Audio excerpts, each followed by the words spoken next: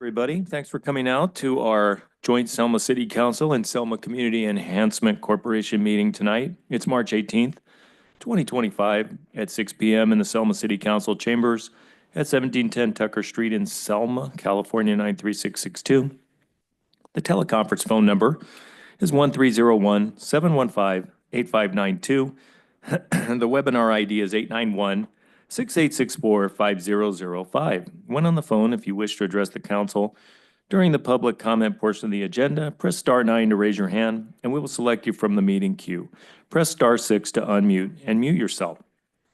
Notice to meeting attendees. Members of the audience shall not engage in disorderly or boisterous conduct, including the utterance of threatening or abusive language or other acts which disturb, disrupt, impede, or otherwise render the orderly conduct of the city council meeting infeasible. Tonight, our invocation is from Pastor Joe Alvarez. Pastor Alvarez, thank you for coming out.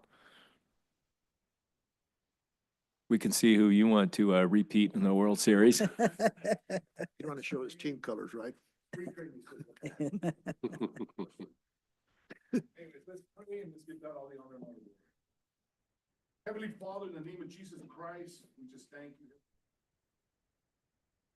All the citizens of the city.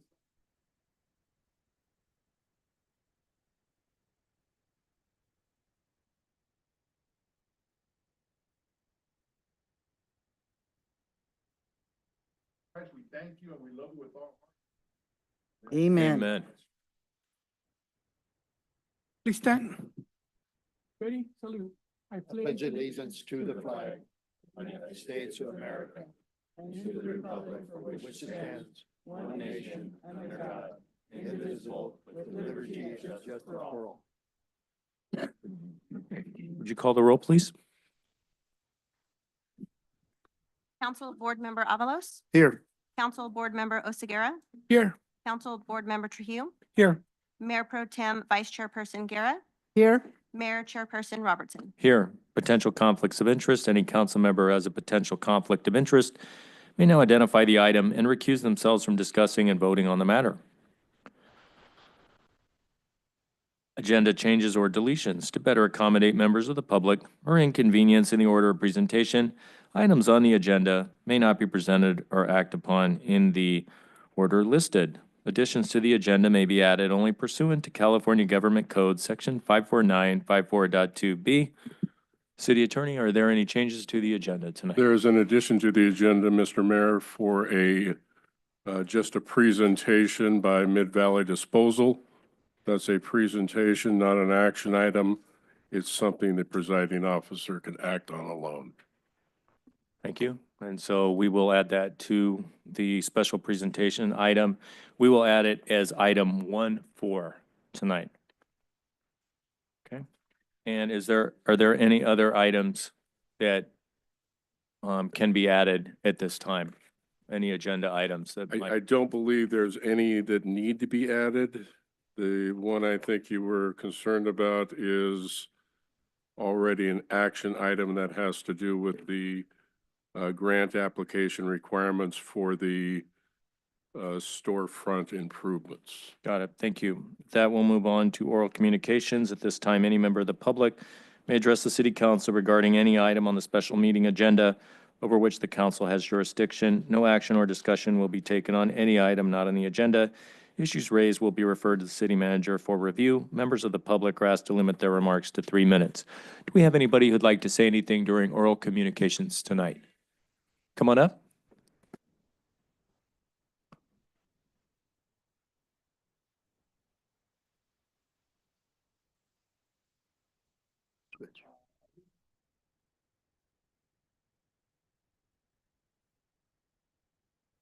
I had a canopy that's out of code.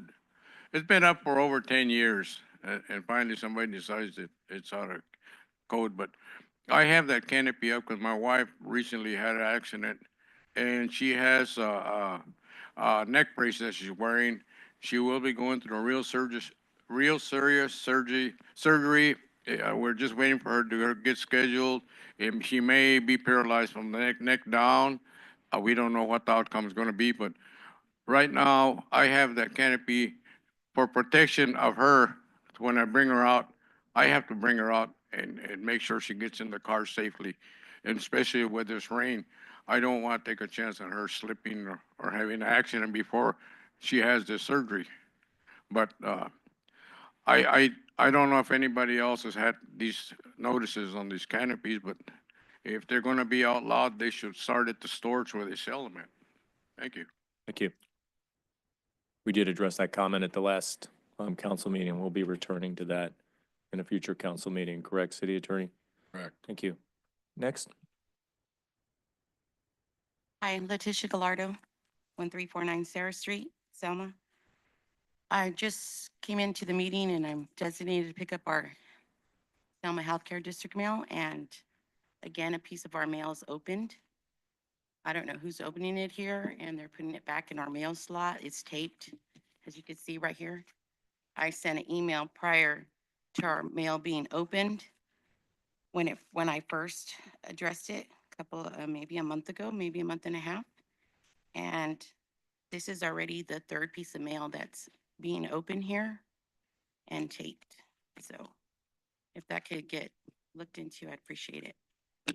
I'll make sure to address that. Thank you. Okay.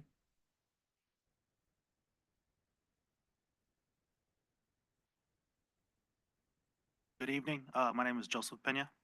And my name is Andrea Castellanos. We are business owners here in Selma. Today, I'm here to share something close to my heart, a new project that's about making a real positive impact on our community. We're ready to launch a children's thrift store with the mission to support families who need it most.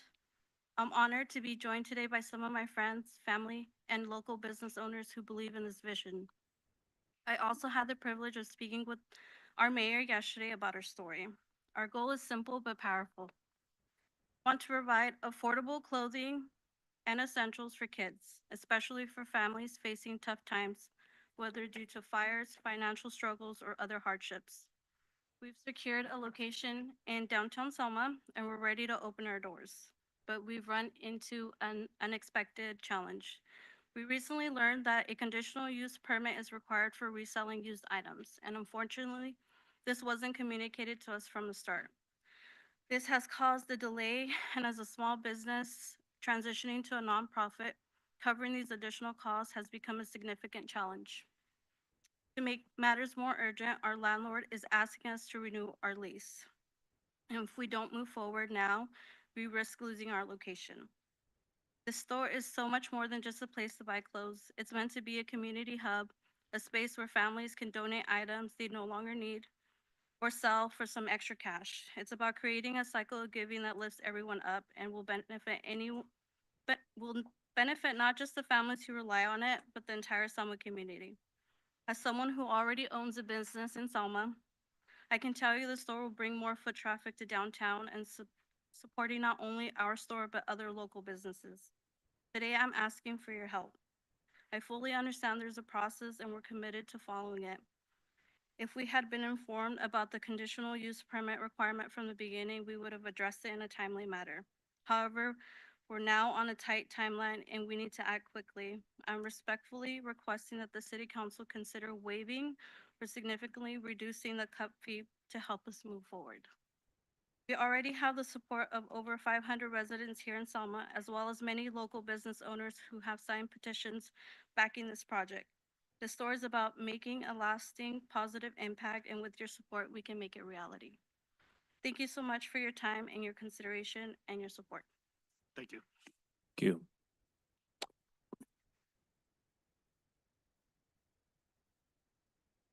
City Manager, when is the next Planning Commission meeting? I believe that would be the last Monday in March, which would be the 24th. I'm not sure if that's going to be on the agenda for Deputy City Manager. Would you like to clarify? CUPs require a conditional use permit and public noticing, and so you would have at least a 10-day notice required. That notice would need to be sent to the paper the Friday before publishing. So to make the 24th, or is it the 24th of March, it would have need to have been sent to the paper on the 7th of March. That doesn't preclude a special meeting if needed, However, we had planned to bring this item to the city council at the next meeting for consideration of a waiver request because the applicants have applied with the department. So you're going to bypass the planning commission in in the interest of time and come to the city council? No, that's not what the law requires or allows. The waiver request needs to be approved by the city council because it's a fee that's established by the city council. The consideration of the CUP is a planning commission item that would have to go to them first before it comes to the city council under the zoning ordinance. So what we had planned on doing was bringing that item to the city council for consideration of the waiver of fees. Once that decision is made, scheduling it for the next available planning commission meeting. So the city council would decide on whether to waive the fees before the planning commission would decide on whether to issue the CUP. Got it, okay. And that would be at the next city council meeting, which is April 1. Okay. I just want to ask, why wasn't she informed of what she needs? I thought we would do a checkoff list for these folks that want to open a business. I mean, I'm just confused as to why the delay or why she wasn't informed. I'd have to go investigate, where their original message was sent and what staff reviewed. Once we were made aware of it, I received a call personally from a community member and I advised them to talk to the planning department. We got an answer within a matter of days. So I'd have to go and track the original message to track down exactly where the breakdown of communication was. What I will say is thrift stores that resell used items have always required a conditional use permit in this city. So it's not something that was adopted as part of the zoning code update.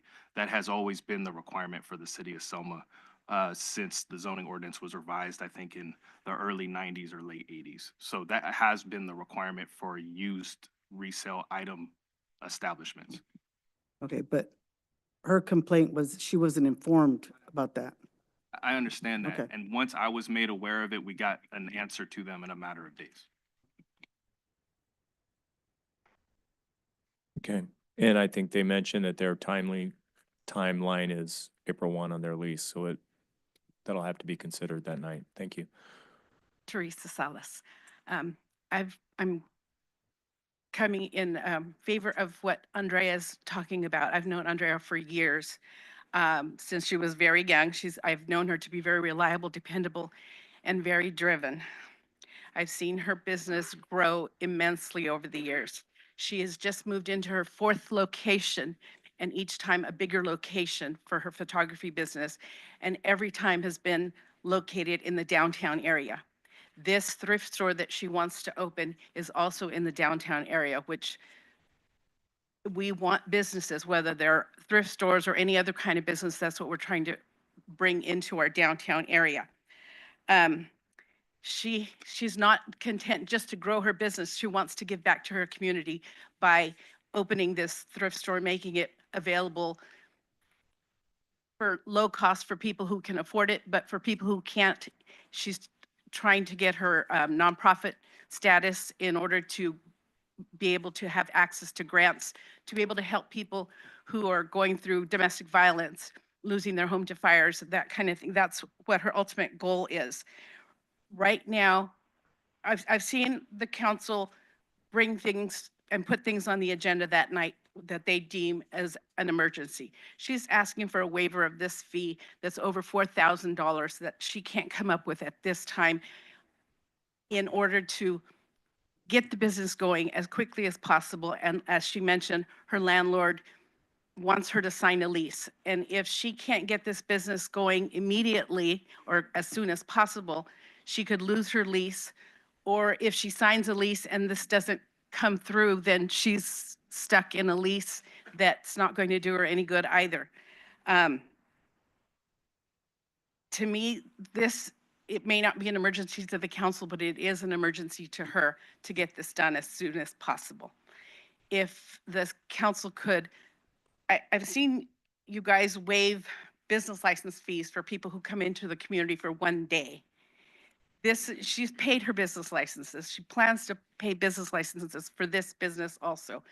She's asking for help with this $4,000 conditional use permit that has to be paid before she can go to the planning commission. The sooner that you can help her, the better. If this waits till a meeting in April or May, I don't know that this can happen if we can't get this done as quickly as possible. She's asking for your help, and I'm asking for you to help her. Thank you.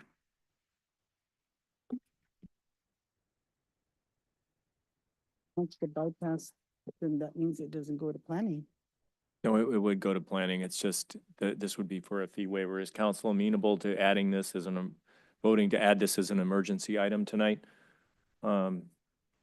With a fourth, we would need a fourth-fifth What is vote. it? Well, City attorney, is this an Well, emergency let me ask item? you questions. Scott. If this Before we is the move- first, if this is the first you're hearing of it, there's certainly a need to act on it as soon as possible.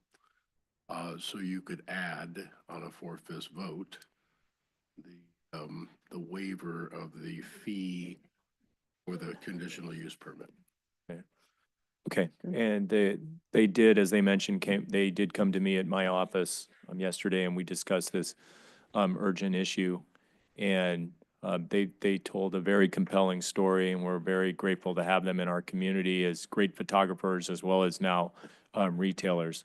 So Councilman Avalos, did you have a question about? Yeah, I mean, now what is, on the city ordinance, what do we have on the books there, Jerome? Do you know off the record? I just want to make sure we're clarified on this issue.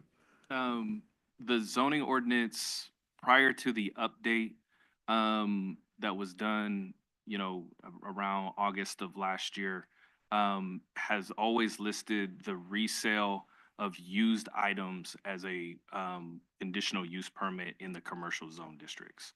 That's specific to thrift stores.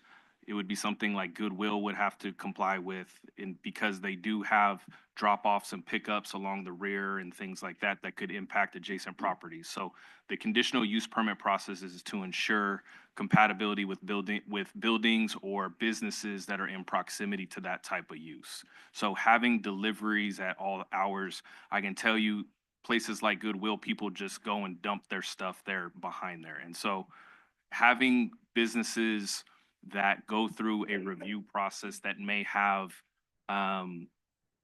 operations or specific characteristics that could potentially not necessarily impact, but be incompatible with adjacent businesses is what the conditional use process is for, conditional use permit process is for. So that has been historically what the zoning ordinance has, been requiring in the city of Selma. That's been the idea behind it, because there are a number of drop-offs. The way that The next Castellano, question, the one way more they question. approached Okay, it to me was Jerome, not as that kind of The other operation. question is, okay, how many thrift stores we have in the, none, right? That I know. In downtown? Yeah. I'd have to double check. I don't know if any of the think one- boutiques, I think right? there's at least one, maybe two downtown. Two? Out of the two, what, I mean, are they clothes or are they just items? Let me ask you that question. Council member, I'd have to double check. I think some of them have used items that include clothes or resale of furniture and other homewares as well. I think you have a variety in downtown of retail. However, the zoning ordinance dictates what the permitting process is. I think it's not resale. In the traditional So it's- sense of the Goodwill, this is children's Goodwill clothing. Operations. What you Yeah, have to do is from what they Goodwill. said, they're not having drop-off bins or anything that people would use at all hours of the day and would impede the traffic on the sidewalk. So I don't think that's the operation that they were So talking she's, about. okay, she's say here. something? I'm a friend of Andrea's. I've seen this process happen before. There's maybe one or two within the whole Central Valley, children's thrift stores. I can say as a mother of 3 boys myself that's going through school in the nursing process, it's very difficult to buy name brand clothing. So when you can get it for a discounted price, that's fairly good value. It's worth it here. I think it's going to bring a lot of good traffic to Selma, and I think it's a good idea. For the record, what's your name, ma'am? My name's Erica Valdez. And you live in Selma? Yes, I'm a Selma resident. Thank you. Okay, back to the council. Appreciate it. Yeah. So is So there a technically- motion? You want to Yeah, add you it know, as I- an emergency you item?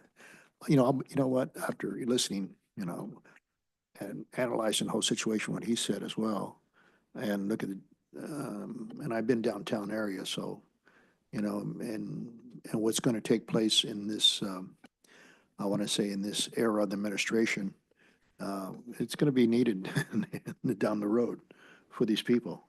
We're in for a rocky ride for this administration. We're making some drastic cutbacks in administration. You'll see it. It's coming down the pipe. We all know it as government officials. And these things are going to be probably needed in our communities as well. And You want to make a I'm motion willing to to make add the it as an motion. emergency I'll item? make Is the there a motion to- second? I'll second it. I'll Okay. make the motion to pull it. With that, any more discussion before we call for a roll? How much is the total cost for that? About 40. Conditional use permit fees are approximately $4,000. Okay. We're That's where good. we're at. We're good. Thank you. Yeah. Okay. You already, thank you. All right. So, would you call the roll, please? Oh, I'm sorry. Assistant City Clerk, interim. Councilmember Avalos, Aye. Mayor Pro Tem Guerra, Yes. Councilmember Oseguera, Yes. Councilmember Trujillo, Yes. Mayor Robertson. Yes. So we'll put it on as agenda item.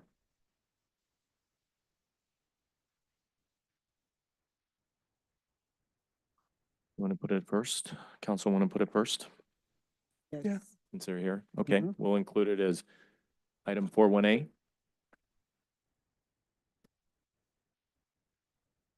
Actually, we've got public hearings. Why don't we do it as, yeah, item 41A after the public hearings? Okay, What number? 41A? Okay. Okay, Mayor, if we could do that as item 4-0, then that one it can go before sure. 4-0. 4-0 it is. Is it? 4-0. All right, Mr. Nelson. Good evening, Mr. Mayor, members of the council, Dwight Nelson, 3400 McCall. Can't hear you. The green light's on. Okay, No. you hear me now? Hello? Hello? Hello? Yeah. Is that good? Okay. Thank you. I'm glad that I could come and have the opportunity to speak, and I just want to thank you before I start. Having been born and raised in Selma, schooled in Selma, a member of the Planning Commission, General Plan Commission, the School Board of Trustees, and other Rotarian, you name it. I've been involved in most everything except Lions Club. Over the years, I've watched Selma grow. And then I've watched Selma stagnate. And then I've watched a city management situation take place that I think has really, really hurt our town. And that city management that you currently have is just absolutely not good for Selma.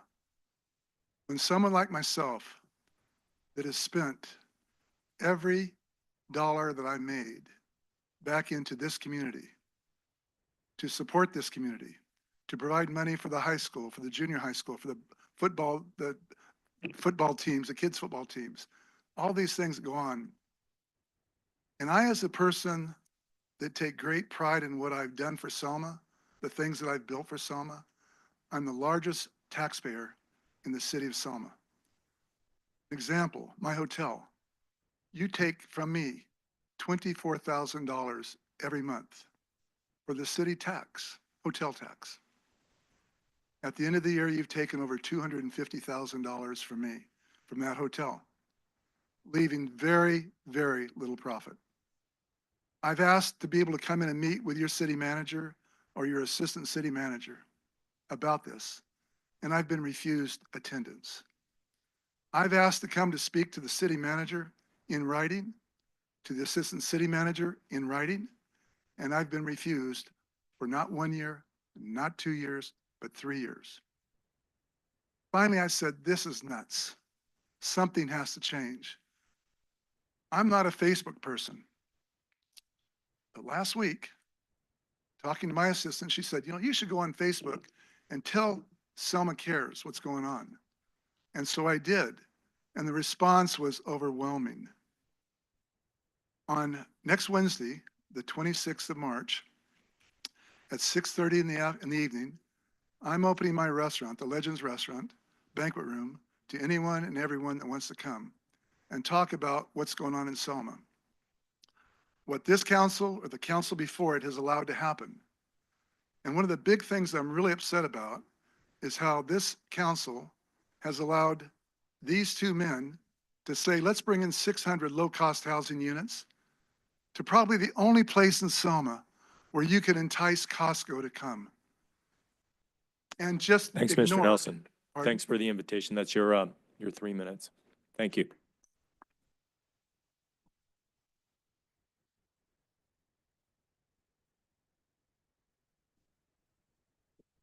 My name's Diana Mancia, and I'm here in support of Selma Community Outreach Ministries.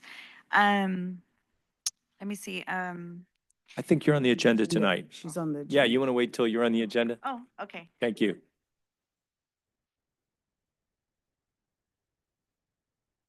Anybody else?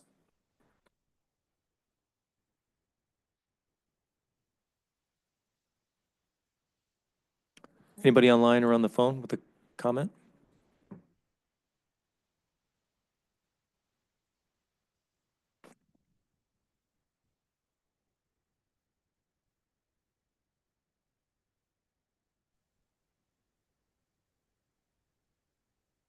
Okay, while we wait for the Hello. online person, would you like to make a comment?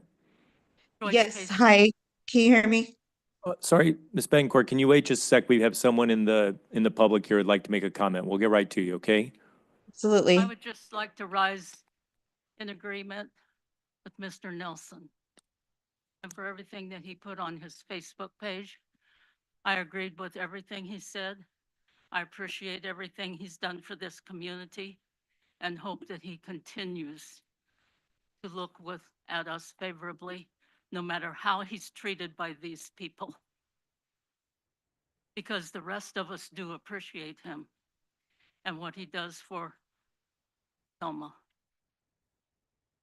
I hope that the city manager and deputy manager would rethink the way they've been treating him. Thank you.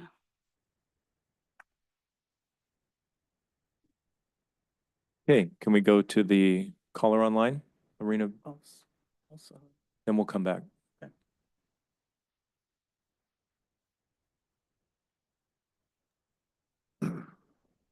Hello. Somebody Can you hear me? Yes, we can hear you. Hi. Good evening, Lorena Betancourt, 1326 Goldridge.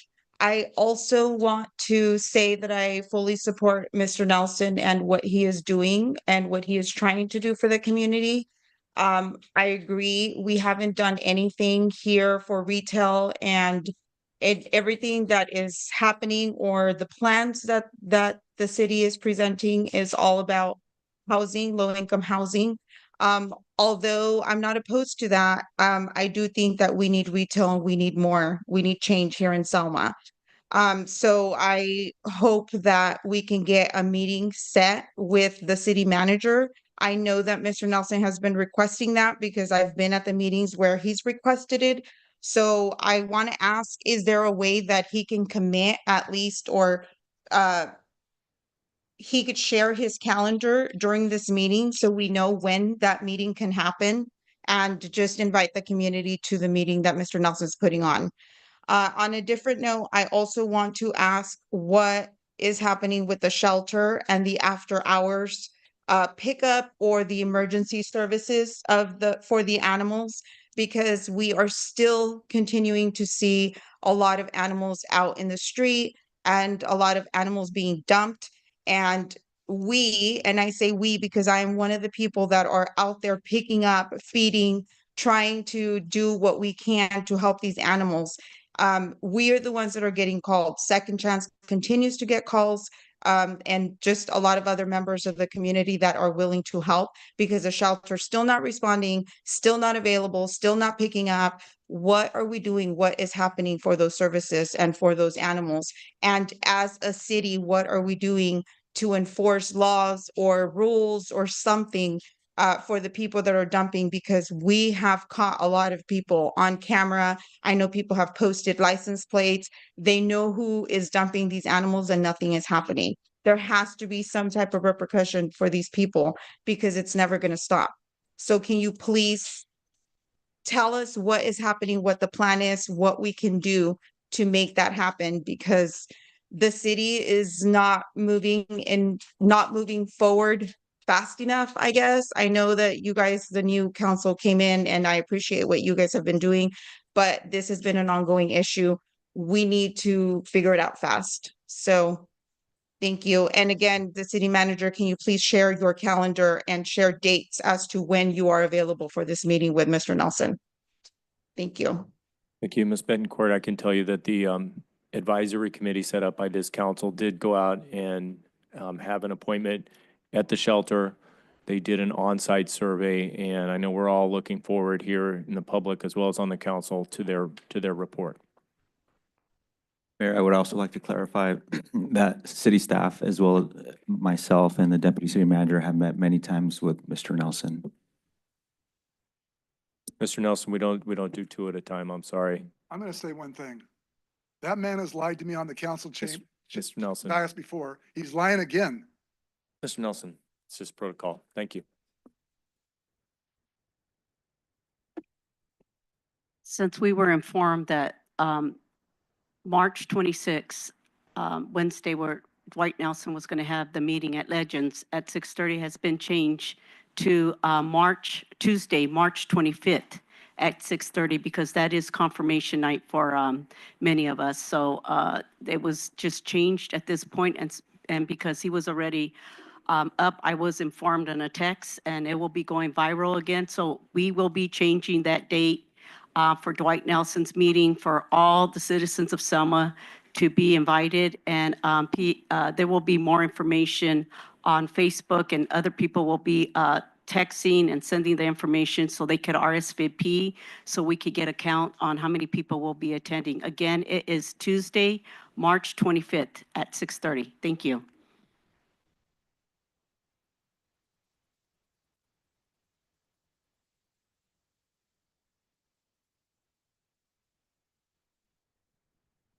Paul Sahota. I live in Selma. Almost most of my life. Went to high school here, grammar school in Terry. And I'm here on behalf of the Sikh Temple, and we're having our annual parade on April the 13th and 31st parade. And we're here to invite the city council and the public to participate, and also thank the PD and all the other departments that help us make it a successful parade, and everything the city has done for us. Thank you. Thank you. My name is Gurnik Nagra. I'm just a representative of the Sikh Temple of Selma.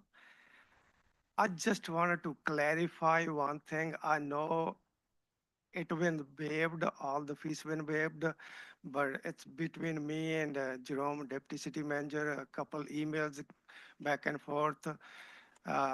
He was not sure when we go in the town with the parade, that permit not waived.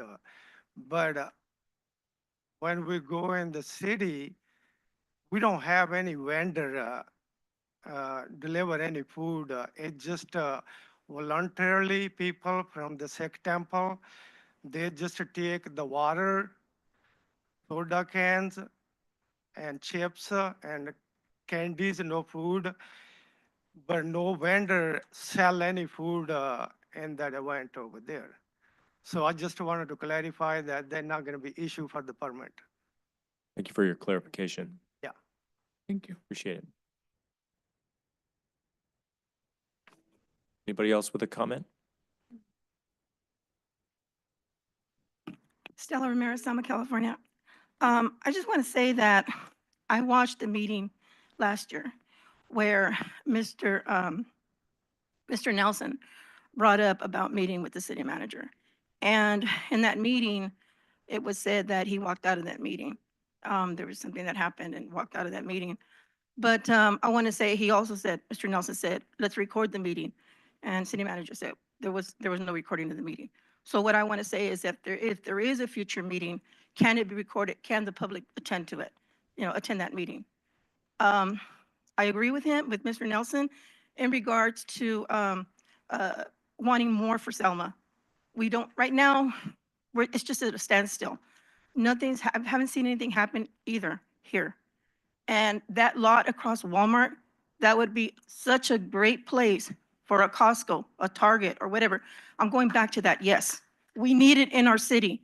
Yesterday, I had to go to Fresno or Clovis to Costco in the rain, pouring. And I thought to myself, you know what? If there was a Costco in Selma, I wouldn't have to make this trip in the rain, I would just go here to my backyard, buy whatever I needed, fuel up, go home.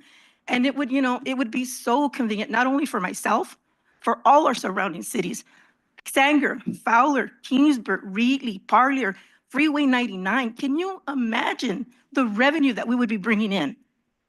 So I say, this is our town, our city, citizens. Let us make the decision of what we want, not city administration, the citizens of Selma.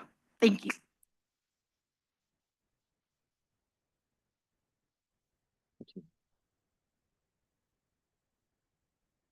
I might as well come up here then, huh? Brian Ramirez. So I think it's very unfair that Mr. Nelson's getting treated this way. He's one of, like he just mentioned, he's one of the biggest and I don't know why, administration doesn't want to meet with him, especially Fernando. I agree. The meeting, he mentioned that last time that he wanted the meeting recorded. Fernando said no. I don't know why. You have nothing to hide. You would have this meeting and you would want it recorded. Like, so there's no he said and, he said, they said. Also, the city has so much potential to grow. There's so much land, and we're losing this land because people want to put storages, people want to put low housing. I'm not opposed to it either, but you don't put housing and commercial. You keep the two separate. So I don't understand why they decided to put that there. Hopefully this can be turned around and we can get that Costco because majority of the citizens of Selma do want that Costco. So I agree with Mr. Nelson 100%. Thank you. Thank you.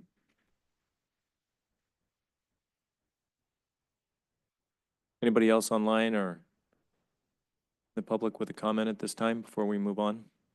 Mayor Robertson, at this time, I see no hands raised. Thank you. That we will, thank you for everyone's comments. We will move on to special presentations. Our first special presentation tonight is a remembrance of one of our fallen, Jeremiah Padilla, who was taken from us too soon. Do we have the parents of Jeremiah here who bravely have agreed to come to the council tonight?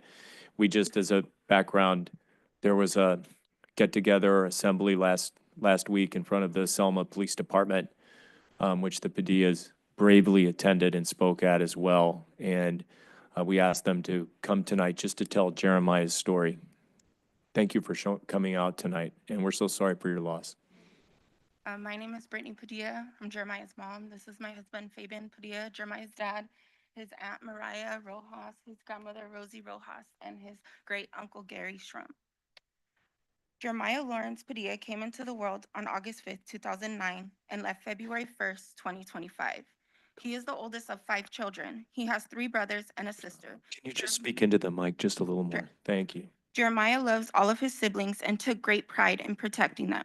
He loves to wrestle with them and tease them, and when they misbehave, he's the first to correct them, but also defends them when mom and dad have to step up and discipline them. I don't know how many times I've heard, "Mom, chill, it's not a big deal," and I have to tell him, "Stay out of it, I'm the parent." He's the kid that loves to eat. One of his favorite things was to talk his grandpa into taking him to Gordo's Chicken.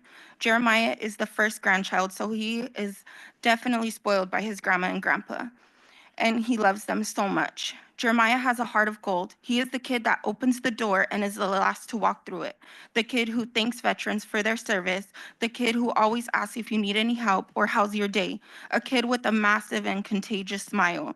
A mama's boy who always says, I love you before I even get the chance to. He once told me he wanted to be a millionaire, not for fancy cars or a big house, but for me. My baby always wanted to make sure his mommy was taken care of. He would tell me, someday, Mom, I'm gonna make sure you get everything you want. I got you, Mom. The pure love he has for his family is truly indescribable. Things weren't always easy when Jeremiah was younger. Me and his dad were young parents trying to figure things out while raising a baby of our own and still growing up ourselves. As time went on, we matured, we got married, had more kids, and eventually bought our first home here in Selma. Jeremiah comes from an imperfect yet loving family that only wants the best for him. But sometimes the people with the biggest hearts suffer the biggest heartbreaks. In 2023, Jeremiah lost one of his favorite people, his aunt and my sister, to a drunk driver. I remember picking him up from school that day and the look of devastation on his face when I told him what had happened. I knew that moment my son would not be the same. After that, he started to change. It started with vaping and smoking marijuana. Then he was fighting in school, ditching, running away from home. And one day, my husband caught him and a friend with a pill, Xanax to be exact. I tried immediately to get him help, had him in therapy. I did family counseling with him. I let his doctor know. I tried everything I could to get him help. I even tried spending one-on-one time with him. Since he wouldn't speak to therapists or counselors, I thought maybe if I took him out to eat, he would open up to me. I thought if I gave him my undivided attention, I could pull him out of depression. But how do you pull a kid who smiles through the pain in order to protect his mama's feelings out of their darkness? He masked his pain and hid behind the most beautiful smile. In November 2024, Jeremiah had his first overdose. I almost lost him that day. It was by the grace of God that someone was able to get him help just in time. It took 4 rounds of Narcan to bring my baby back to me. He was taken to Valley Children's Hospital and spent the night in an intensive care unit. That was the point when I truly felt helpless and defeated. He was there for one night and was discharged against mine and my husband's wishes. We honestly did not want to bring him home. We didn't know what to do. We had already looked into rehab and we couldn't afford it.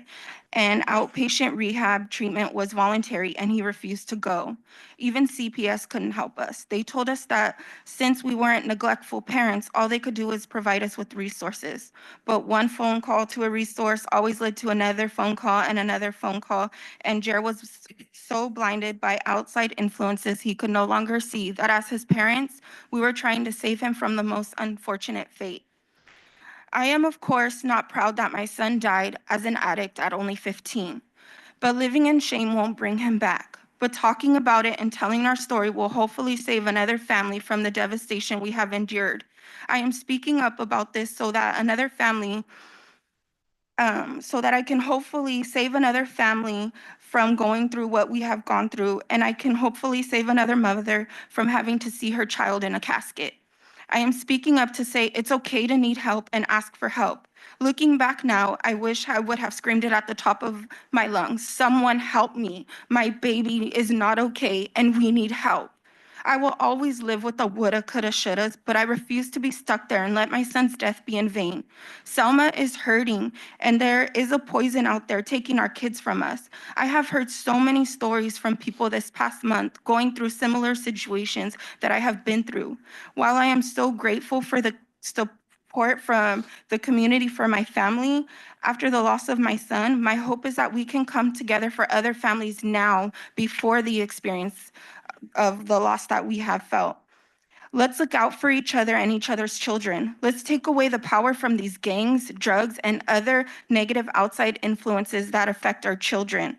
Fentanyl is out there and it's not going anywhere if we just sit back and ignore it because it's too shameful to talk about. I don't care how people look at me anymore. I don't care what kind of parents, anyone assumes we were because our son got his hands on drugs that took his life. My concern is finding out who sold it to him and making sure they can't hurt anyone else. Jer was a child who suffered from depression and the urge to fit in however he could. He was introduced to a quick fix to numb his feelings, and he was a victim to someone who didn't see him as an impressionable child, but he was a quick buck. He, please, Selma, let's come together before this happens again, because if we don't step up and do something about it now, my baby won't be the last. Jeremiah will forever be loved and never forgotten. I have faith that spreading his story and letting the world know the amazing person he was, even through his struggles, will save someone. My baby already did save one by being an organ donor. Something I know with his kind-hearted nature he would be so proud of. His legacy will continue on, and he will always be our hero. His story will save lives. I wish I would have screamed louder for my baby, but I'm screaming now for all the ones who still have a chance to be saved. And I just want to say, there were some officers there that night, and I don't know their names, but I am so grateful for them because they were able to bring Jer back so that we could at least be with him when he passed. And I know at the last meeting, the police chief was hesitant to say his name, but his name is Jeremiah Padilla. He died of a fentanyl overdose, and he got it here in our city, and we need to do something. We all need to work together to help save our kids because we don't want anybody to go through what we have gone through. No mother or father should bury their child. Thank you. Thank you. Thank you.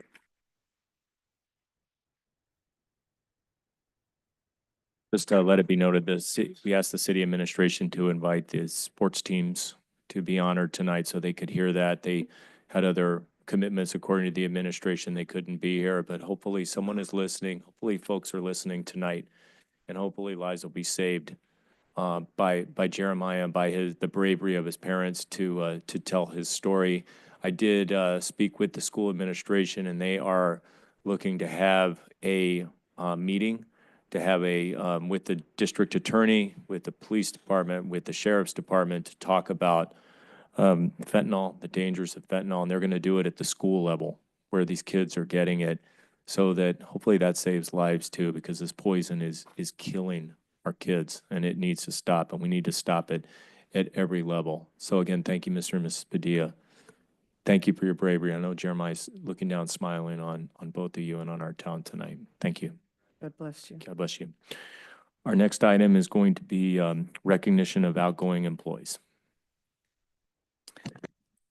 Mayor, members of the council, our police chief, Rudy Alcaraz, will be recognizing two outgoing animal shelter employees, Terry Rockhold and Angela Brum. I think they're here.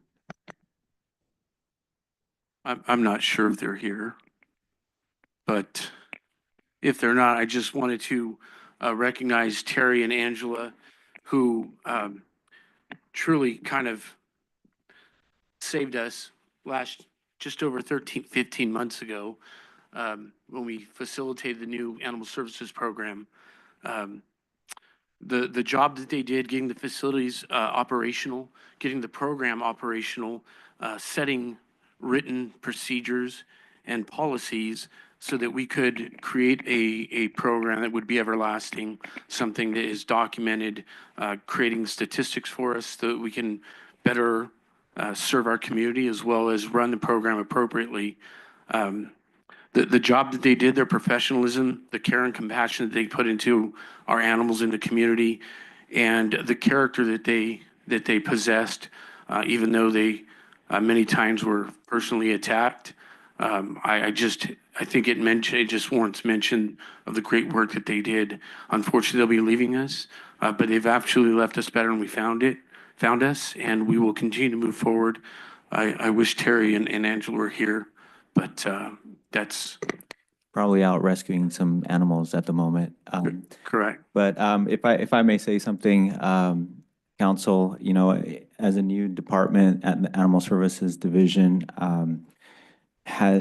it's not easy to start a new department, particularly in a field where there's so much emotion attached to it, very much, and it's under police department because it deals with public safety, but at the same time, it deals with loved ones in our community, and pets are absolutely part of people's families. And one of the reasons that we hired Mrs. Rockhold and Ms. Brum are for the compassion that they have demonstrated in previous roles for the animals that they serve and the communities that they serve. And so we're very grateful for for them helping us get off the ground as a new division. We're going to be looking forward to restaffing that department with equally competent and caring and compassionate leaders under the direction of our police chief and our police department and our new animal services advisory commission that was formed recently. We look forward to continuing to serve the community and making sure that we can control the overpopulation of pets here in Selma, but also that, most importantly, that we can house all the animals that come into the care of the shelter. So thank you, Chief, and thank you, Terry and Angie. I know they would have wanted to be here. Thank you. Thank you. City Attorney, just to ask a question on this, on the classifications. Previously, there was a classification for our Animal Services Director with a rather large salary, which pending the advice of the advisory group could potentially be split into 2, maybe 3 positions, more of a hands-on position. How would the City Council go about directing that to occur? The City Council presumably has a schedule of the positions and the corresponding salaries. And you would simply have that brought before you and make that change and create a different position out of the ones you have and a corresponding salary. Okay. So request an organization chart with the corresponding salaries of each position on that chart. Correct. Okay. Thank you. I'll bring that up as a Mr. future Mayor? agenda item. Mr. Mayor, before we start talking about operational needs, and how those duties are placed, the director kind of handles a lot of the administrative duties that then would fall to me.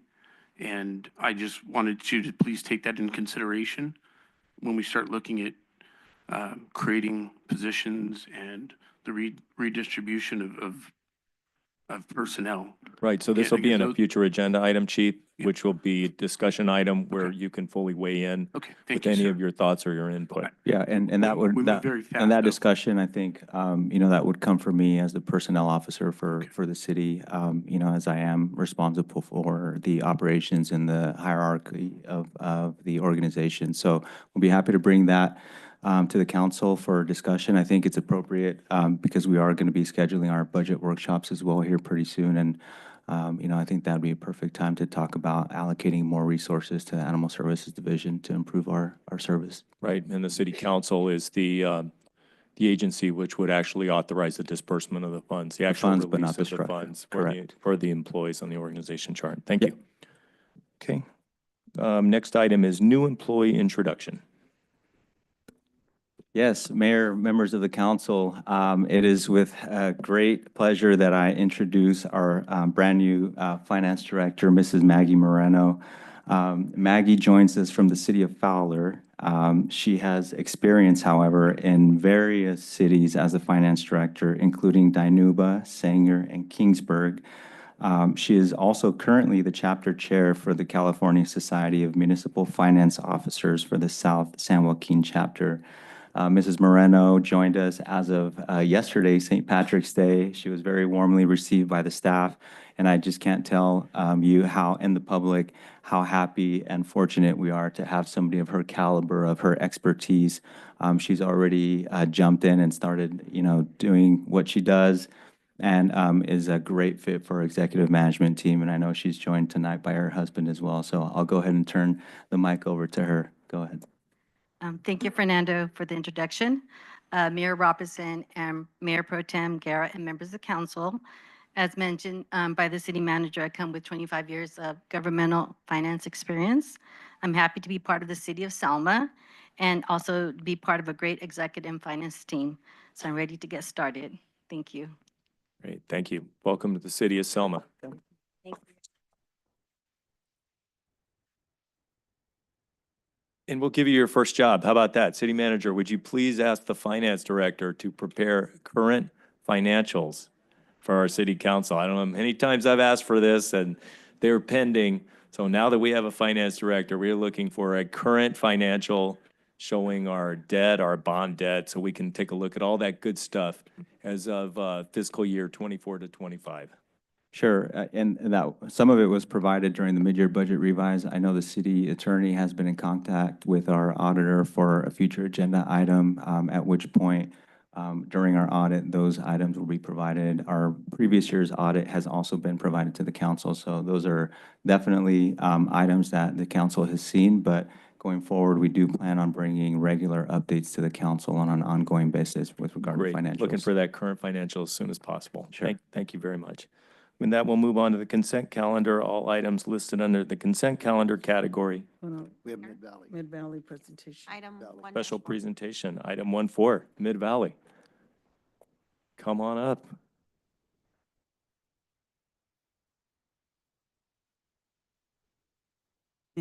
After all that, no way. Little last minute, so I wanted to get you a. Thank you. Process. Thank you. Sir. Sir, sorry, share. Oh, sure, we can share.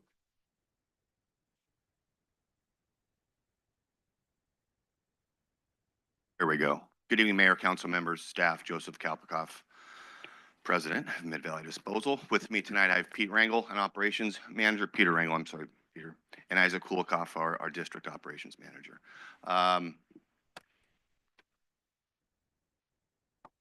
So to get started, we are here for a quick update on the alley service. We're bringing solid waste and recycling from curbside back to alleys. We were successful in completing the phase 1 of the project, which is the map you're looking at on the screen.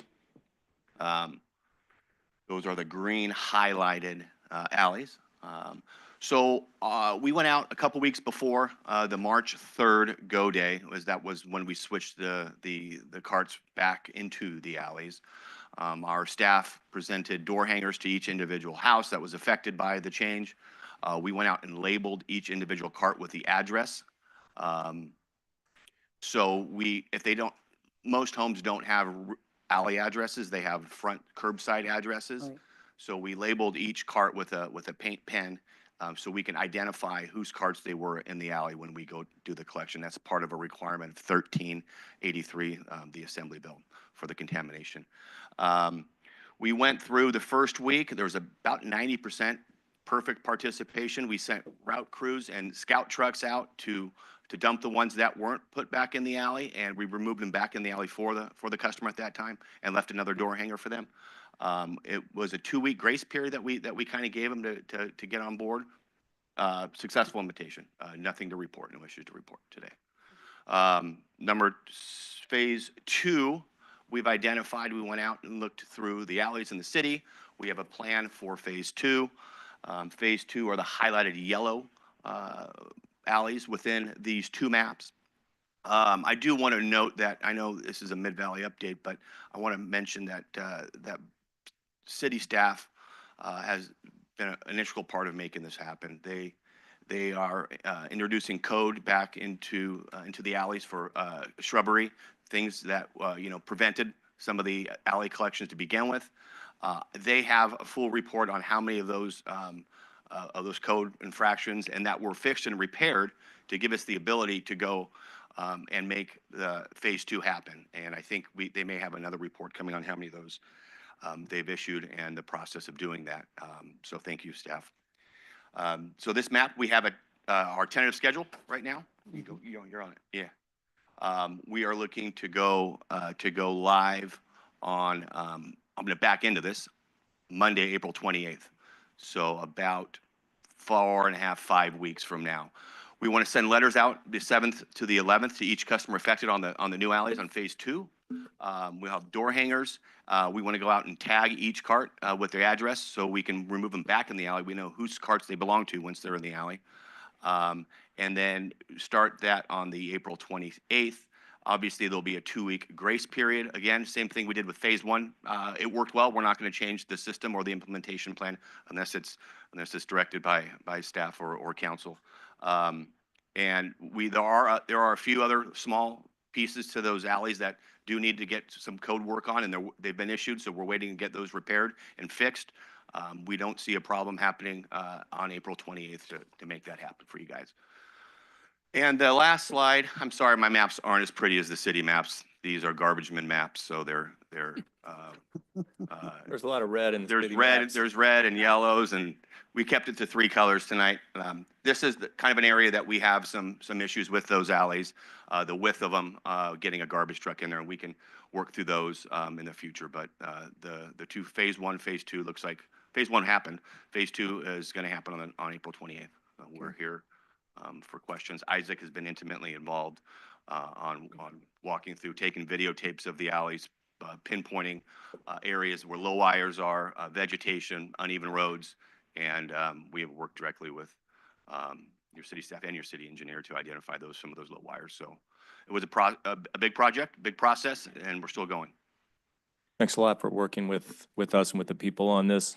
Really appreciate it. Did Jim, Councilman Avalos, we went out and took a tour on this with Mr. Isaac, and did you want to comment on that? Oh, yeah. And first, I thank Mid-Valley to responded to the situation. I thank them.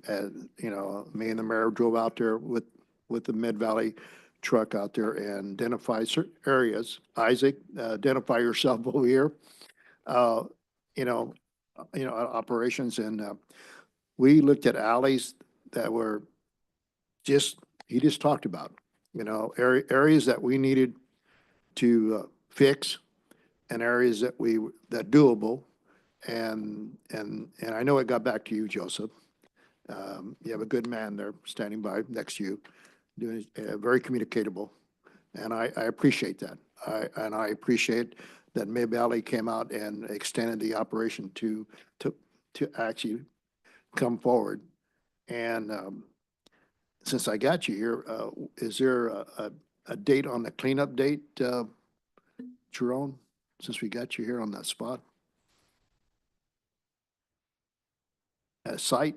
So the date we're shooting for is April 26th, and the site will be at the Selma Unified School District bus barn, where it was previously held by Waste Management. Okay. We'll be putting that out to the public in the next week. All right. And thank you for coming forward and bringing this presentation to us, Joseph. I respect you, Joseph, coming out here yourself. Well, thank you for the comments. I appreciate it. And we will address these issues that we have trouble alleys in the future. We already identified them, so thank you.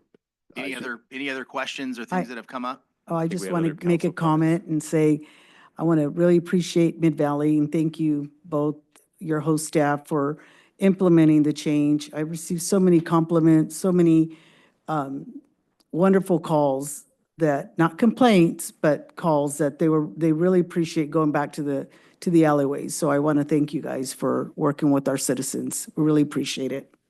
You're welcome. Absolutely. On behalf of District 4, which a lot of these alleys cover, I want to say thank you. But I also want to say thank you to Rachel, who's in the background. But you know what? You got a good girl working for you. She's listening. You ask for something and, she goes to Joe and says, look, this was going on. She calls me back, emails, whatever, and it's done. What wonderful service. Thank you.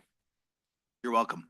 We did go out, we took that tour, Councilman Avalos and I, with Isaac. Thank you for taking us on that. And what most importantly, you guys took action and you figured out a way for alley pickup to resume again safely in our city, not with all the alleys. Now we really know and have a game plan of what alleys we need to get refurbished and renovated. And hopefully after we get those alleys taken care of, alley service can resume again with those. I mean, this has all come from our listening to the people and what they wanted and what they said, and this is kind of a get acquainted process with Mid-Valley, our new vendor on this. So, you know, this is what happens, and we answer to the people, we listen to the people, we get persecuted for listening to the people, at least some of us do, but that's what we're here to do, and that's what we're going to continue to do, and we appreciate you being a good partner with the city.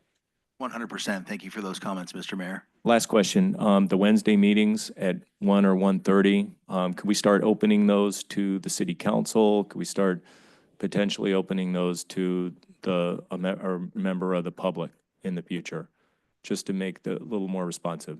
I don't have a problem with it, but I don't know how often we're going to have these moving forward. I think we may have solved the problem. Got it. Okay. If they do move forward, hopefully it could be a little more inclusive in the future. Absolutely. Let us know. Joseph, I'll be calling you. Well, I just want to say, just in general, everybody has my contact information, things that, and obviously, Mr. OC with Rachel, anything that comes up, my office is 8 miles away, and my cell phone's always on me, and we're here to solve those problems together as partners. So. Great. Thanks a lot. Do we have any public comment tonight for these folks from Mid-Valley? Anybody on the line or on the phone with a comment? Okay.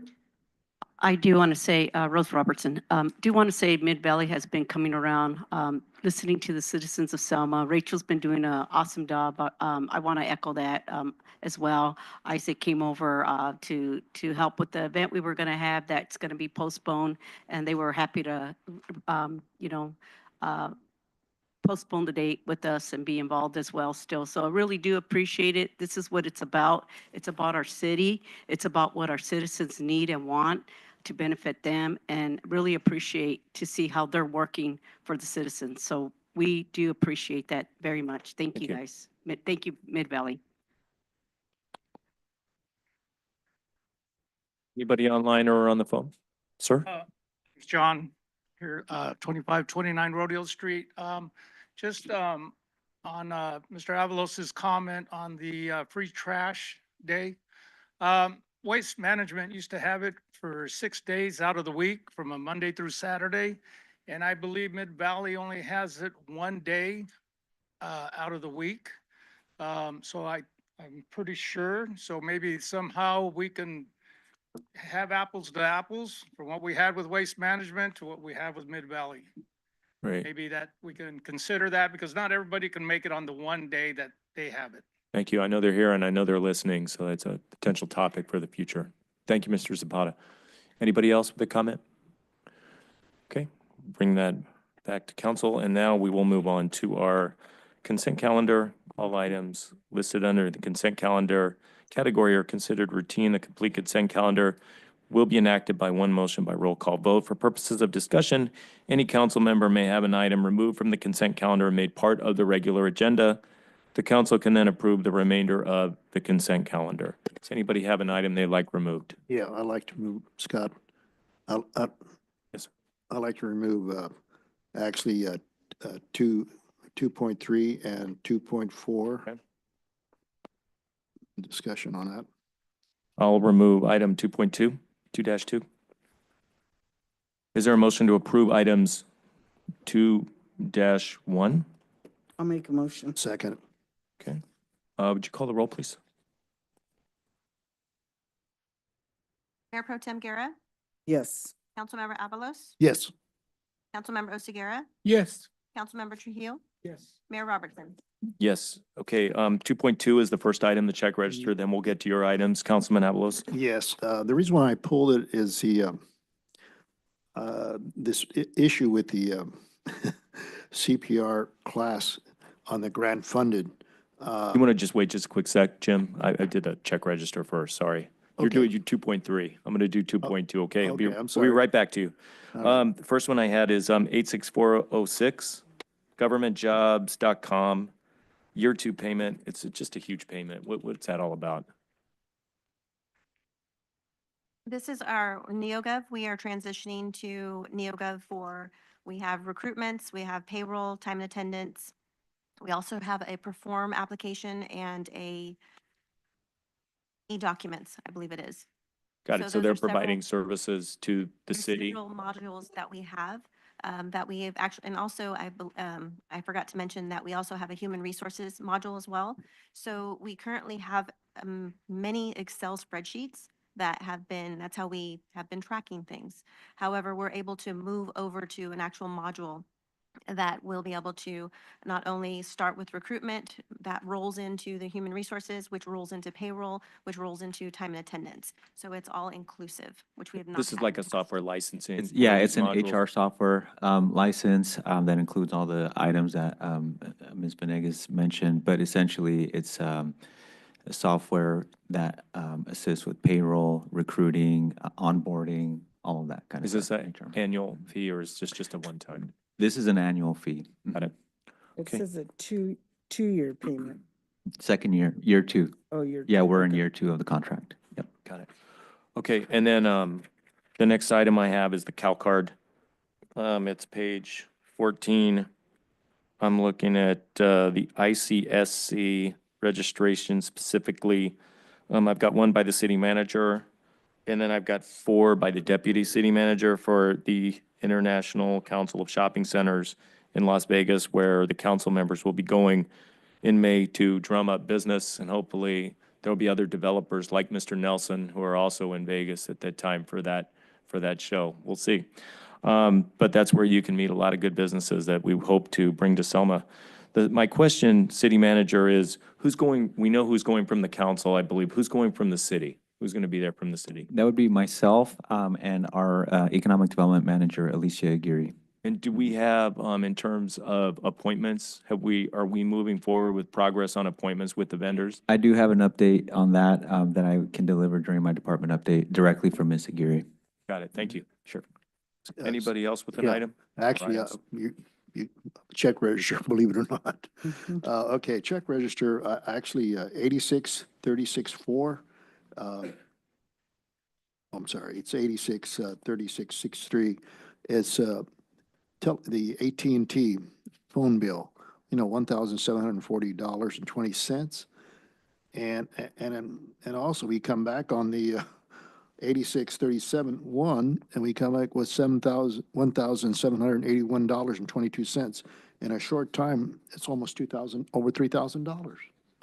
How many phones we got out there? Let me ask that question. Yeah, so if you look at this last item you mentioned, that's the MDT. So that's the data that is used on our police vehicles and for our mobile data terminals. And so that's quite substantial. I'm not sure, Chief, if you have a number off the top of your head, how many devices we have. Well, let me ask, okay, if it's on the police vehicles, wouldn't that be a separate a line item as far as, that way we can determine a Measure S money as far as that? Yeah, so the check register doesn't indicate what account is charged to. It's just it indicates who the payment was made to. In our financial expenditure statements, we indicate where it's charged to. So the check register just shows the expenditure. So it is separate from the rest of the AT&T bills. If you'll notice, it says MDTs, and that's how we know it's the PD.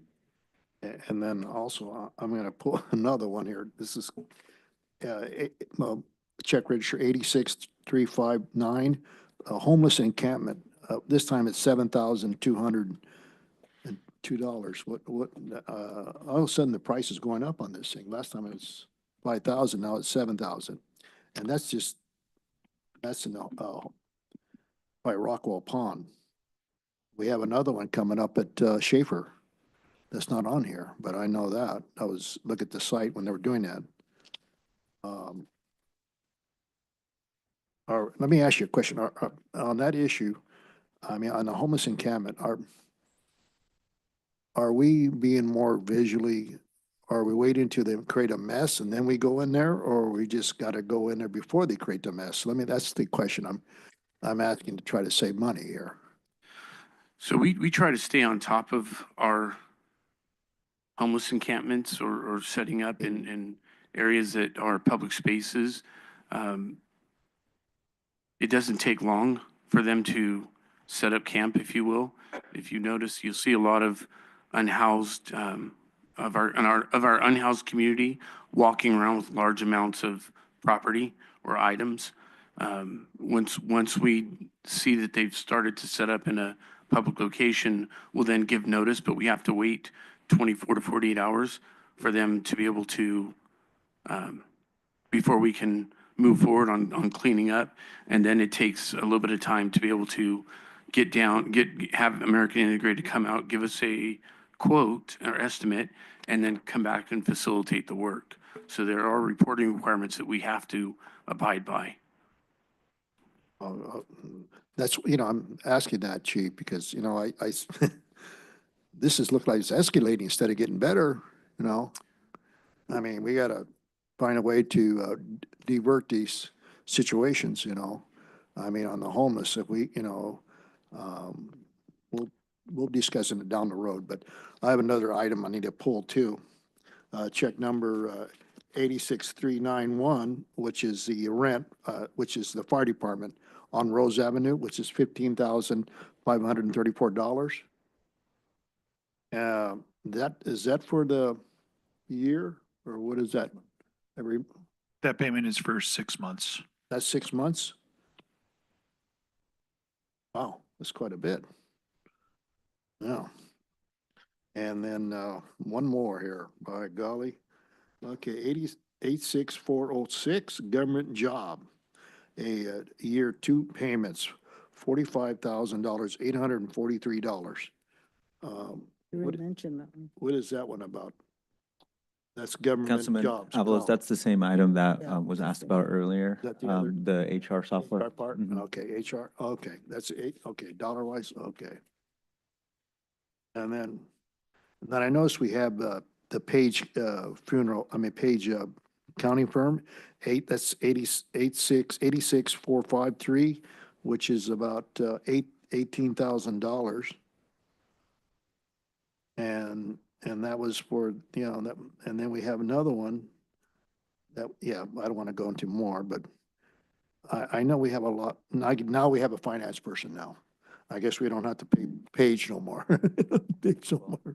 Well, we still will be utilizing Price Page and Company. You're right that that expenditure will go down. We are going to be reducing some of the items like bank reconciliations that they were taking care of because we have more staffing now. And then we have something on the 86421, which is labor first, retirees first, retiree February and March. Is that the payment of $10,875.60? Is that it? What is that? That is the February and March payment for Yeah. retirees. And we do receive about 90, I would say about 95% of that is reimbursed from retirees. So the city pays for it up front, and again, that's 2 months, and we receive, again, approximately at 95% that's back. Oh, okay. That's all I got to say right now. Got it. Any other council members with any other check items? Anybody from the public?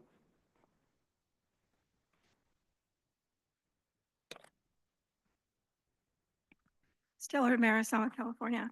I do have a question on the flight to Vegas using Southwest Airlines. It has an amount here of $1,371.84. And then there was another one for $342.96. And both of these flights are to Vegas. I don't know if it's to Vegas or from Vegas, but yeah. My question is this. Why aren't we using Allegiant flight? It's a one-way, it's a flight going and coming. They go out there daily, and you can get a flight there for $200. Taken it before, both for work and for personal use. And that we could save a lot of money on that. And I don't know why we would go through Southwest, because when you use Southwest, you got to go to LA and usually do a transfer to Las Vegas. So why isn't that being looked into? I'm just curious. Try to save some money there. Before we had City Clerk Reina Rivera, she would do it. Who does that with the city now? Books flights. So for this was ICSC, and those flights for the council were booked by our economic development manager. We had requests for specific timeframes when people would be flying out. Obviously, Allegiant doesn't have, all the time slots that are available, but we do look to find the most cost-effective option. Sometimes just airline schedules don't cooperate. Mhm. Thank you. Anybody online or on the phone with a question about the check register? We have a member of the public with a question about the check register. Come on up, ma'am. Okay, Cal card. So, I have a lot of questions. Like,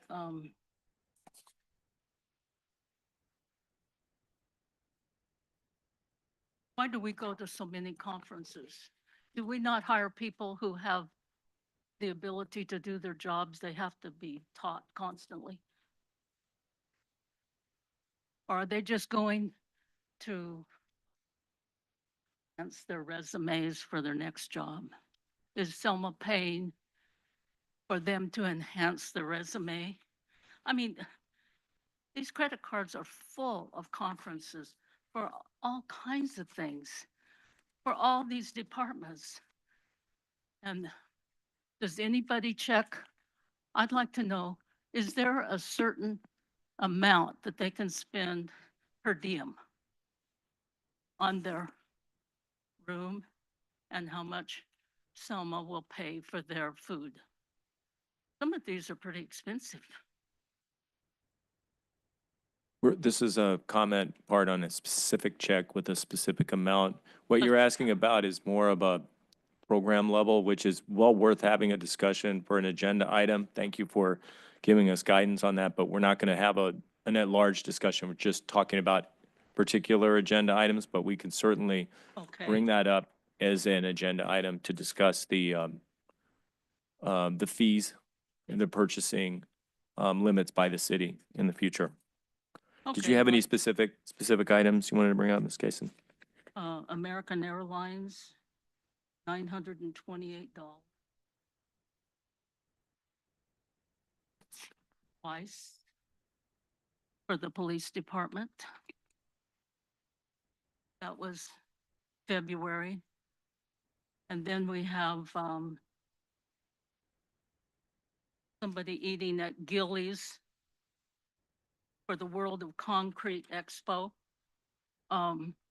What's with the World of Concrete Expo? Why do we need that?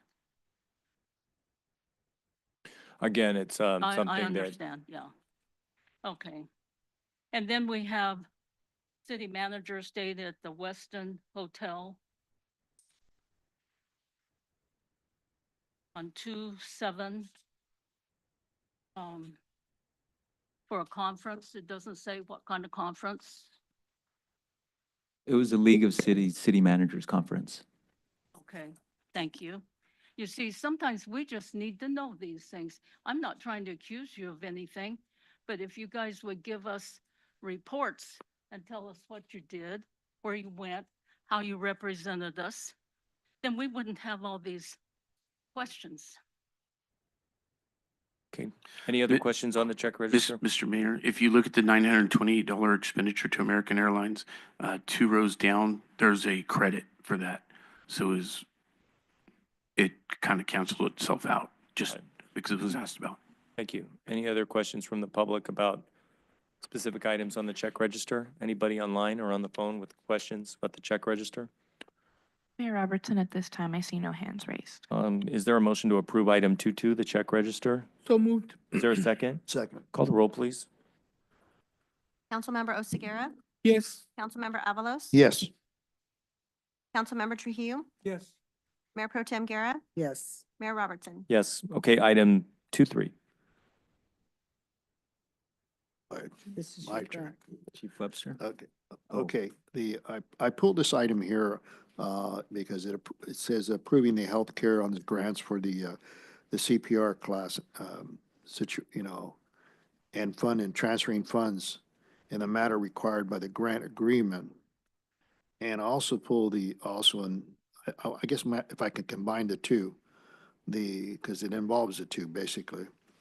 The next one was 2-4, which is the resolution and the authorizing executive agreement with the Selma Enhancement Corporation and the Selma Healthcare District to authorize the purchase of the electronic device equipment through the somewhere contract, Selma Enhancement Corp Fund.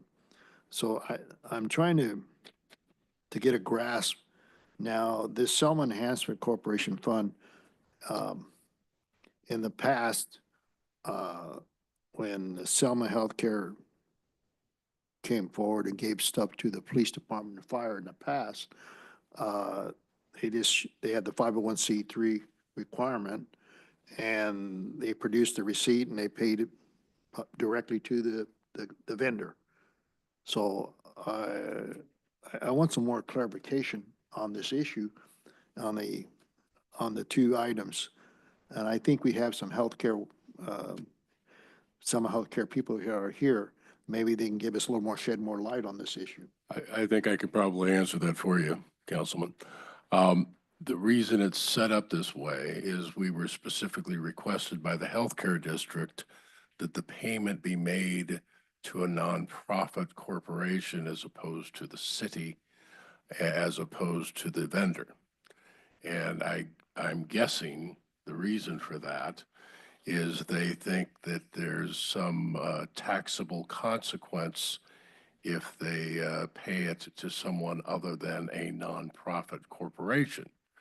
They're wrong about that because they're not subject to taxes.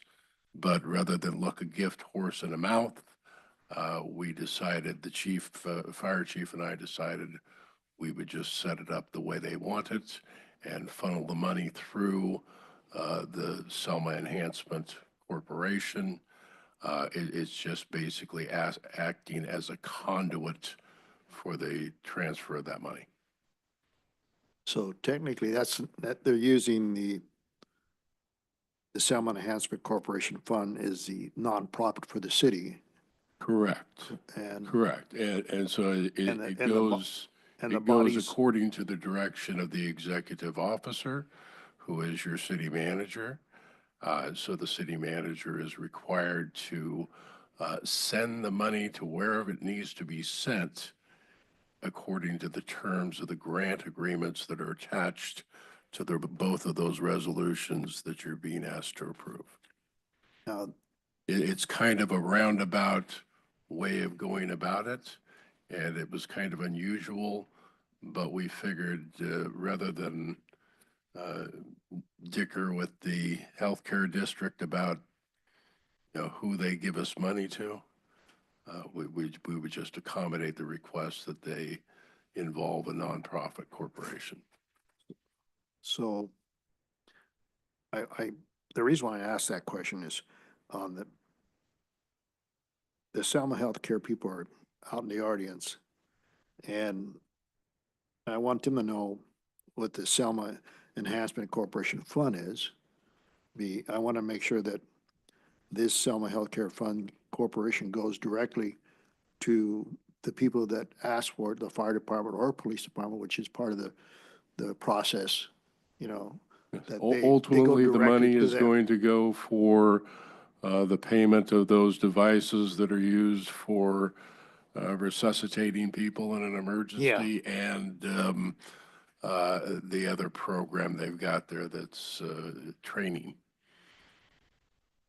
Now, since I got you, Neil, now the Selma Enhancement Corporation Fund, now who is the body of that? Is it the council? Is that what it is? The body is the council? Yeah, and I think we have the chair of the The health. Selma Enhancement, the Selma Community Enhancement Corporation Board of Directors is the city council. Okay. The Selma Community Enhancement Corporation Executive Officer is your city manager. If I'm hearing correctly, Councilman Avalos, you're asking if the healthcare district has procedures that differ from the way the city wanted to be paid on this, because I know we've been to healthcare district meetings in the past where they wanted to pay the vendor directly. We have the chair here. If the chair wanted to get up and clarify. Yeah, if that's the way they wish to proceed with that, I think that's why you're asking. Just you usually don't see this procedure. Here, so hey. So just basically according to our. Your name, sir? Matthew Rodriguez, Chair of the Selma Healthcare District, Selma citizen. Thank you. So the way our grant agreements have worked basically in the last few years that I've been involved with the board as an employee, now as a chair and on the board, have been that they have, for the most part, only gone to nonprofit organizations with tax exempt status under the 501c3 instead of, or and not, while they are legally allowed to go directly to city organizations, our governing documents state that we only provide to 501c3 organizations. So that's why the Selma Enhancement Corporation is the organization we are awarding the grant to purchase the Lucas devices, 3 Lucas devices, and fund the CPR classes for the 2025 year. Thanks for This is just, clarifying that. This is just bringing it to, bringing the grant agreements from, that we provide the grantees to the council that I guess is responsible for, seeing them through. Thank you. Chief Webster. Thank you, Mayor. I just want to thank the Selma Healthcare District for their partnership and their generous grant donation to our department. The 3 Lucas devices that they selected to fund is going to have a tremendous impact on the safety and well-being of our community. The recovery statistics for survivors of cardiac arrest is greatly improved from just ordinary CPR. And so we're very excited to have that as soon as we can get all of the formalities done and get those in service and our staff trained. So thank you for that. And I do appreciate the questions. It's been, I would say, a process to get to this point, and we're definitely excited to get to the next step and get our community CPR training program going again for its 2nd year. That was greatly successful last year in getting more of our citizens trained in CPR.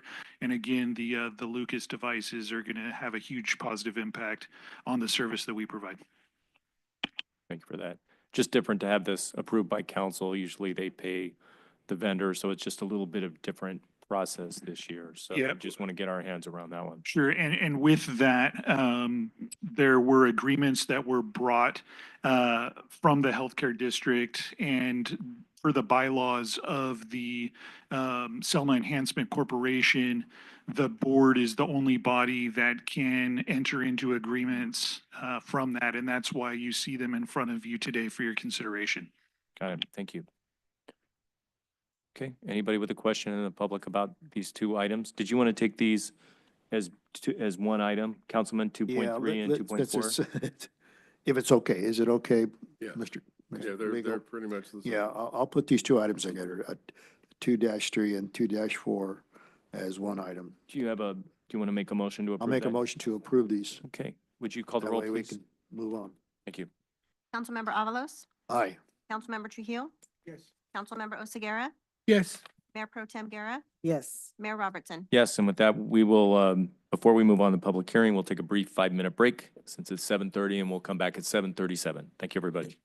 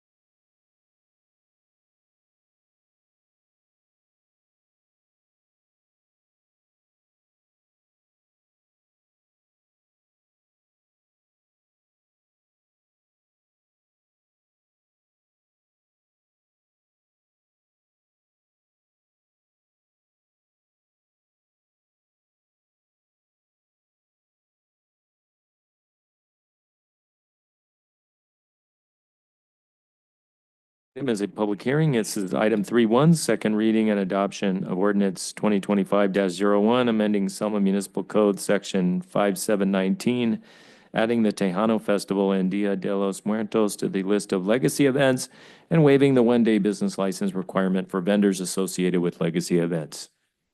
Good evening, Mayor and Council. This item before you was brought to your council on February 18th for the first reading. This is, as the mayor stated, amendment to the municipal code to add the Tejano Festival and Dia de los Muertos to the list of legacy events, as well as waive the one-day business license requirement for legacy events. To be clear, that is the application and fee requirement for legacy events for one-day vendors.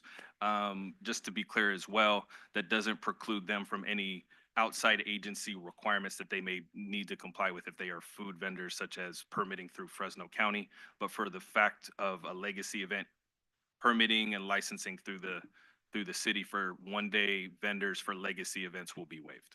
Got it. Thank you.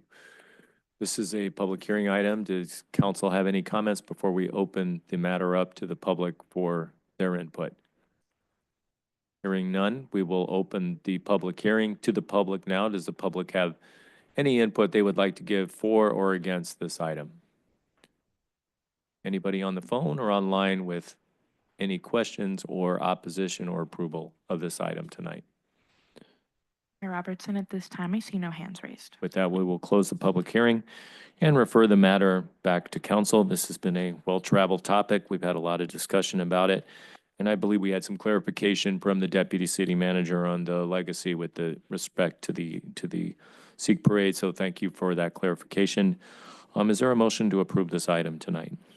Is there a second? Second. Call the roll, please. Councilmember Oseguera, Yes. Mayor Pro Tem Guerra, Yes. Councilmember Avalos, Yes. Councilmember Trujillo, Mayor Robertson. Yes, item 3.2, it's a public hearing item, and this is the second reading and adoption of ordinance 2025-02, amending subdivision A of section 151 of the Selma Municipal Code, changing the date of regular meetings of city council from the first and third Monday of each month to the first and third Tuesday of each month.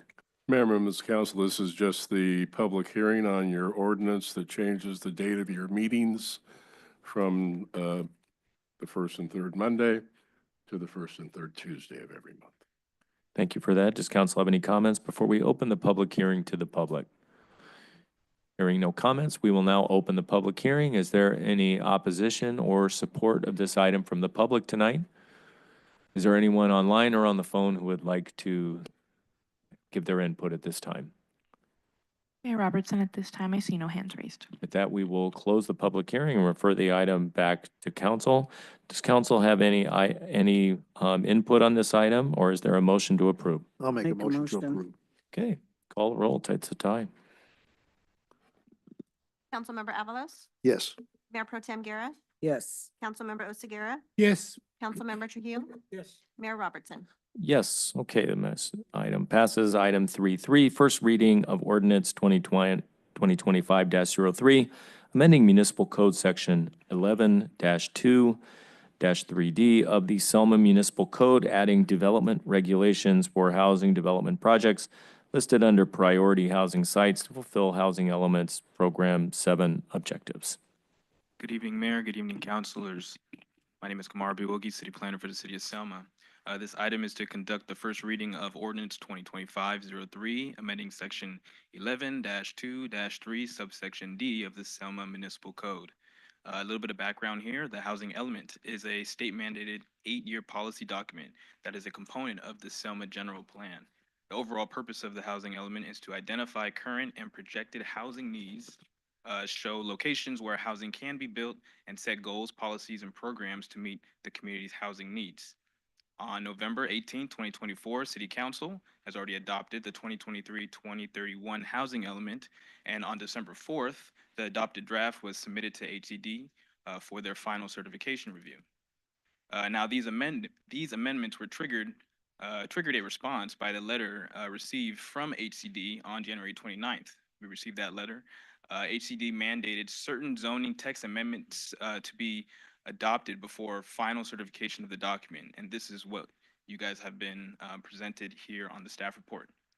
Program 7, under the sixth cycle housing element, commits the city to allow housing developments by right on sites consistent with Government Code Section 65583.2 if the development is developed at the minimum of 20 units per acre and which at least 20% of the units meet affordability housing or affordability thresholds for lower income households, excuse me. This verbiage has been made present under subsection D of 11-2-3 under Table 2-6 of the Selma Municipal Code. And this item is the last remaining revision to obtain the certification of the city's housing element for the current planning period. We are open for any questions. Thank you. Does council have any questions tonight before we open the hearing to the public? With that, we will open this hearing to the public for support or opposition of this item. Does anyone from the public have any opposition or support for this third public hearing item tonight? Hearing none, do we have anybody online or on the phone with any input at this time? Mayor Robertson, at this time, I see no hands raised. With that, we will close the public hearing and refer the item back to council. Does council have any items of concern or anything they would like to discuss? And if not, would anyone like to make a motion to approve? Yeah, I have a question on this Okay. issue. Okay, on this issue on the municipal housing, housing development projects, prioritize the sites and fulfillment housing element programs. Is that required by let me ask that, the requirements by state mandated housing, or is it directing the sites where we're supposed to have it, or we can change it where we want it? That's the question I want to know. Yeah, I would like to answer that. See, certain areas are maybe looks good, but maybe areas that are, in areas that are not suitable, and maybe retail, commercial development is not not a proper area to put a low-income housing structure there. Correct. So just to clarify and to give you a couple insights, a large portion of the housing element has to do with the regional housing allocation needs. That is a handful of there's a housing number that we have to reach from the state. The state will identify certain numbers that we have to meet for low income, moderate types of housing. And we have already identified those areas. And you guys have actually already approved the rezone for those areas. We have identified 22 parcels in order to meet those numbers. We specifically identified certain areas that were already residentially zoned, so it was just a slight upzone, most likely from R2 to R4 to meet that higher density requirement. So there wasn't any large changes from commercial or industrial to residential for any potential or future housing developments. And if I could add to that, Kamara points out that the council approved those rezones. The list of parcels is a mandated item under the housing element. The upzoning to R4 meets the criteria required by the state for a minimum of 20 units per acre. This clarification, which is really what it is, it's a footnote of the government code, is really something that is further clarifying what our minimum zoning requirements are for the R4 district, specific to the parcels listed in the housing inventory. As Kamara also pointed out, the state, through the Regional Transportation Agency, Fresno COG, sets the housing number that we're supposed to meet during our planning period. And I think it's about 1,450 homes approximately over the 8-year planning period of the various income types: above moderate, low income, and very low income. So these are numbers that are state mandated that we have to try to meet during the planning period, and the rezone implements that program. This is strictly just a clarification and footnote to our existing zoning ordinance requirements. I know this has been brought up before, and now we're looking at, like you're stating, we're in compliance, where previous years we were out of compliance with the state. Is that correct? This proposed zoning ordinance change would bring us into compliance to where HCD would certify our housing element. They've given us a conditional approval if we make this change. And so if we make this change, we submit the ordinance as part of a revision to the housing element to HCD. They will send us a final certification letter, and we will be in compliance for the planning period, which would make us eligible for various grant opportunities and funding resources related to housing, CDBG, and other revenue. And just to clarify, we were not out of compliance with the previous planning period. This is just to gain approval for this next cycle of the housing element. I just would like to say that, Kamara, since you've come in, you've really done a lot, good job. I've seen the work. The work that you guys are doing is all underneath, people don't really get to see. But from where I've been, the perspective of being elected 6 years ago to where we're at right now, and looking at the housing element and what we're doing and what you guys have been doing, it really has worked. And I thank you for that. I thank your staff. Jerome, I thank you guys because, 6 years ago, we were having the mayor having phone calls about our housing element being out of whack, and where we're at now and what the council's been doing, voting and structuring it to that degree.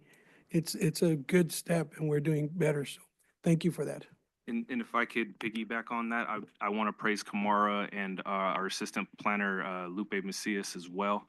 They did a lot of the heavy lifting on this. They've been on numerous phone calls, email strings with HCD, Fresno COGS consultants that are managing the multi-jurisdictional housing element. It would not get done without them. And I also want to say thank you to staff for the excellent job. Yes, the 2006 housing element was out of compliance, and it was finally noticed about 2018. And I was summoned to a meeting with the governor with 42 other cities that were out of compliance with their housing element, including the city of Clovis. There's a fair amount of horse trading that goes along with the regional housing need allocation numbers. Our numbers are very similar to Sanger's and Reedley's because I vote on it at COG. But it doesn't, something to note is these numbers don't require the city to actually build out those units. It's just to have zoning for that number of units. Is that correct? Correct. Sorry, yes, that is correct. So we are trying to provide the opportunity for developers to come in, and that's why we're upzoning these parcels into a higher density, so you can count the maximum amount of units that could be developed. So it's not specifically doors that are actually being built, but the opportunity for that to actually come for the city. Thank you for that clarification. Yeah. There's other cities around us that need this than we do, that are not in compliance. And I'm old school, we have cities nearby that need these housing components versus us. We're actually the city of Selma is pretty unique. We have a housing element, we have affordable housing, we have everything in compliance with basically with the state. Other cities are not fortunate, and they're nearby cities, unfortunately, nearby us. They might need the assistance versus us. There were 42 And there. Did you want to make a motion on this, Councilman, I'll make a motion. to approve this? Approve Is it. there a second? As long as, We'll get second. So we have first and we already closed the public hearing. We will Wait a open the minute, public hearing for this gentleman to weigh in on this item, and then we'll close it again. Mr. Nelson.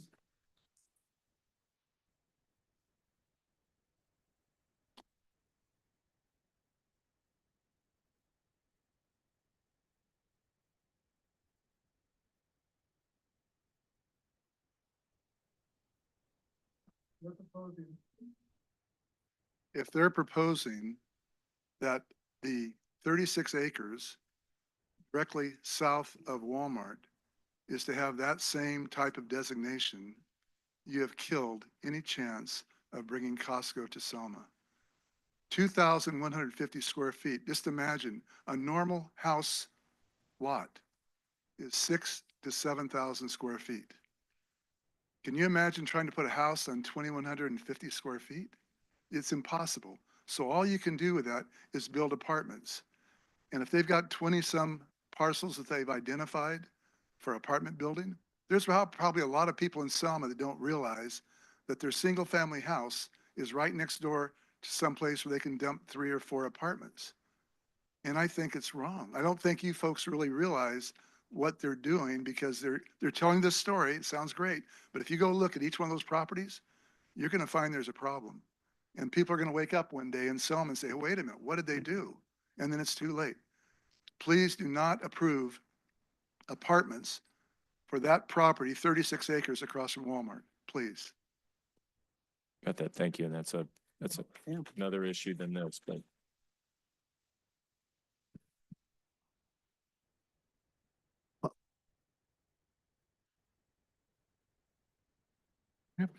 Got another.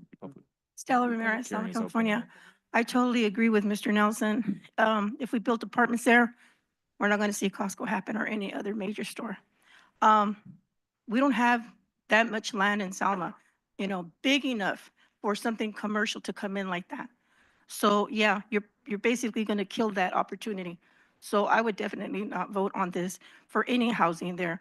Again, like they've mentioned, I'm not opposing to any housing being done in Selma, but let's keep commercial where commercial is at. And let's keep residential where residential should be at. And right now, Walmart, that area is the perfect spot for a commercial, a big box store to come in. And then who knows, maybe later on in the future, we can buy back there behind Toyota, where Toyota's at. Or what is it? Yeah, Toyota.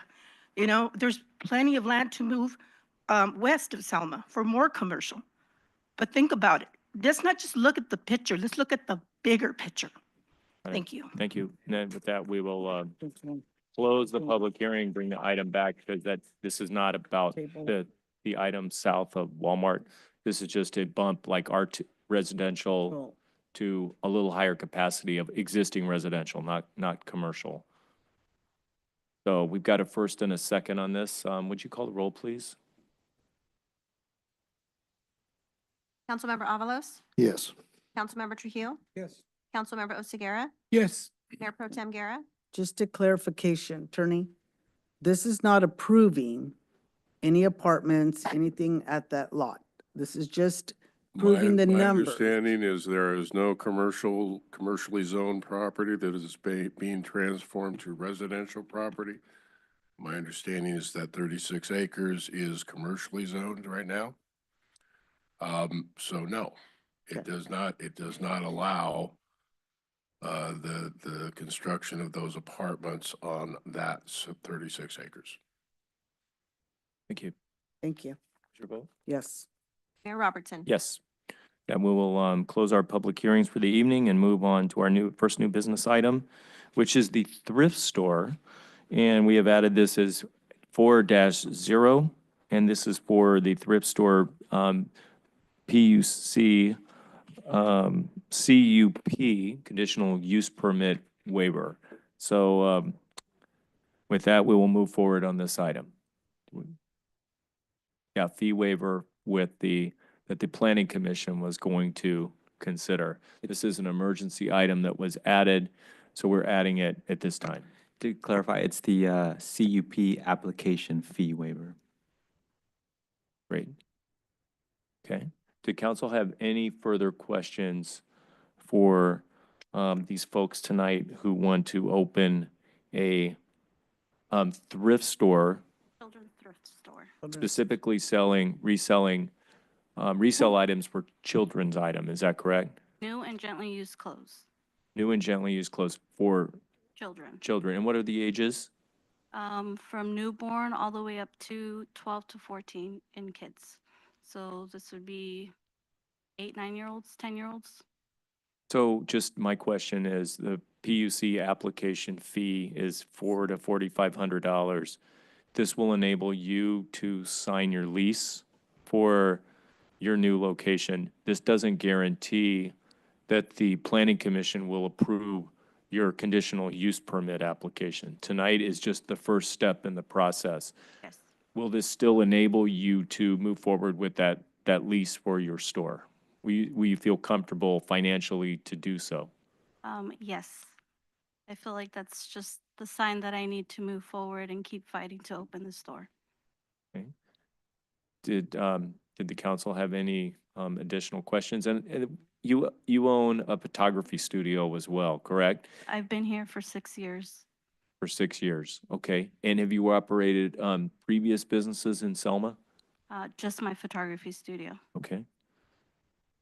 And you're gonna keep that open in the meantime, is that correct? Correct.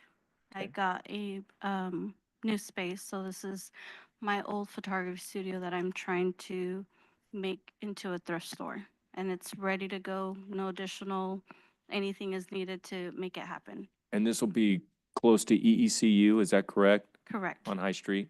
right next to ECU. Got it, okay. Any additional questions? Any questions from the public tonight? Anybody online or on the phone with a question? Okay, Teresa Salas. If the council approves the fee waiver for the CUP application, do we know how quickly this can be brought before the Planning Commission?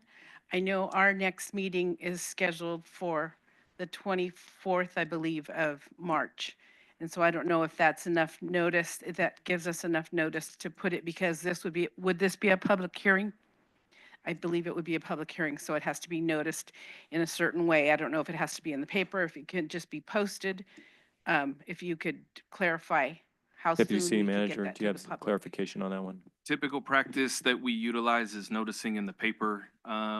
For us, we usually have to publish the Friday before the Wednesday the following week. And so if we were to publish in the paper, the soonest, if that's a word, the earliest that it would be noticing on the 26th, so 10 days after the 26th. That would be a special planning commission meeting that would be on or about April 6th or 7th. That being said, we still need to route to staff for comments, which we will do immediately beginning tomorrow, and give notice to the departments of the need to expedite in order to prepare a proper staff report for that special meeting. I believe there are other noticing requirements that maybe the city attorney can speak to, but our typical practice is to publish in the paper Friday for the following Wednesday. Great. And do you think this is for the couple? Is that gonna be soon enough for you? Because this sounds like that's a pretty hard, that's kind of the soonest possible date for the planning commission meeting. I think maybe with the date, if I present that to the landlords, maybe they will push it another couple weeks or so. I'm not sure. I would have to talk to them, but I'm hoping that it will. Okay. You're hoping, are you pretty confident that it will based on your relationship with the landlord? Yes, Okay. I've been there for 4 years now, so we have a good relationship. And Mayor, if it would help for your purposes, we can issue a letter from the city indicating that this is planned to go to the Planning Commission for consideration. I mean, some sort of documentation that shows that it is going to be, once we figure out the exact date, we should have that pretty soon. That would help. Okay. Thank you. Great. Okay. Thank you for that. That'd be a nice thing to do. Plus they'll have the minutes. Okay. Anybody else? Is there a motion to approve this item? Is there a second? Second. Okay, call the roll, please. Councilmember Trujillo? Councilmember Avalos? Yes. Councilmember Oseguera? Yes. Mayor Pro Tem Guerra? Yes. Mayor Robertson? Yes. Good luck. Thank you for sticking with us. Now we'll move on to item 4.1, which is an action item. It's the introduction and first reading of ordinance 2025-04, amending Selma Municipal Code Section 6-21-6 relating to graffiti removal. Mayor, members of the council, your current graffiti ordinance includes a provision that allows you to serve on the owner or occupant of real property a notice that graffiti is on his or her property. And on receipt of that notice under the current ordinance, they are supposed to remove the graffiti within 72 hours. And if they don't, the ordinance provides that they automatically consent to your entering their property and removing the ordinance yourself, and then placing the cost of doing so as a lien on their property or on the tax rolls. That ordinance is unconstitutional. You can't require somebody to consent to entry to private property. That would require a warrant, and a warrant can only be issued by a judge or a magistrate. So we have revised the ordinance in a way that makes it both compliant with the Constitution, enforceable, and that hopefully encourages people to allow the city to remove the graffiti for them. So what the proposed ordinance provides is that if you get a citation that notifies you of the presence of graffiti on your property, you will also get with it a little form that is no more than 3 sentences long, by which you can just sign it and give the city consent to enter your property to remove the graffiti for you. It also requires them to release you from any liability for any act or occurrence that occurs when you're entering the property. You're not going to be held liable for that. But you're going to have to fund that activity through the city in order to get people to do that. And that's what the new proposed ordinance says. If we give you a citation, that graffiti needs to be removed within 72 hours, but we will, within 72 hours of your notifying us that you have executed the consent agreement, we will have a city crew over there. We will remove the graffiti for you, no cost. So you're going to have to allocate some money to this. Nobody knows how much you're going to allocate because nobody knows how many graffiti sightings you're going to get.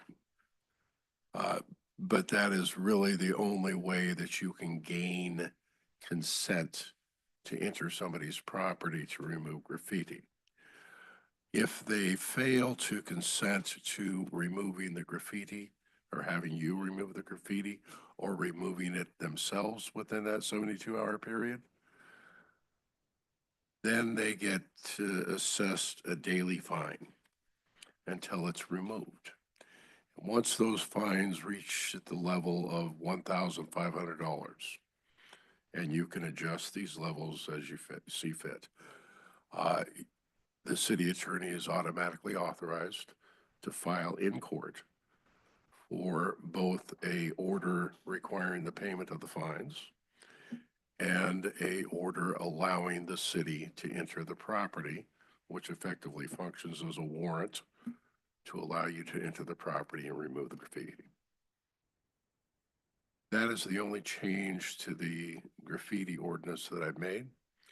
I don't have the consent form with you yet, but that will, you'll have that before you have your public hearing on that. Can that be put online as well for people to get that online on the city website? Oh, absolutely.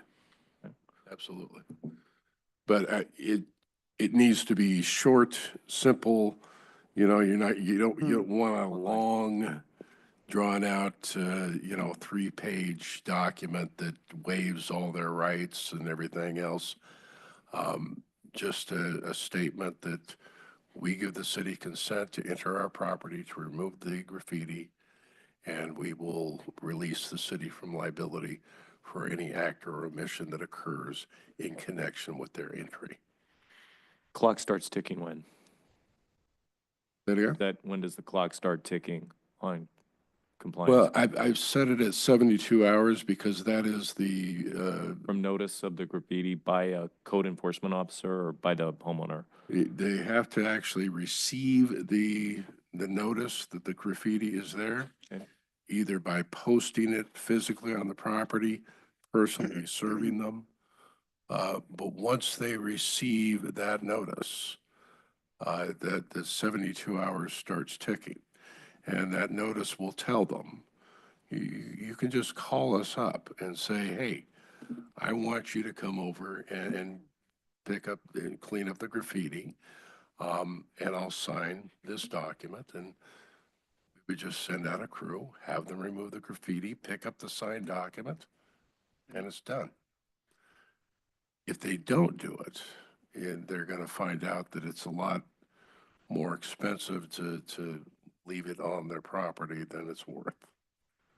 But that's really the only way you can encourage them to, you know, quickly remove this stuff.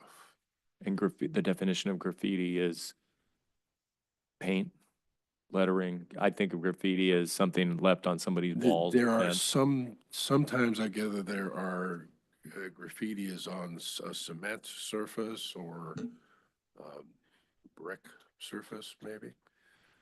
And I believe the preferred method of removing that is to power wash it, spray wash. I think that works, but I'm not sure. Never done it before. And the city flow would go through Public Works? Is that the flow? Would it go to code enforcement? Presumably, yeah. And the budget would come from the PD, since code enforcement is part of, Well, the budget's PD. gonna ultimately come from your general fund, but yeah, it would Right, be attributed from to that category within the police general department fund. because it's a code enforcement function. Council have any additional questions on this first reading of this ordinance, amending the Selma Municipal Code relating to the removal of graffiti? How much would we have to fund? I mean, do we just pick a number and, It's really very unpredictable because you don't know how many of these occurrences you're going to have. You don't know how costly the removal process is going to be until it actually occurs, right? So I guess past experience would be the best teacher. And I don't know if our police department's in a position to tell you, what it has cost in the past for standard removal of graffiti from a house or a fence. Typically, that's where they put it. But that's about the best ballpark I can give you. Councilmember Oseguera, during the budget process, we can come up with a number to, well, this will have to come before the budget process if we want to implement it immediately, but I think we'll, with the finance department, with public works and code enforcement, we can probably come up with an allocation and then revise it when budget time comes around. That would cover us for the whole year. And then we can always revise it again at mid-year budget for the next fiscal year. Yeah, because we've just seen the last couple of days, we've seen the infamous KD a couple times now, and thank you to Public Works. And that it makes our town look better, much better, to clean that graffiti and clean it immediately. And I think it's in the interest of the city to fund that ourselves so that we remove that graffiti. Director? If I could just make a couple of comments real quick on this topic. I want the council to definitely take into consideration a couple of factors here. One of the factors is that some of the tagging that we've responded to and that code enforcement has cited for could be as small as a 2x2 or 2x3 area that they tag on a fence, a homeowner's fence. Could be a block fence, could be a wood fence. Every single tag that we go to or graffiti issue that we address takes a different application to remove it. The cinder block walls, yes, we have a solution. We pay $90 a gallon for. I just bought 2 more bottles last week. And we used a bottle and a half taking care of the railroad track, the wall, that's what we call Mark's Pond. It's on the Lennar or the Lennar home development. And it didn't take it all off. The other factor is that when you don't have a little area, we're speaking of a homeowner now, if we adopt this, they tag 20 or 30 feet down their fence and is a painted white fence, let's just call it, wood fence. And the city gets permission through this letter that they sign to allow us on their property to remove it. And we go in there with white paint that we're supplied with, and we paint over that graffiti. And then the paint dries, and the homeowner calls us and goes, hey, this is not the same color as my fence. Like, it looks terrible. How are you going to fix that? The one thing that I do not want to be in the business of is painting people's entire fence on their property. So something to consider is what is the backlash going to be with the methodology that Public Works uses to go and paint over or remove that graffiti.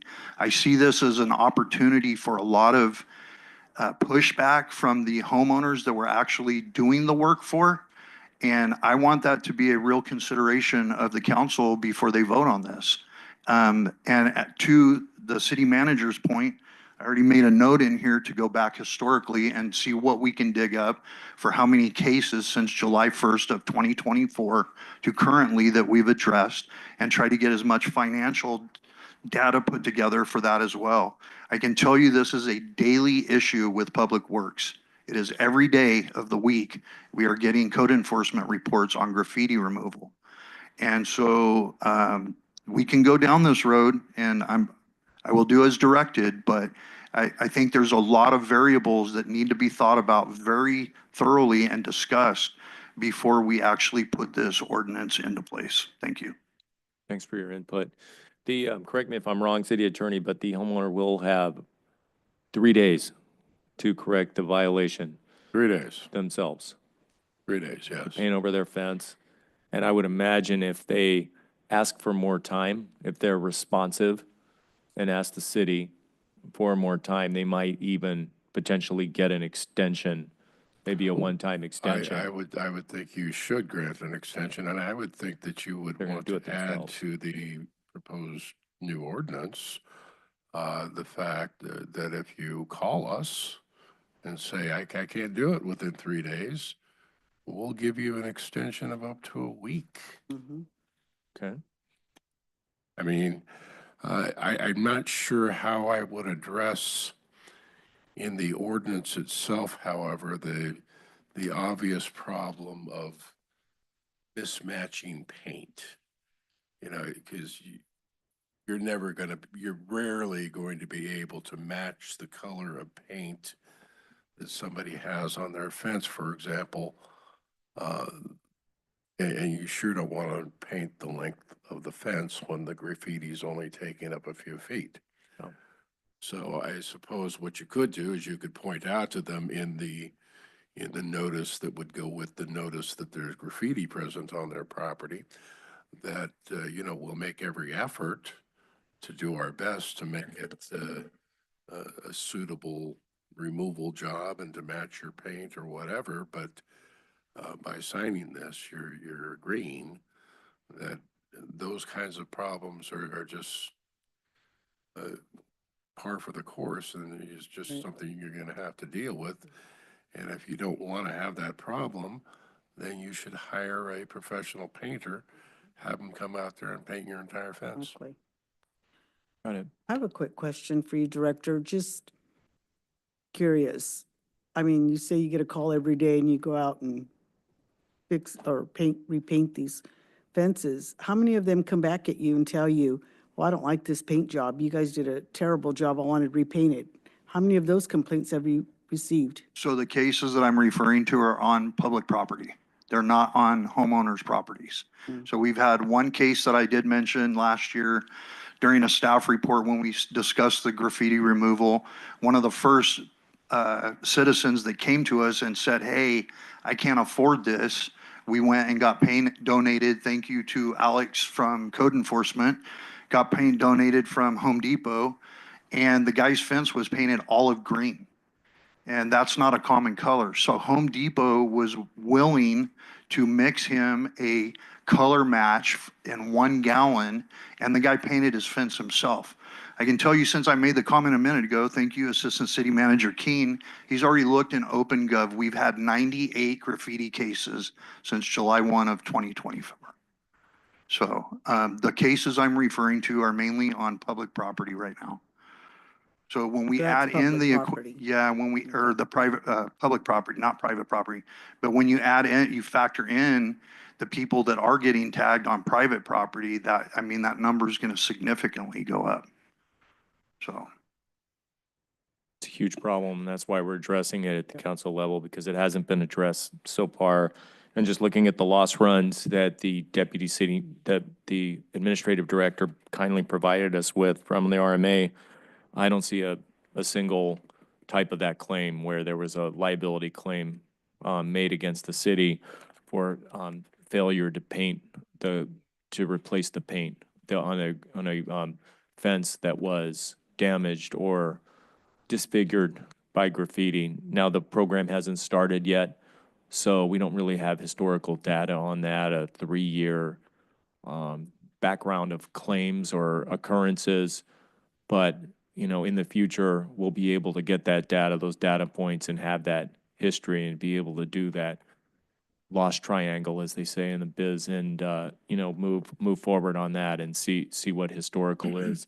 But I can just say, I think you're just reiterating, you're amplifying what I think I'm hearing a lot in the council, which is this is a huge problem and it makes our city look bad, and we want it to look good. Public Works does a great job. You can, you know, a number of us have gone out and done this before. We're not pros, but it didn't take the whole day. It didn't take the whole morning. It took us just a little bit, and you guys are pros, and, you know, you're professionals, can take care of this pretty quickly and expertly, and if there's the right legal language behind it, that's why I'm supporting this, because I think it's something that the city could do and could remedy, and it just make our city look better and more saleable. And everything we're hearing tonight is we do want our city to look good. We want it to be better. We want more commercial. We want more residential development. And for that to happen, we have to show that, you know, we care about graffiti and getting rid of it and how our city looks. That's where I'm coming from. Any other comments at this time? Got one more comment from the public. Kelly Garrett, 2145 Cypress Street. I was just saying for myself because that I was disabled and I couldn't do mine and I'm on a fixed income. A lot of my neighbors, we all got hit, 4 of us at a time, at the same time. And I don't know how you guys are going to do the notices, but we all got ours by mail and it gave us 2 days to get it done. But by the date that it was due, we received it that morning, and that date was already up. So it went through the mail, but we didn't get it in time. And so by the time it came in, it was like that day, it was our time was up. So we were like, what are we gonna do? They were, you know, scrounging like, how am I gonna do this? I don't wanna. And so I know how you were saying about extending it to 3 days. Maybe give them 4 days so it can go through the mail, you know, because it took, like I said, we received it the day that it was due to be done. Legal standard is this. You receive something through the mail. It tells you to do something within a certain amount of time from the date of the notice. You add 5 days. You add 5 days. Code Oh, of Civil okay. Procedure So even Section if it 12. goes after the Okay, date? yeah, because it That just allows gave us for the that delay date. in mailing and receipt That- by the that- homeowner. That's a matter of statutory requirements. So you can't mail a notice to somebody and expect them to respond within the amount of time that you're giving them. From mailing. Because you don't know how fast it's going to get there. So the law automatically gives you an additional 5 days. Got it. Okay, that was good. Yeah, because all of my neighbors, they all work different times and different shifts, and they were like scrounging in their garages to try and spray it because they're like, I don't want to get fined, you know. They're like, but it was due this morning. We barely got it through the mail, and I said, you know, so I just wanted to bring that up so you guys weren't, you know, gonna have to come back to this later and say we need more time. You know, that's just something I wanted to bring up. Got it. Thank Okay. you. Chief Alcaraz, will the code enforcement, which is under PD, would they be leaving the notices right there on the property, or would they be mailing the notices?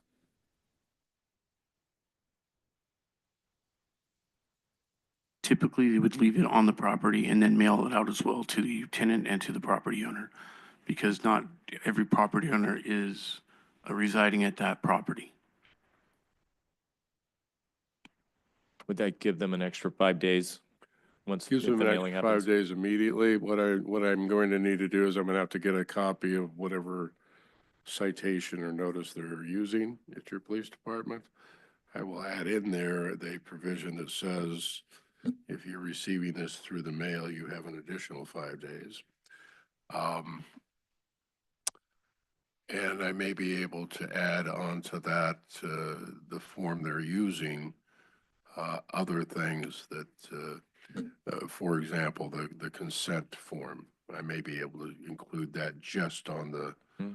citation, which makes it a lot easier, because what you want to do is you want to give them something where they've got one piece of paper they're looking at, and they get all the information right there. Got it. Okay. Is there any more discussion? Is there a motion to approve this introduction and first reading? You know, can I weigh in on this issue? You know, as far as matching up paint and everything, I had an issue with the graffiti, and all I did is take a piece of the existing paint and went down to Home Depot, and they have a computer technology and matched it perfect. And I ordered with primer. That way, when it covered it up, you couldn't tell. It dried just like it never happened. You know, I can give you a tour. If you need to see it, I'll give you a tour, guys. But it's doable, guys. I'm just telling you, you know, back in the days, you had kind of eyeball it, but now with new technology, no way. It's right on. Perfect. That's all I gotta say. Got a motion to And I make approve? a motion to move this to the read. But you have, Oh, So, Mr. Mayor, members of the council, I was notified by our code enforcement officer, when something is sent out by the mail, they're actually given 10 days. So Attorney. if they make contact with the property owner tenant, then I believe there's 72 hours, but even then, I believe they're getting 10 days to remedy the resolve on private property. For us and the public, we try to address it as quickly as possible, as long as resources are available. That's kind of been our operating procedure since our code enforcement officers took over last January. This will involve some coordination with Public Works, certainly, to make sure that Public Works gets notice that 10 days has elapsed. If they give So, consent to the if city we- to if remedy we- the problem. May I finish, if that's okay? If we don't make I was contact actually with, speaking, but okay. Go ahead, Chief. I'm trying to, if we are unable to make contact with the property owner or an agent of a property and don't make contact in person and are not able to hand over that notice, because it's not a citation, then we mail to the property owner and to the location, and then they're given 10 days on that day, which more than allows for the 72 hours and the 5 days. So I really think that what we're doing is making things actually more restrictive than what we're currently doing. I think that giving our tenants, our property owners 10 days is much better than 5 days. I would just, I mean, I I don't, would simple agree math. with that, and I use the 72 hours simply because that's what's Wanna in your modify that? existing ordinance. Exactly. Yeah. You know, in my view, quite frankly, I think that's unreasonable. I wouldn't be able to respond Yeah. to something somebody's giving me So in 3 days. 10 days.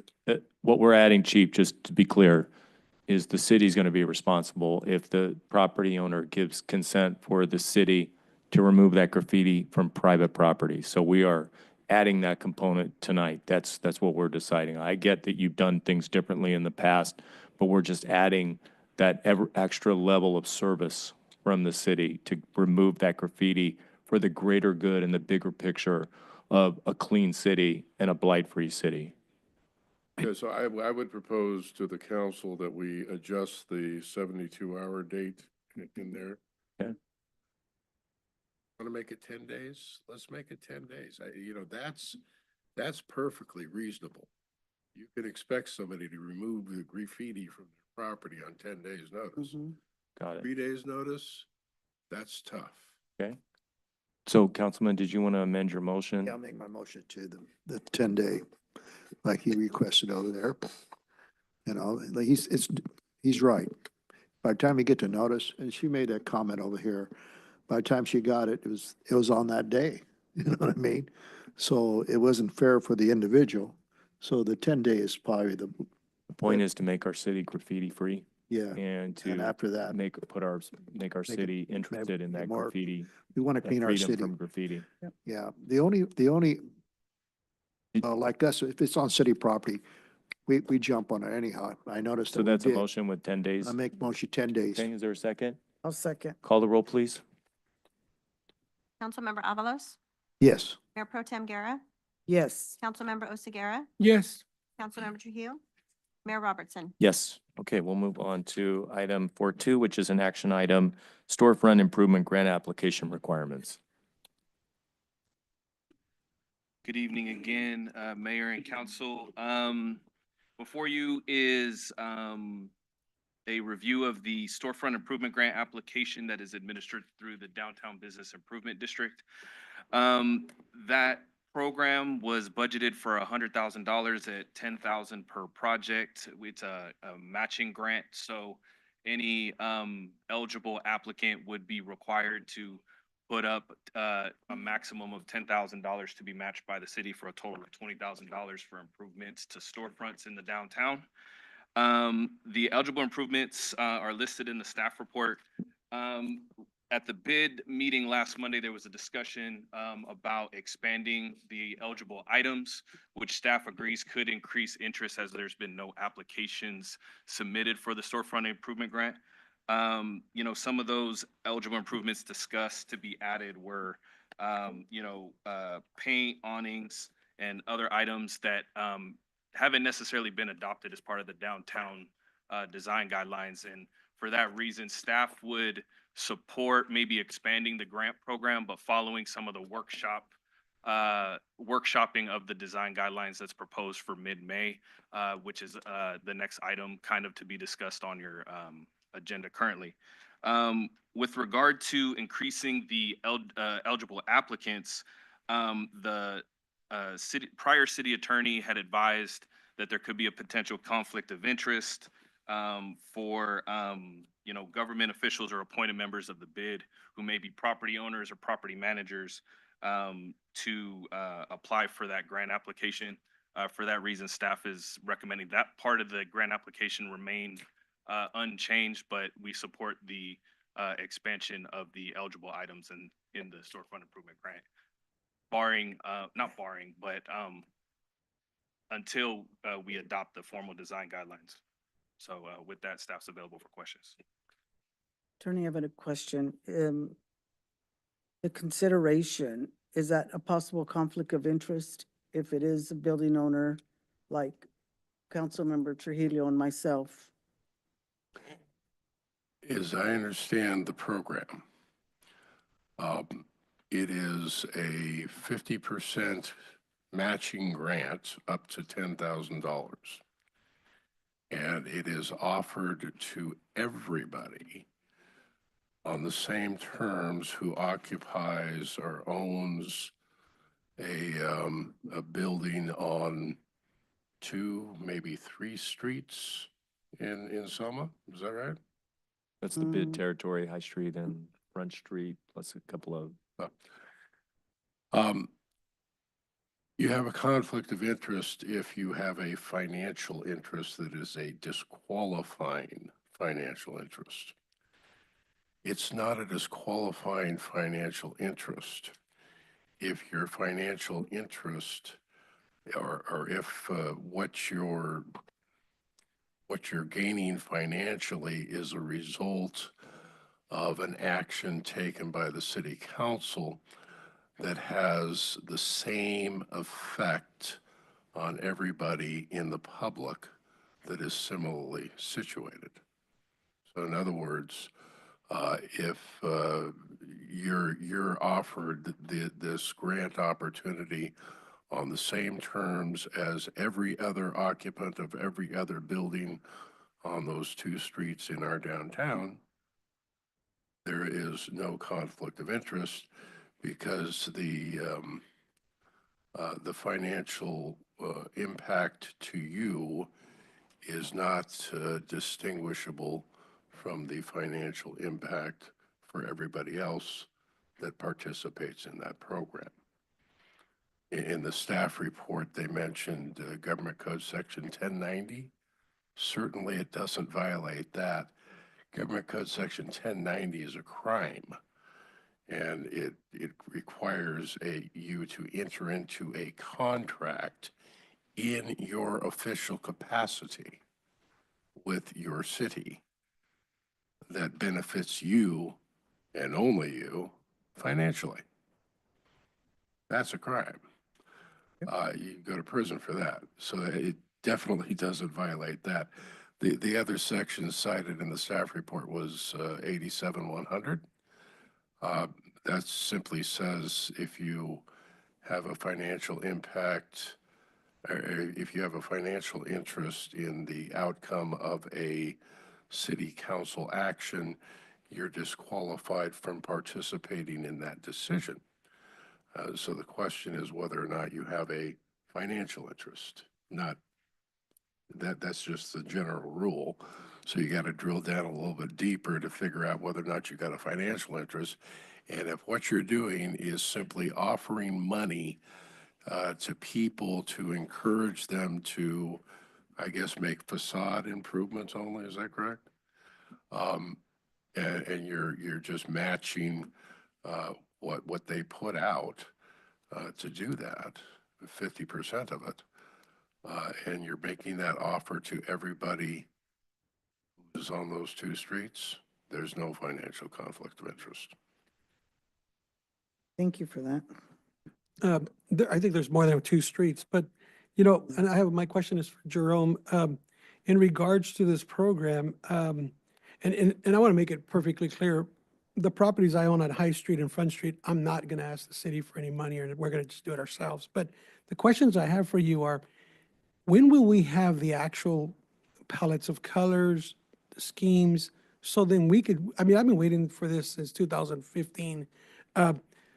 In regards to downtown on High Street, you know, that's where I'm waiting for, so I can know the colors, the palettes, and what are we gonna do? Do awnings or non-awnings? There's a lot of people that have taken their awnings off.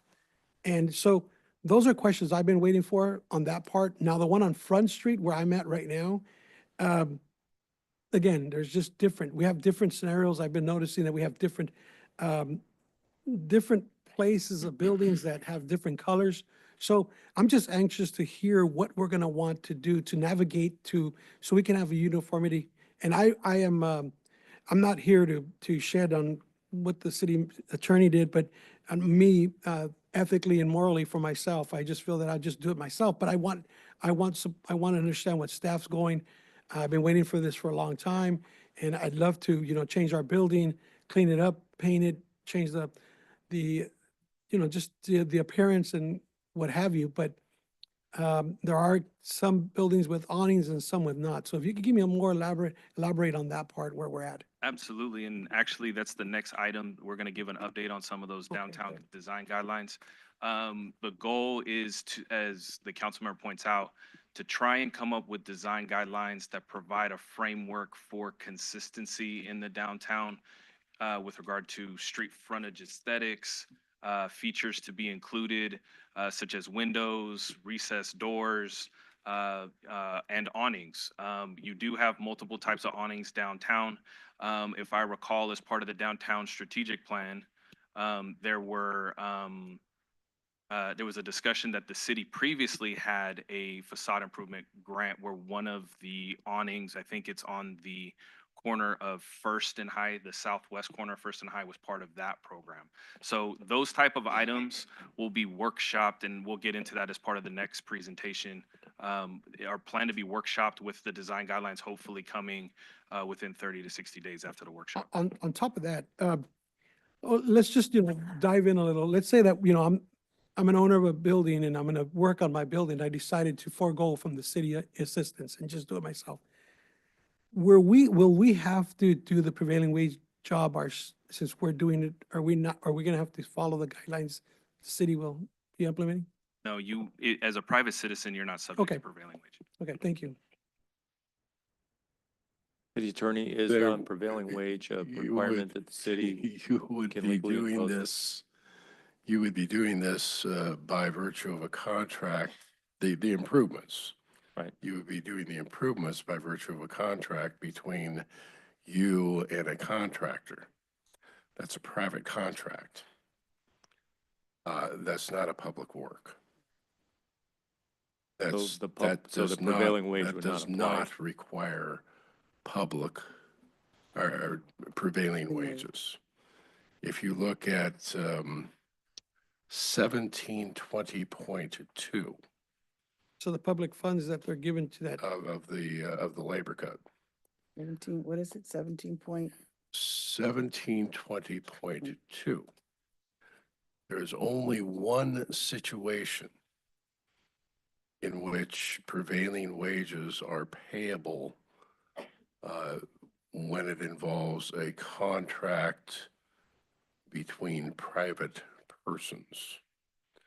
And that is a situation in which at the completion of the improvement, 50% or more of the improved property is going to be owned or occupied by the city or by the public entity. That's the only situation in which prevailing wages would be payable for that kind of contract. The prevailing wage law is drafted so as to be applicable only to political subdivisions of the state. The city is a political subdivision of the state. Okay, so it wouldn't be applicable here. Not applicable here. Okay. So tonight we were deciding on, we're deciding on whether or not to open up the eligibility for the applicants for the storefront improvement grants. I was there at the bid, and I heard what the Business Improvement District said, and they were pretty clear. I think we have a couple of members here tonight at our council meeting, pretty clear that we need to open this up to our more applications, because I think there have been exactly 0 applicants under this program. And so it's just sitting there dead, not doing anything. And we can bring it back to life, like the Selma Live event coming up that was going to be March, and now it's going to be April due to rain. This is part of bringing our downtown back to life with trees and lights and storefronts.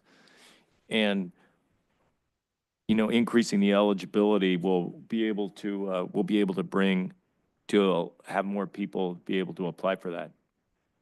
Quick question here, Scott. I was going to ask Neil on the matching grant. Now, that coming through the state or the city, or how's that coming down the pipe?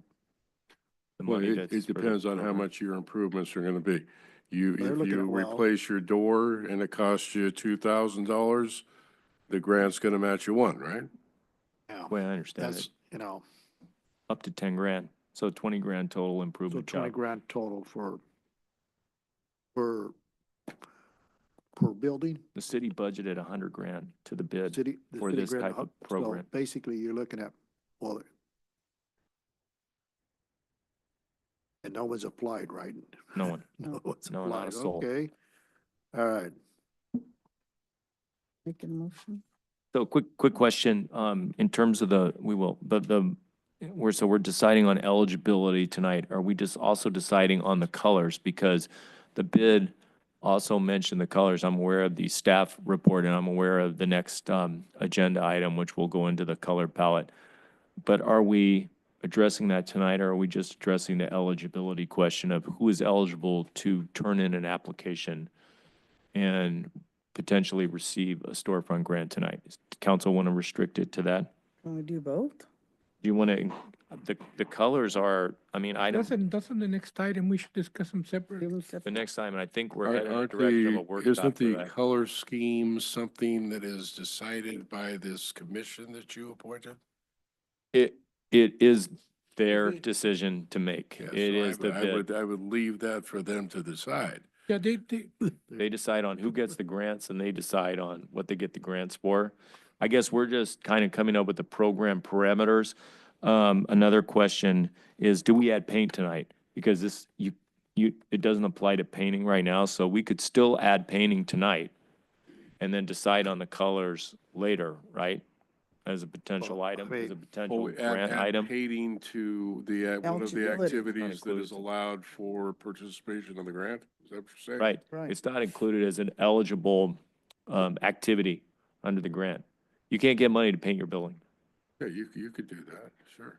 But Isn't it covered in the next area, next section? Yeah, I but only mean, the color. Staff is proposing to discuss colors so that we can workshop the item with the public. So if you open up the grant application for paint and someone were to apply for paint tomorrow, they could potentially paint it a different color than what is ultimately chosen as the color scheme for downtown.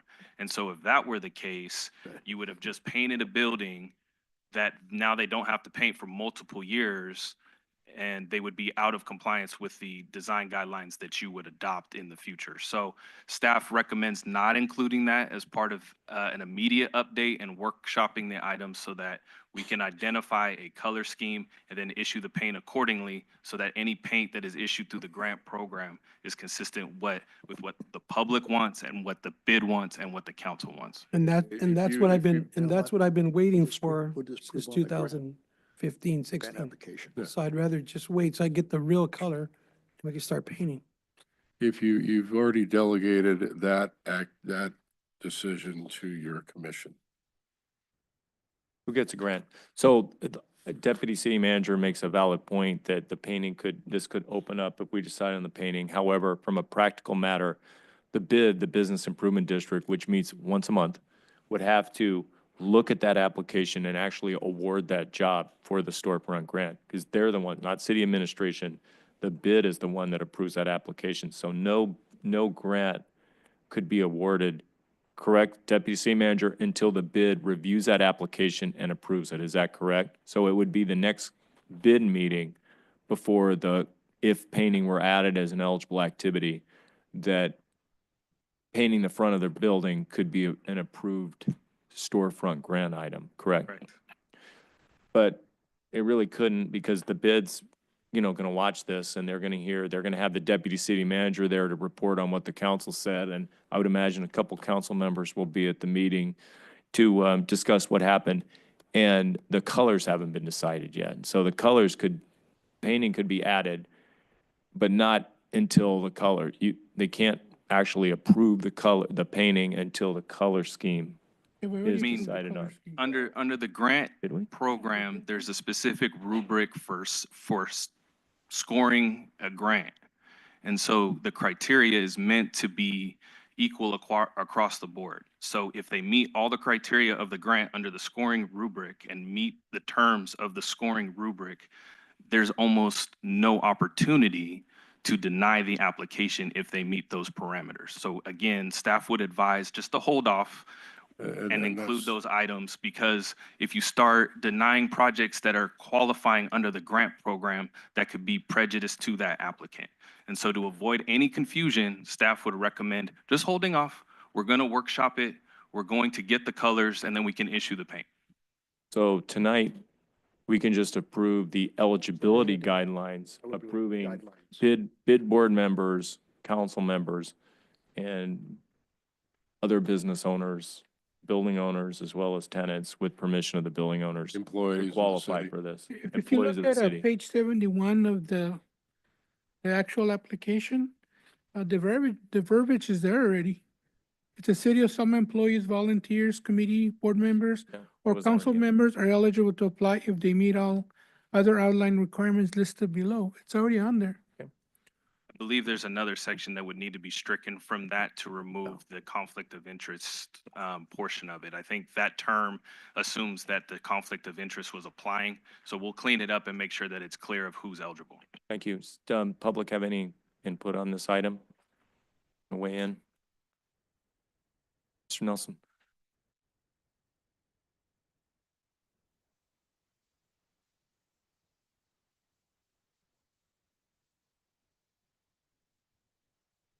A few years ago, city manager was talking to me. I asked him, have you been to Kingsburg? I know all about Kingsburg, he told me. I'm listening to you folks tonight, and I'm going, guys, listen, and ma'am, that's not going to change downtown Selma, what you're talking about. You need to find out, why are people going to Kingsburg and opening stores, opening businesses on Draper Street? Why are they doing that? And then you need to get involved with those people down in Kingsburg, what they're doing, how they're doing it, and really get involved with them to learn how they did that, because they have a great, great Main Street of Kingsburg, much better than Selma's. And it's not because the city was going to give them free paint to repaint their exterior of their building. It was because they got together as a community, the city got together as a community and encouraged each other, let's do something for Kingsburg. And this situation you have right now is just a fool's game. And I'm sorry to have to say it, but that's the truth. Nothing's going to change in downtown Selma till you get somebody in the city that's involved with the community to bring businesses here. I told Mr. Trujillo before, I said, you know what? Here's one thing you can do. Give people a discount on their sales tax. Maybe no sales tax in downtown Selma for the first 2 years of business. Do something to encourage them. Go to Kingsburg and talk to some of those business owners. Hey, would you put a second business in Selma? But you've got to give them some reason for coming. Paint is not the answer. Thank you.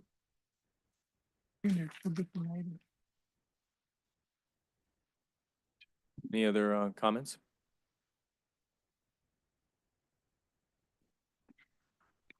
I think overall, opening it up, these grants is going to be a good thing because at the end of the day, when we do have ways to bringing in business, for now, with the lights and trees and everything coming for downtown, that's exactly what Kingsburg did. And I do respect what Dwight's saying, but at the same time, eventually we're going to find ways to bring business here, and that's supposedly the administration here at the City of Selma's job to do that.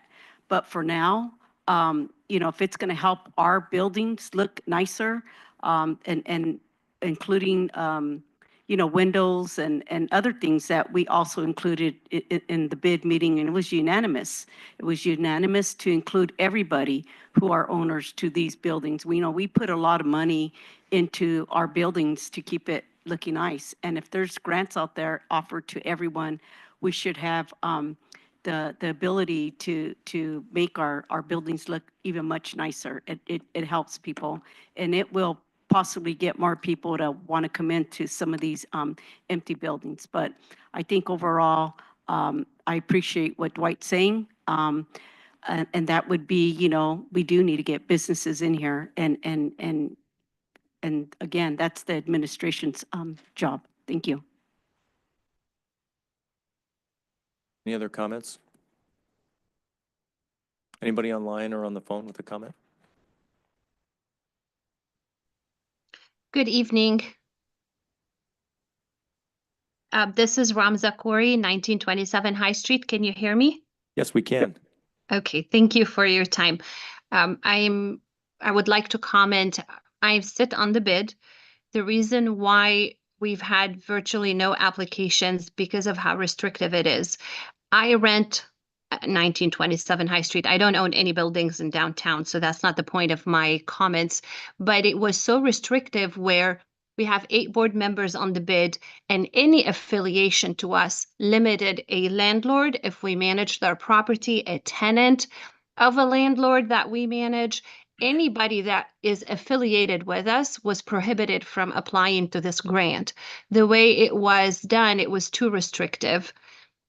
In order for us to ask everybody to renovate their facades the right way or a certain way, which the guidelines for the designs are coming and the palettes for the paint colors are coming, new furniture, new lights, all of that for downtown, we should not be limiting those owners or landlords or tenants simply because they are affiliated with the board members of the bid or the council from being able to apply for this grant and then help us make downtown great.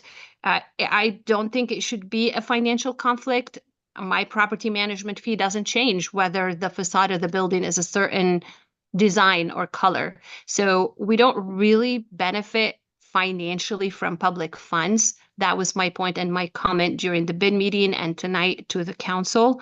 So I would recommend that we open it up for additional property owners to be able to apply, or tenants or landlords, and maybe do make the addition of the paint and other things tonight pending finalizing the design guidelines and color palette for downtown, so you don't have to bring it back a second time and waste another I'm not sure, half an hour discussing it. So this way council can give us the general guidelines by which we need to go. And then us as the bid will continue working on finalizing everything with the property owners in downtown. Ultimately, it will benefit all the businesses and Selma as a community. And I agree with Mr. Nelson. I want nothing more than seeing downtown Selma become like downtown Kingsburg. I have a business in both towns, and I most of the time envy how great downtown Kingsburg is compared to ours. Thank you. Thank you. We have a business improvement district. We used to have a fragmented downtown. We have an alliance now. We have one of our main developers in Selma is actually Parminder Singh, who's from Kingsburg. He's a Kingsburg developer. So Mr. Nelson's words are well taken and well advised, but they are they're not definitive.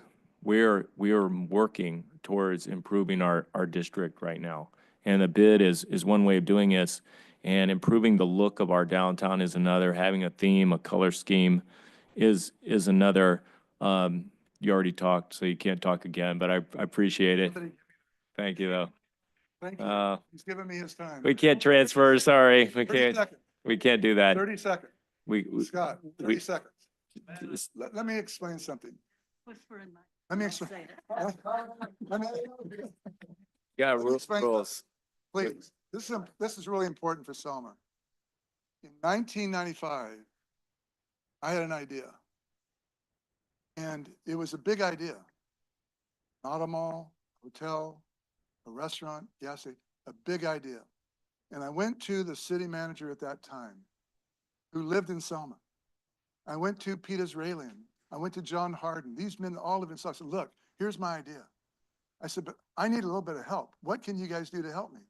And they got themselves together and they said, and your former boss said, look, what if we give you a sales tax sharing agreement where we commit to all the dollars you generate, you're going to get some of those back if you put your money into Selma. And I put in estimated value today over $100 million into the auto mall, the restaurant facility, over $100 million. And I created something that's brought more sales tax dollars to Selma than anything. You guys have got to do something in downtown Selma to encourage business people to come, and it's not related to paint. Thank you, Dwight. Thank you. He's addressing the financial component and the financial incentives. But there's also the component of how our downtown looks and attracting people to come down here because of how it looks. And we're trying to get back to that. We are taking these steps and we are moving in that direction. We are always open to improvements, and we will get better. We have a framework for getting better with this bid.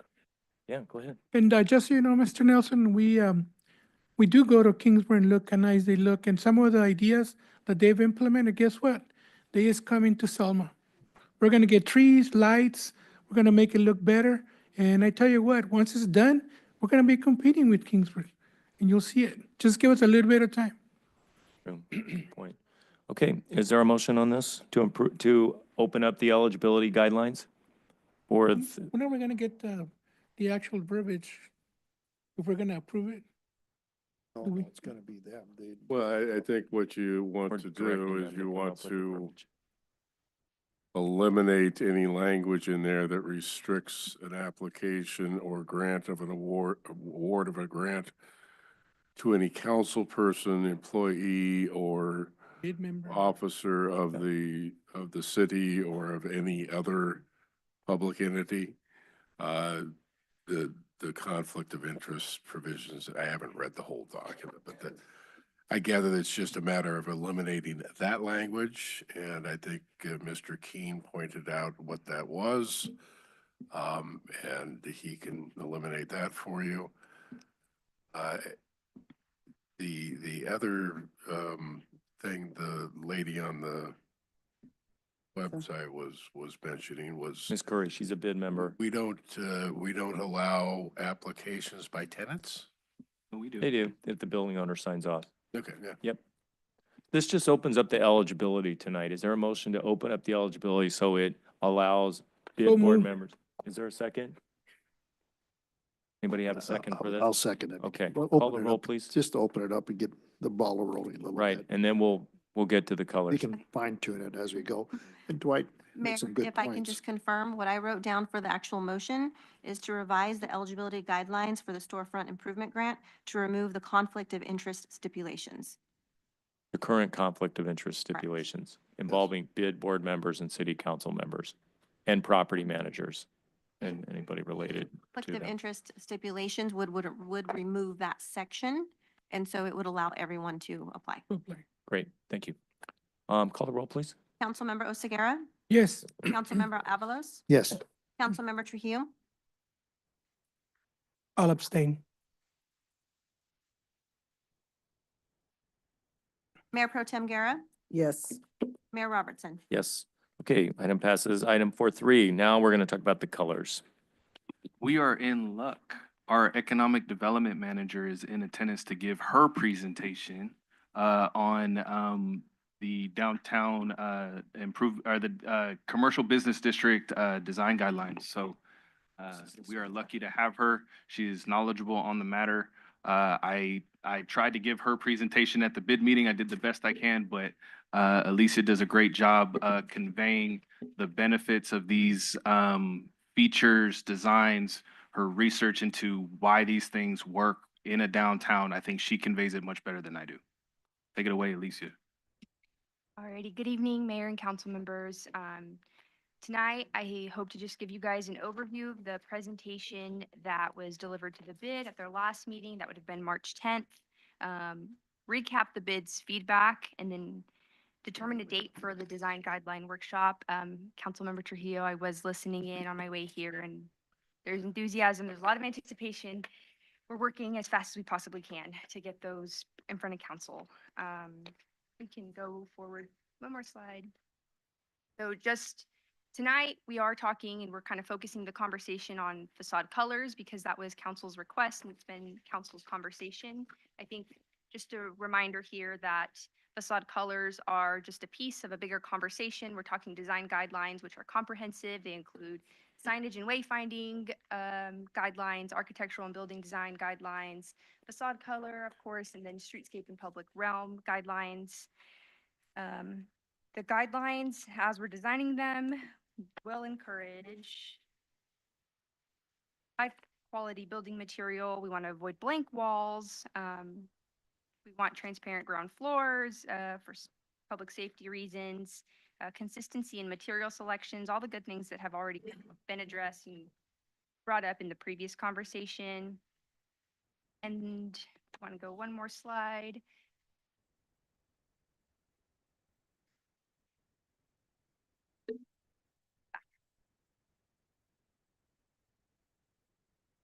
Went forward too far. Just go back a little more. One more. Right there. Okay.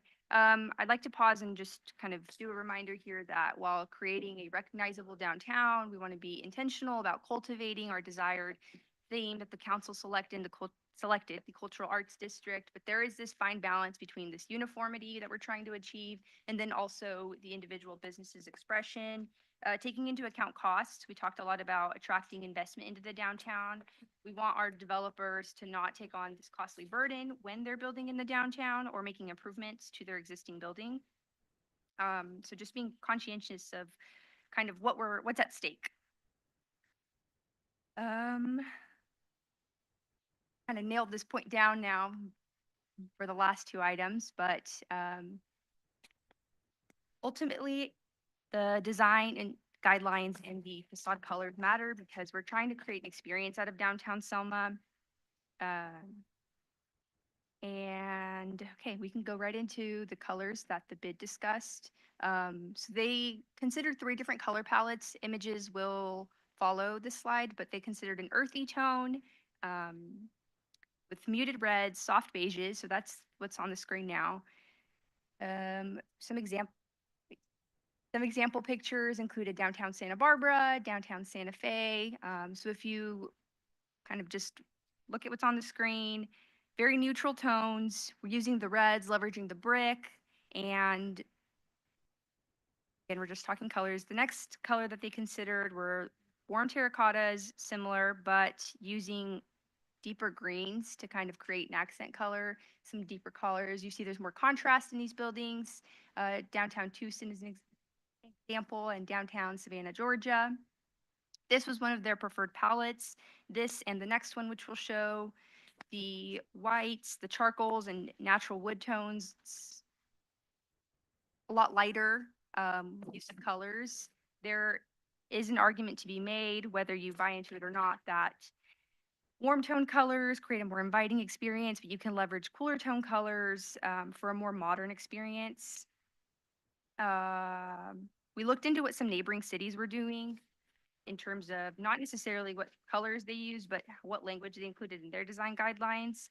Clovis, while they didn't provide an exact color palette, their guidelines just encourage property owners to look at their neighbors and see if they're complementing their neighbors, not in contrast with whatever the building next door is doing.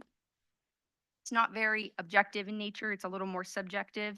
So what we're trying to do is provide something more objective so that people understand what the goal at hand is, but also that's inherently flexible. Downtown Visalia, they prioritize the use of materials like brick for their downtown buildings. And then same thing as Clovis, they for color and texture, they just include language that says it should be similar to those traditionally used in the area. And then some takeaways from the conversation with the bid. Like I said, they liked the second and third, which were the terracottas with the darker contrast and then the lighter colors. They are considering working with the architects that helped with the downtown strategic plan to develop some renderings for the workshop so that we can have more of a visual example of what either option looks like. Again, just balancing the idea of maintaining cohesive colors while allowing bold accent colors. I think one of the discussions was, what if a business's colors are central to their brand and who they are? Being able to allow some flexibility for that. And another key element that the bid was and felt strongly about was the preservation of brick as a primary material in the downtown, because it is existing and they would like to continue that. That said, I will open it up to council for some feedback and just hearing about what your preference is, and then also looking for your guys' scheduling on a future design guideline workshop. We're looking at right now the dates of May 13th and May 15th. We'll bring it back to council. As I said, I attended that bid meeting along with Councilmember Oseguera, and it was pretty clear that the colors are a vital part of downtown, and that, as we've heard from the past from Councilmember Mayor Pro Tem Guerra and Councilmember Avalos, the color palettes are really important, that we need to have some sort of uniformity. At the same time, that uniformity should allow some flexibility. Again, we have a Kingsburg developer on the bid who said that, he was in Arizona and he saw a building that you normally wouldn't think would be approved, but it worked. It absolutely worked. And there needs to be room within these color scheme guidelines for an item like that, for a building proposal like that. That again, the business improvement district would look at and evaluate. So I just think the guidelines are what they're going to be, but I think it has to allow a little bit of flexibility for something that just fits there, as opposed to like a color scheme. I'm all for a workshop with the public to weigh in on the colors that they want to see. This is a discussion. It's to schedule. I think the action is to move forward scheduling. The action is to move forward scheduling a workshop downtown. Is that correct? Would this be at the Arts Center or at the City Hall? Check the Art Center's availability, but I mean, there's no reason to suggest that we can explore alternative venues. But I think right now, because we know the council chambers availability, council chambers. I believe there is a function currently happening at the, or that will be happening at the Art Center. But we'll confirm. Either place, I just probably want to nail it down, the place. Right? Yeah. We hadn't considered the Art Center, but it would be, I think, here in the council chambers. Is the 13th or 15th good for council as potential dates? I was just gonna state, I mean, we'll send out the date. I mean, we can start with those dates and work backward on availability and preparing those items. The other thing I would say is we will also push surveys out as part of that for more public input.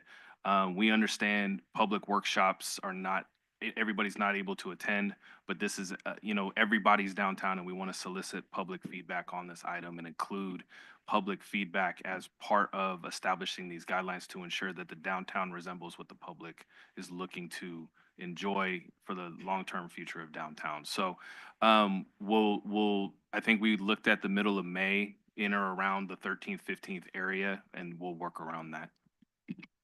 Would the bid have a chance to weigh in on the applicable dates in their meeting? I think it would be more of a joint workshop between like the bid, the planning commission and the city council. So we have 3 commissions that we're trying to match availability on to ensure as much participation at that workshop is gained for staff to go and then revise and prepare those guidelines for consideration and adoption. So we have some calendars to Got coordinate. a lot of calendars. So you'll send out an email to all the members and kind of see what dates work for most people. Okay.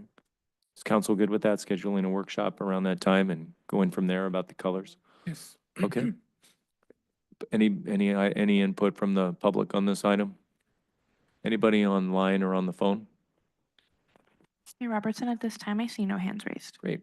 That will move back. It's a discussion item. So it sounds like we have consensus on this. And with that, we'll move on to item 4.4.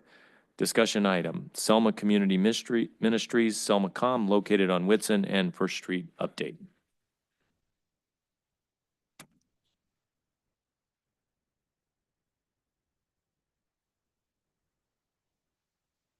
Thank you, Mayor and council members. Before you is a requested item where your council requested an update on Selma Community Ministries, which is known as SelmaCom, located at Whitson and First Street. As outlined in the staff report, code enforcement had visited the property and opened a code enforcement case for a trailer being used and discharged to the city sewer system. In addition, that case was closed January 21, 2025. However, this has been an item I think that's been reported on more than one occasion. In speaking with the Selma Kingsburg Fowler Sanitation District general manager, this type of use of the sewer can be problematic and create some issues. However, we just want to make sure everybody understands that there is a process to go through in terms of permitting. And in this case, a business license was submitted by the operators of SelmaCom.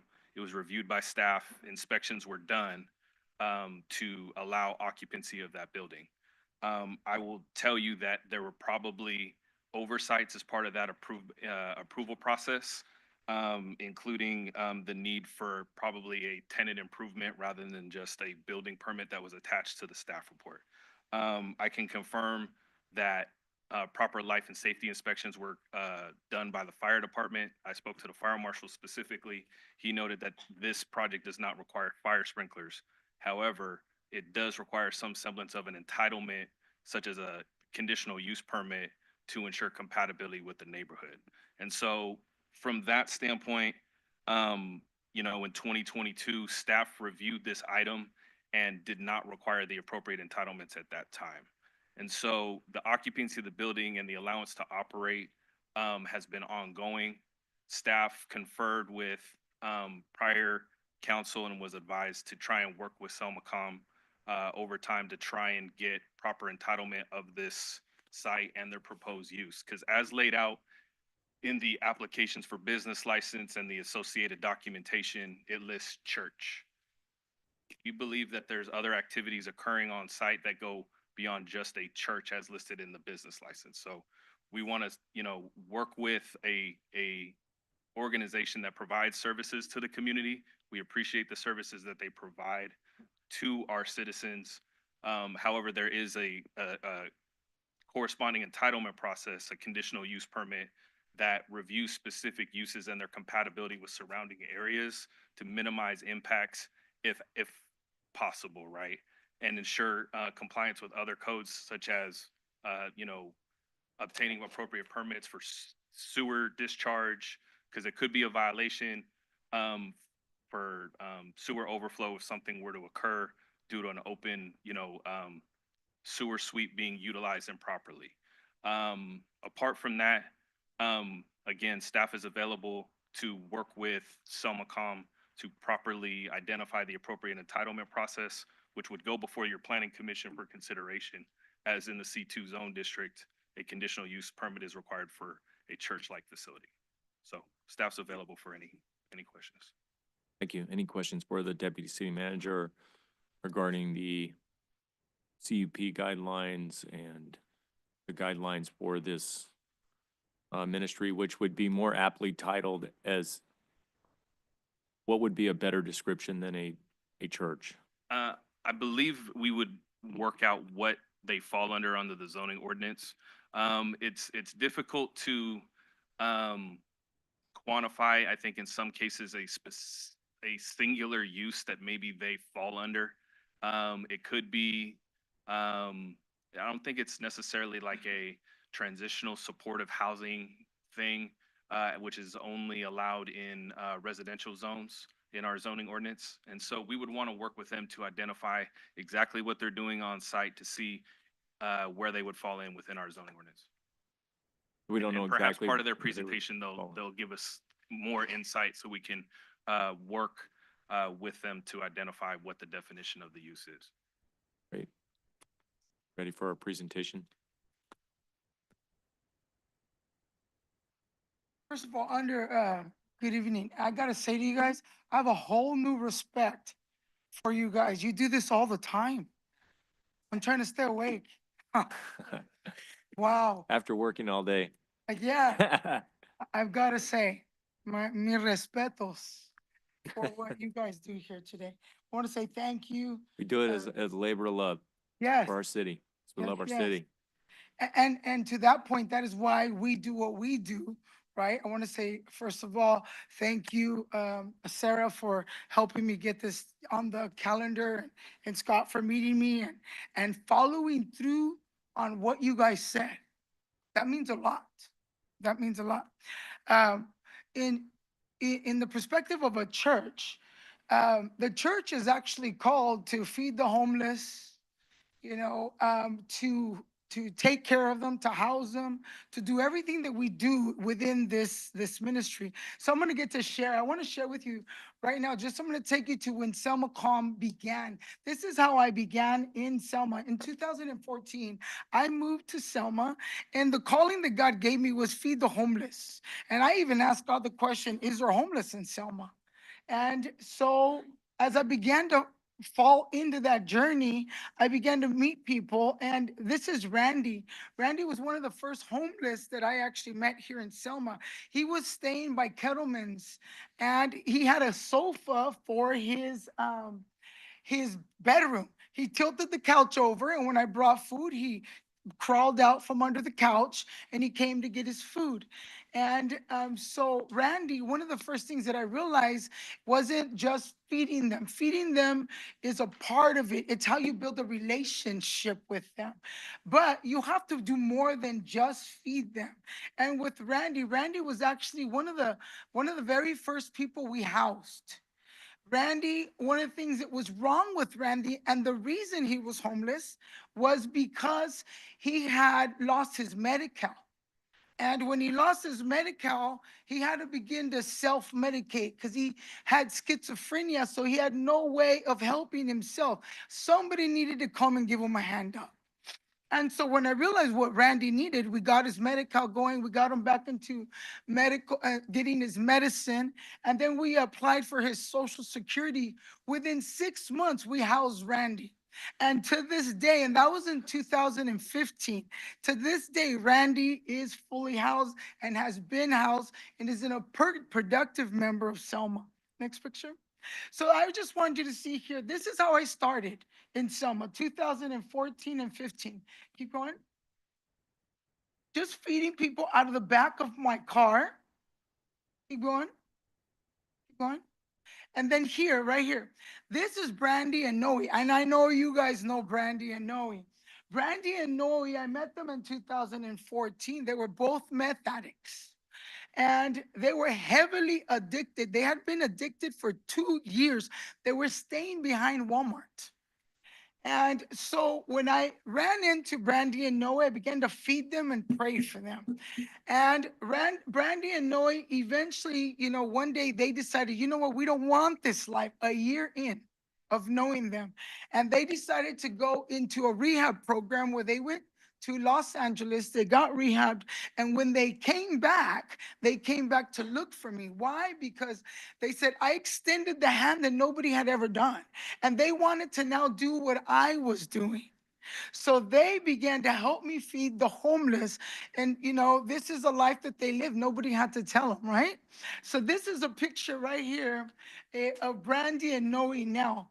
Brandy and Noe, 2 years ago, we commissioned them, ordained them as pastors, and now Brandy and Noe have opened up a church in Kansas, and they are now preaching the gospel in Kansas because of what started, a simple out of the back of my car. So now, next picture. In 2015, Selma Calm, the official 501c3, was born. That is when we formed an official, and let me tell you how I did that. We sell burritos to pay for that $2,000 fee to become a 501c3. I've only known since day one to do things in a way that I had to earn it. We had to make it happen. Nobody was handing anything to us here. And so Selma Calm was born in 2015 as an official 501c3. This is the building that we have right now. It was the old 99. Now, we purchased this building 2 years ago. I think sometime in March, we closed the escrow on this building right here. And from then to right now, I have never heard anything of what this gentleman is saying that just came up here and said. Nobody's ever come to me and said, we have a problem in any way. So in this building, it used to be used, it was empty at first when I got it, obviously, and we've restored it to what it is now, right? In this building, which was a nightclub, we turned it into a place where people can come and feel like human beings. This building never closes. We are open every single day. We open at 9, and people can come in for continental breakfast. They come in for a pastry and a cup of coffee. They get to sit down. They get to charge their phone. They get to go to the restroom, use the restroom like a decent human being. And so it makes a world that we love them, we serve them, we treat them like human beings. And it is absolutely amazing what you can accomplish when you treat people with love. Jesus told us when the apostles said to them, what is the greatest commandment? He said, love the Lord your God with all your heart, your soul, and your mind. He said, and the second one is love your neighbor as you love yourself. That is what we do in this building. Next picture. Next one. Now, we at the ministry here, we are an access site. Why? Because I realized that I'm going to need to have to find resources to be able to make a difference. Before I got this grant here, before COVID, I received a $1.3 million grant to house the homeless right before COVID, and I've been doing exactly that since then. Then I realized, okay, I have to sit at the table where there is decisions being made. That is called the Fresno Madera Continuum of Care. I sat at that table and I learned. I learned what I needed to do to make a difference in this community. I poured sweat into this community. I don't even live here. I live in Reedley. But I love Selma. I started living here. And I absolutely has poured into it. So I realized one thing. We needed to get approved to become an access site. What does that mean? Well, that means that I need DSS to come alongside me and to work with me. I need access to every homeless that's ever been out there so that I know what's going on when they come and knock at my door. So if somebody comes to me and says, hi, I'm so-and-so and I need help. And I can say, what's your name? And if they have been put anywhere in the system, in Fresno, Fresno County, Fresno Madera Continuum of Care, we have access to know what exactly is going on with this person. Example, today a woman came.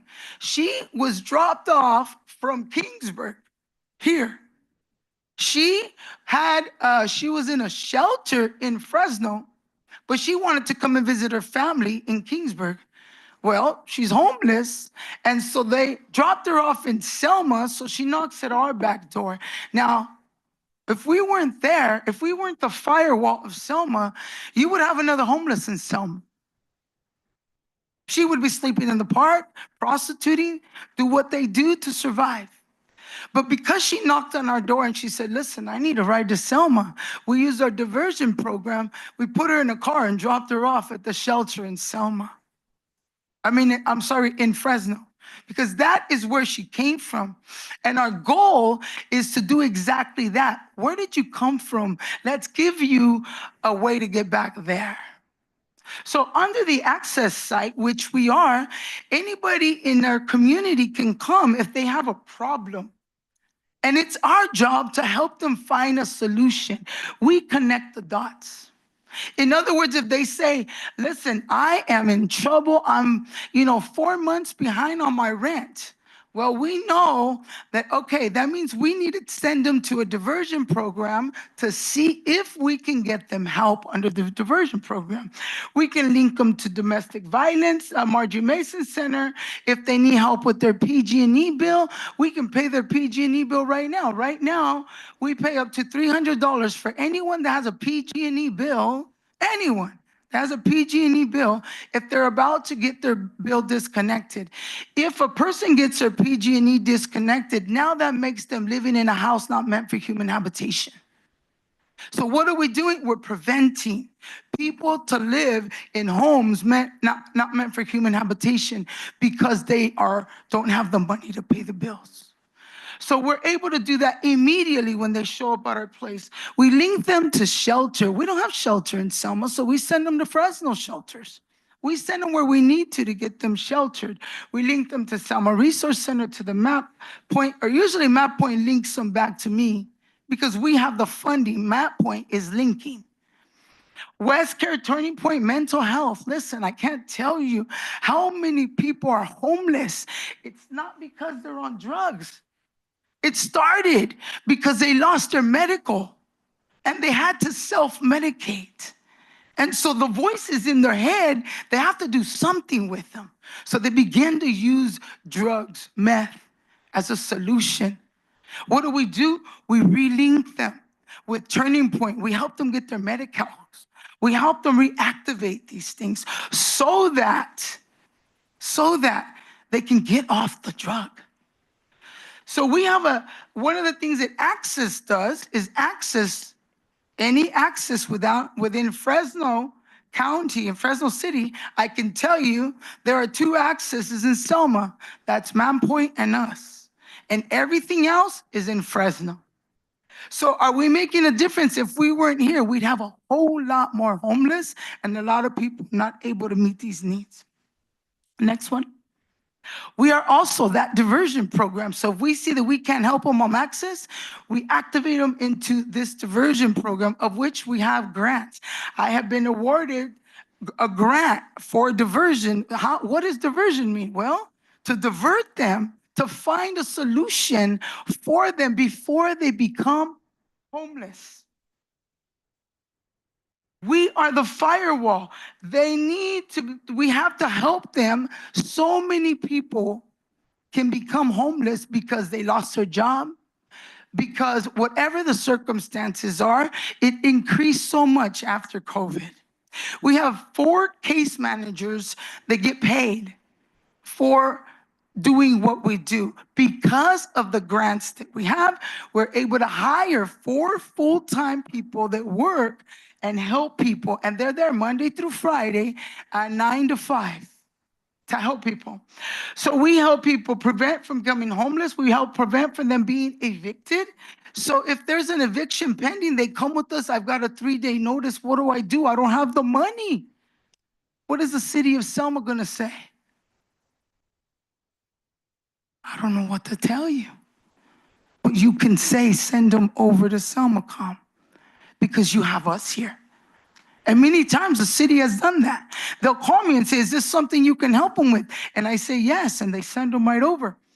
So when they have an eviction, we do many things. We try first activating diversion. I've learned when I first started operating out of my car how to use resources instead of money. So I understand how to use resources way more faster than using money.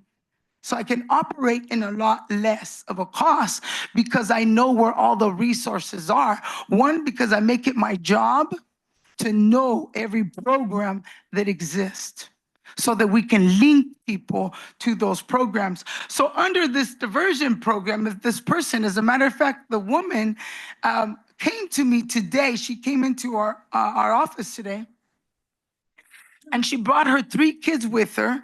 A couple of months ago, I want to say in January, she came to me and she said, I'm about to be homeless. I have a 3-day eviction and I owe almost $3,000.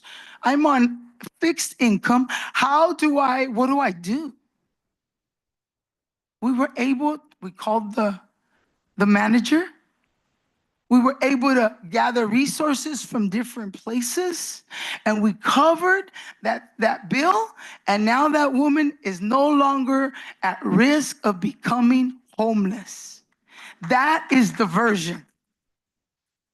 We do that over and over all the time.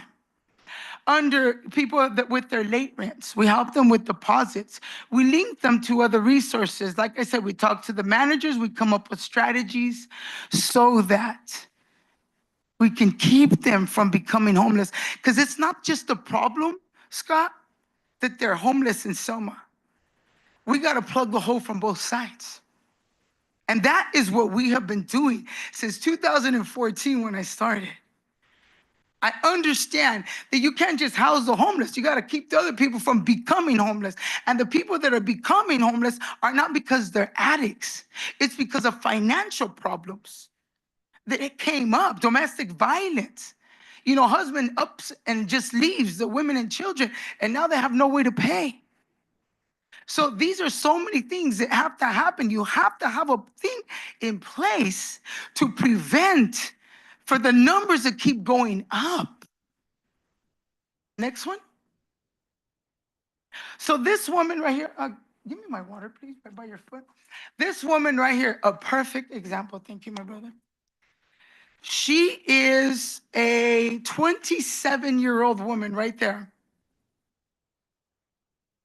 Excuse me. 27-year-old. She's addicted to fentanyl. She has overdosed 4 times. And she has 3 kids, 2 kids, 6 and 7 years old. She, because of the effort of our case manager, Kathy, accepted to go into Teen Challenge. And that day, we drove her. She drove her straight to Teen Challenge in Bakersfield, because that's where they take women. She got home, like 9 at night back? But it was about that woman, that life, off the streets now, in a rehabilitation program, Teen Challenge. Y'all know Teen Challenge. Addicted. OD'd 4 times. Next one. So here's Brandy and Noe. They are doing well in Kansas. Next one. I show you that just to remind you, from a meth addict behind Walmart, Brandy, to baptizing, that's what I call making a difference. The person we're baptizing is here today. Her name is Diana. Diana used to be in Selma homeless. I'll let her tell you her story. But she was a meth addict and a prostitute in Selma. Life changing. Next picture. So one of the things that we do is a lot of times people will say, well, when you feed people, you enable them. No, when you feed people, you open an opportunity to build a relationship with them. Because if they're hungry, they ain't going to hear you. So in Selma, just in January, we feed our continental breakfast, we serve a lunch, and sometimes if they ask for a bag to go, we give them a bag to go. On average, in January, we made 325 meals total. We had 325 meals, and we served an average of about 17 to 25 people. Okay, and I just show you just a breakdown of what the cost is. But overall, if we just do the math at $10, 325, this ministry is paying $3,250 a month. And we have no help from anybody. This has nothing to do with grants. This has to do with the heart of Jesus. This has to do with the word of God that says, feed your neighbor, love your neighbor. The word of God says, do you love me? He said, yeah. He said, then feed my sheep, tend to my sheep. So that one day when we get before him, he doesn't separate us to the left because we didn't do what we were called to do. So as you can see here, this is just a ministry effort out of tithes and offerings. This is not a grant. Next. This here is a shower ministry that what the complaints are about. That right there is the first time we used this shower. Rose and Scott, you guys, Sarah, you guys know about when this drove in because you helped me. I remember the effort. It was a city effort to do this. And so when I purchased this trailer, it was a toy hauler, and we built 2 showers in the back where the door comes back out. And so that gentleman right there, his name is Isaac. He had not taken a shower for 3 months. When he came out of the shower, we happened to capture the joy he was feeling, just to feel like a human being. The thing that we take for granted. That's the thing that the city is telling me we want to do away with. That, if you look at the expression of that man's face, life-changing, just to take a shower. He was homeless for 10 years before I met him. He had already been homeless. He just died. But I'm so excited to tell you he didn't die homeless because we housed him. And he was financially able to sustain himself. He didn't die homeless. Next one. This is the ministry trailer now, and I just wanted to give you an insight of, see, we have 2 showers side by side. There's nothing luxurious. We're a small ministry.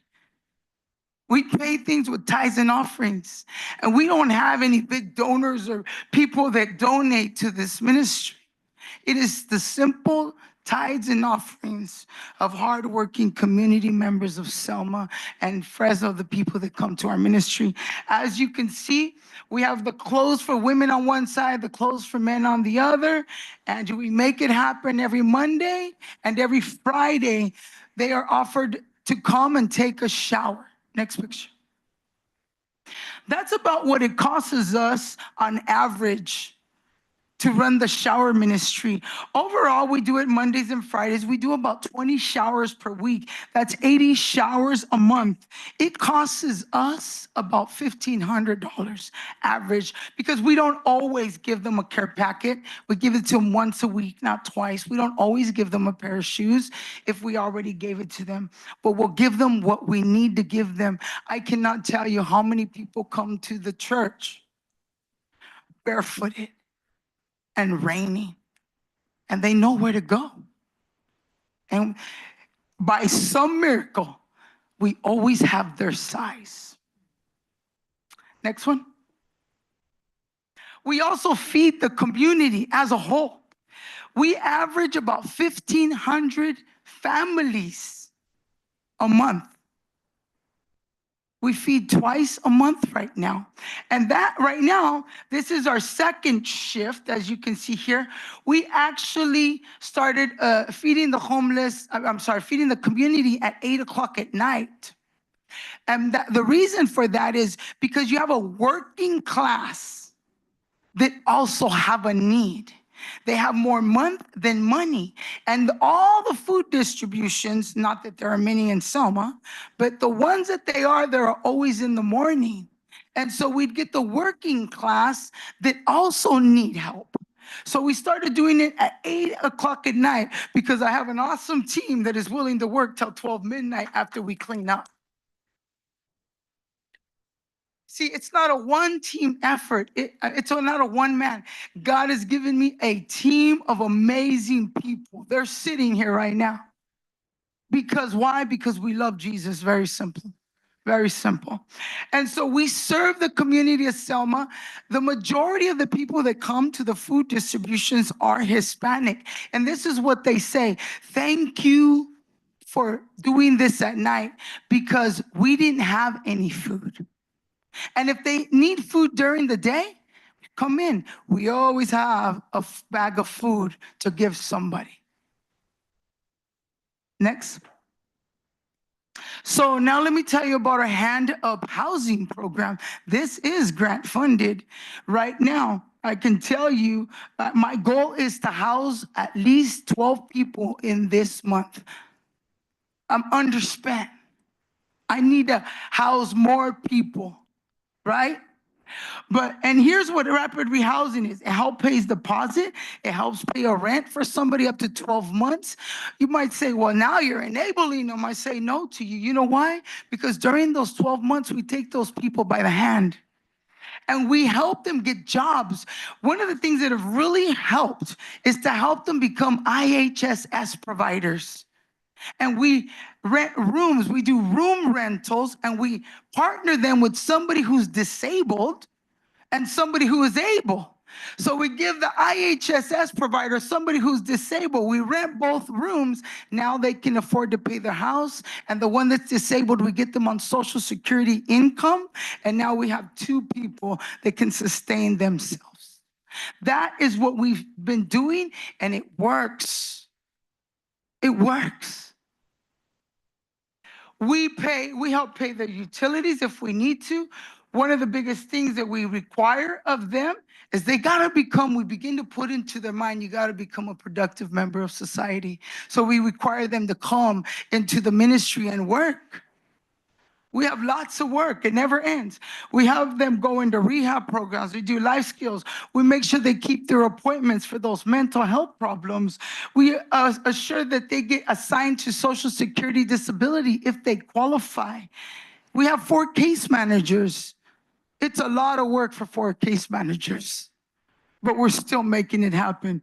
God is our miracle worker. But we are also, by doing all of this, I've heard chiefs say, oh, the crime has been reduced. I can tell you that we at Selma Com since 2014 have a big part to do with your reduction in crime.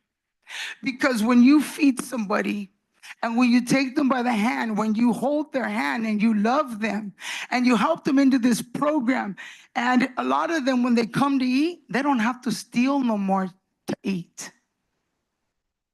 Because now we're providing that, but that's just the hook to get them into the programs. Next one. This is Rico. When he went in, you can tell which one's the one that's the attic, right?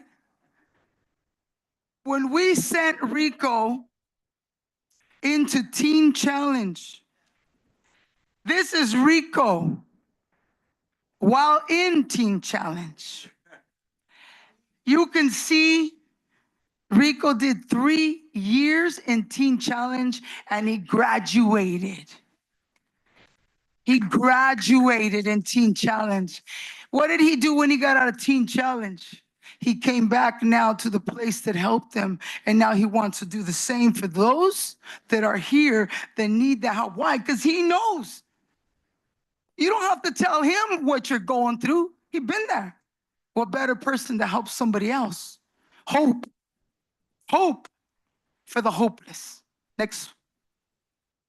This is Rico right here too. Right before we sent it, we prayed for him because we wanted to make sure he succeeded, and we drove him to Teen Challenge. Next. Some of you guys might remember Amanda. This is Amanda when she burned down a house in Selma. Amanda had been homeless for 20 years. 20 years. But Selma Community Outreach Ministry, through the Hand Up Housing Program, has housed her. And now, as you can see, Amanda's very well recovered. She's now married, and she's living a really good life, and she is very faithful to God. As a matter of fact, Amanda just got ordained as an evangelist.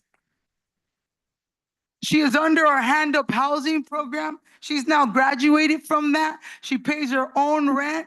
She pays her tithes and her offerings. Next. This is Maria. She was homeless here in Selma. Maria had been homeless for 10 years in 2014 when I met her and started feeding her. Every time I saw Maria, I'd say, "Are you ready yet?" She'd say, "No, no." But in December of 2024, Maria said, "I'm ready." And the second she said, "We ready," we began the process of putting her under a Hand Up Housing Program. She is now housed. She was just recently baptized. And let me tell you what Maria just got right now. She just got her first job as an IHSS provider, and she's a week away from getting her first check. She's excited to be paying her own rent soon, which is only $700, because we're making sure that when we put them in housing, that it's affordable. So I think picture says more than 1,000 words. For her, life changing. These are all people in Selma. Next. Just another picture of her. Now you guys might be familiar with him. Chief might even recognize this one. On a wheelchair, homeless for 2 years. No hope at all for anybody to help him. One of our case managers, he comes in one day to eat because he was hungry. And our case manager, Michael, took him by the hand, took him to get everything that needs to happen under our program. You got to get doc ready to get under Hand Up Housing. ID, birth certificate, Social Security. All the paperwork has to be in place.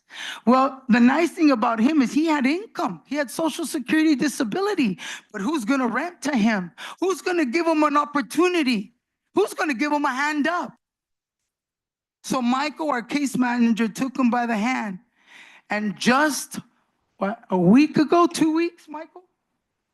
2 weeks ago. You see that in his hands? I don't know if you can tell because he has it on the glove. Those are keys to his apartment. Low income housing for him. He's paying under $300 for rent. So he will never go homeless again. And now we're setting him up because he obviously needs an IHSS provider. So one of the people that we've housed, we're going to assign to him, and he'll be taken care of, and he won't live in a filthy house, and we'll keep up with him. Next slide. He was on that waiting list for a year. Now this is my brother Mickey here. He's also here. Mickey was homeless for 1 year. He just got housed. We just housed him. Off the streets of Selma. This is real results. This is not numbers. This is real people, real life change under the hand-up housing right now. Next. This is Rebecca on meth, addicted. She's here today. When she came to the church, I remember Rebecca sitting outside in the cold telling me I'm sick. I can't take it no more. I can't take it no more.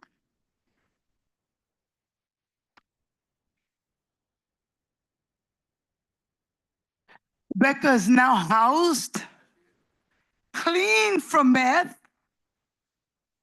and she goes every day to the church and she feeds the homeless, helping us, giving back. Life-changing. She has established income. All she needed was a hand up. Next one. This is Isaac. He's here today. Isaac was running the streets of Selma, addicted to meth as well, using meth. Isaac is now housed, doing well, cleaned up, and sitting here. Next. We also work with different organizations with the probation department. They put this on their Facebook, so I just wanted to take it from their Facebook as we partnered with probation. Why? Because a lot of people that are on probation, they're getting violated. Why? Because they're poor. Because they don't have a way to get to Fresno. Because there's no transportation. So probation called me and said, hey, how can we partner? Can we partner? Without giving it a second thought, I said, absolutely, let's partner. So once a month, they come. As a matter of fact, they were here today, and they meet with all the people that are on probation with them. They sit with them outside. They put their canopies outside. And with youth, they meet in my office for more privacy because they're youth. And they've been able to reduce violations by 50%. Selma people. Next. We also work with Adventist Health Hospital. I used to work for them. I used to run their rural health clinics, and we've maintained an amazing relationship. They come out also, and they provide free resources for those who don't have resources. All of these things, that we do here, these are things, most of this stuff, other than the hand-up housing and the diversion, we don't have any support. It gets really hard sometimes to make ends meet, but we do it every single month. And as you can see, results. Next. As you can see, the results are there. So before I finish my part, I want to invite Apostle Andy Barraza to share this next part, because Selma has an even bigger problem that's beginning to start out. The problem about the fentanyl. It's really, really happening in Selma so much. I can tell you because we're right in the middle of it. We know what's going on in Selma. So it's very important. And when we lost 2 young people in the same apartment complex, 14 and 15, I felt this anger. And I felt like, why are we being quiet? Why aren't we doing something? Why aren't we being loud? It's lack of knowledge. Our kids are dying for lack of knowledge. I asked the chief the other day in a meeting, I said we were at the hospital for a ministerial alliance, and he said, oh, well, we're doing something about it. We're putting a bulletin up on the freeways. I'm sorry, but that's not doing anything about it. A solution is a real hands-on solution. And I'm here to tell you, I'm in. I'm all in. And if what I've shown you up to now doesn't prove it, then I don't know what to tell you. But I'm all in. I want to make a difference. I believe that together we can make a difference. But it takes every single one of us. And I thank God because truthfully, I feel like right now we have a council that we can do it with. And I would not say that if I didn't think. I think we can do this together. And we need to, because lives depend on it. Lives depend on it. It's not about anybody here, but about innocent lives. That all they got to do is get one little pill and it's over. I want to introduce you to Andy. God bless you. We're going to clap that up. That's a celebration. Yeah, I was thinking about some words here, equity and infrastructure. I'm a human service professional. I've been in the industry for about 25 years. I'm a pastor, minister in Fresno. I live in Sanger. I came here back in November as an employee, as a case manager, and I began to observe daily, literally miracles taking place. Literally miracles. People coming in that were strung out on dope, that were dealing with issues. Everything that Delfina just described. And every day that I've been there, I kid you not, there's something that is happening that is changing people's life without exaggeration. And so as these folks stand here with these billboards here, it's a description of all the different types of drugs, street drugs that are used amongst people that, again, get caught up in this particular web that ultimately brings them to destruction. So what I'm doing now on Mondays from 4 to 5:15, I'm doing a class on the truth about drugs, and we've targeted ages 13 through 17 with the purpose of being able to educate.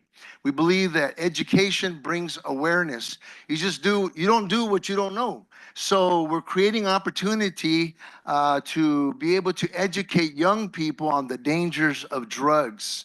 And so this is important because those young people are going to become adults that hopefully will take care of us senior citizens as we mature in age. I'm 59 years old myself, and so I want to make sure that I'm doing something to pour back into this generation. So next slide, if you would. The truth about drugs, we're going to roll this video real quick to kind of create a different atmosphere. White. Butter. Rocks. Crank. Sleep. Flavor. Yellow. Crack. Glow. Work. Crack cocaine. It will ruin your life. You will have nothing after you smoke crack. Crack is basically like the refined form of cocaine. When you have cocaine, obviously it's cut with a few things, and then what you do with crack is you heat it up and it burns off all that stuff, which means that you have the pure cocaine. It's 80% to 100% more pure than cocaine. Crack gets its name from the sound it makes when you smoke it. It's like a crackling and popping sound. It comes in block or crystal form and ranges in colors from white to yellow to pale rose. It's not translucent. You can't see through it. It looks like a rock. It's hard like a rock. You can just snort it. I snorted it. Shot it up while I would smoke it. Put it in the pipe and smoke it. You can snort it, inject it, or smoke it. I did it for my first time on my 13th birthday. Around 17. I was 21 when I first smoked crack cocaine. I'd say 23 to 24 years old. It was curiosity. My buddies were doing it. My friends asked me to try some cocaine. We ran out that night and our drug dealer offered us crack instead. Boyfriend told me this is gonna be fun. You can do it just once. It's not gonna be a big deal. And so I tried it. I took them just to be cool, just to fit in. And I smoked it, and within the first 20 minutes of starting to smoke it, I was scraping the pipe. I had run out, was looking on the floor to see if I had dropped any.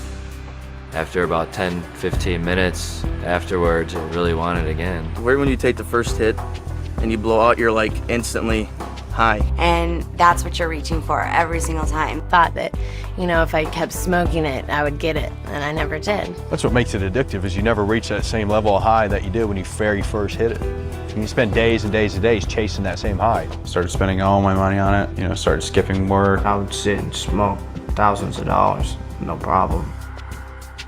The come down is the most horrible part of crack. I mean, you can't sleep, you can't think, you don't want anybody to be around you, you want to just curl up in a ball and cry. You're nauseous and you're sick to your stomach. Slow thinking, lethargic feeling, not wanting to do anything. I didn't sleep for a long time. I started with like a little bit seeing stuff. It makes you insane. You're gonna do anything that you possibly can to avoid that because it hurts. Your heart feels like it's gonna pop out of your chest because it's going so fast, and you honestly feel like you might die. I was living on the streets, sleeping in abandoned garages, eating out of garbage cans. One time I went over to one of the guy's house. I went inside. The guy's like, "This is what it is." And I tried to argue prices with him, which wasn't at all intelligent. And he took all my money out of my pockets, and he told me I wasn't allowed to leave. I was tied down to the chair, and the guy was walking around the house with a gun. He was all pissed off because he thought that I was like a narc and that the cops were coming because of me. And all the time I'm just begging to him, let me live. I didn't do nothing. I don't know what you're talking about. I was only 14 or 15 years old when it happened. I went from being a very successful business person, had my own apartment living in New York City, to I wake up one day, I'm 30 years old, I'm living with my parents again, and I'm actually stealing my mom's purse to get money for crack. I went from being in this upper middle class family, wonderful home, to going from crack house to crack house. It's where you go and do drugs, smoke crack nonstop. Usually there's somebody at the door that asks you what you want. You would have to either give him money or give him drugs for just letting you in the door. You would walk into the crack house, it would be extremely dirty. Dishes piled up all over the place. Like I said, cockroaches on the ground crawling all over. You walk around the house, it doesn't matter if there's babies there, it doesn't matter if there's young children, there's crack pipes all over, there's the paraphernalia that goes along with using it. People that have been there for 2-3 days just all strung out in the corner. A guy came in to buy some crack and he had a bunch of money. They sold him some fake crack. So he came back in the house and pretty much like 7 guys just jumped him and took his money and beat him up pretty bad. There's blood everywhere. And as you look at this presentation here, this is the reality of what's happening in our community. And of course, with the increase of fentanyl use and that kind of activity, this is another extension of what we're doing here. So some of the strategic approaches that we've taken, a 14-week class for students ages 13 to 17. Topics that we're covering are understanding substance abuse, understanding behavioral cycles, understanding destructive mentalities, developing a positive value system. And you might look at that and you might say this is all fine and dandy, but these are all undergirding factors to contribute to a community that is prosperous, as the model of Selma is. I was looking at the model of those 3 factors. What were the 3 factors? Let's see, who can remind me? What was it? Prosperity and what? Unity and what else? And strength. And this is just another element of what Selma Community Outreach is doing here in the city of Selma. So as you heard Apostle Delfina elaborate, every Monday we're providing fresh food for students. The first class was about 7, the next class was about 16, and it's growing. And so we're presenting this to you to share what it is that we're doing here in this community to help build infrastructure and equity. Thank you so much.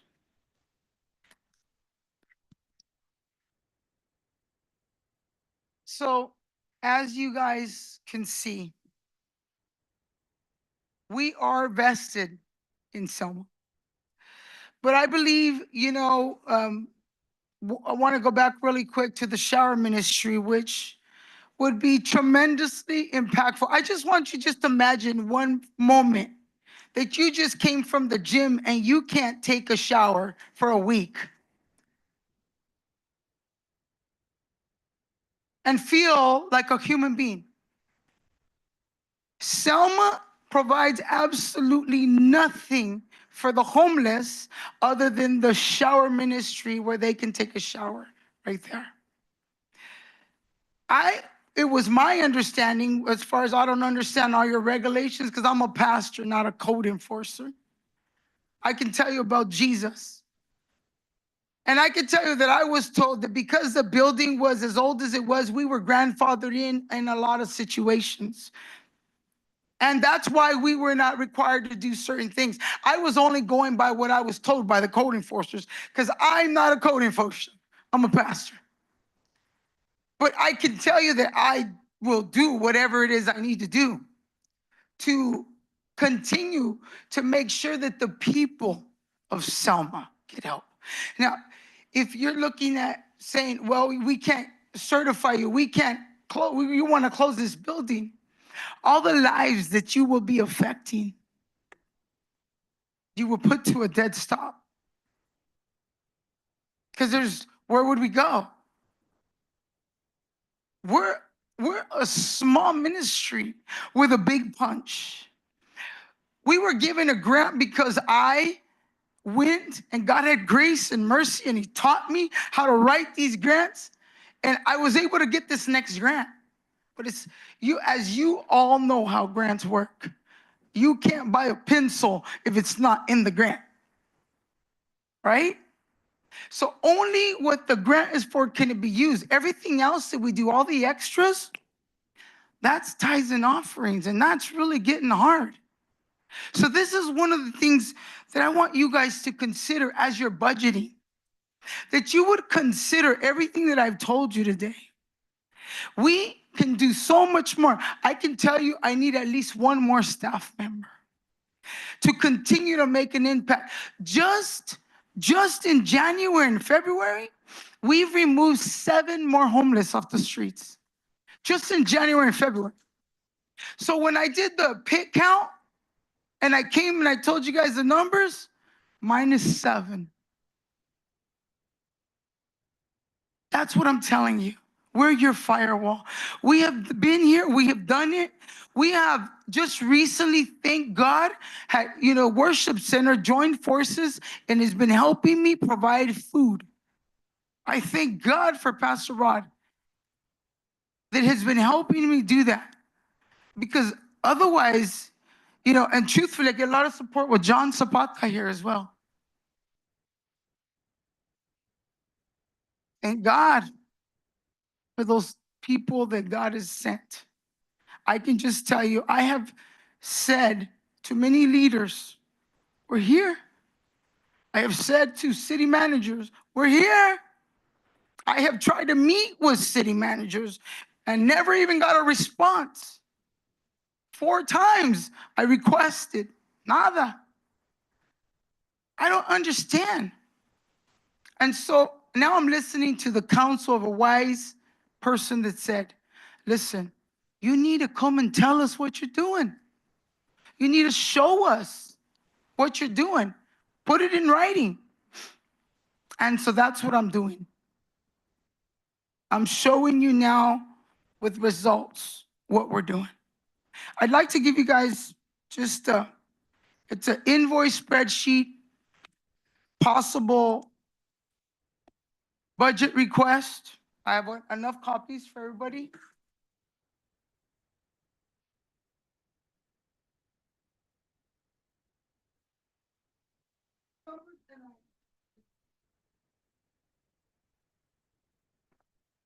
The cost that we have during the operations cost of personnel for 1 more full-time personnel.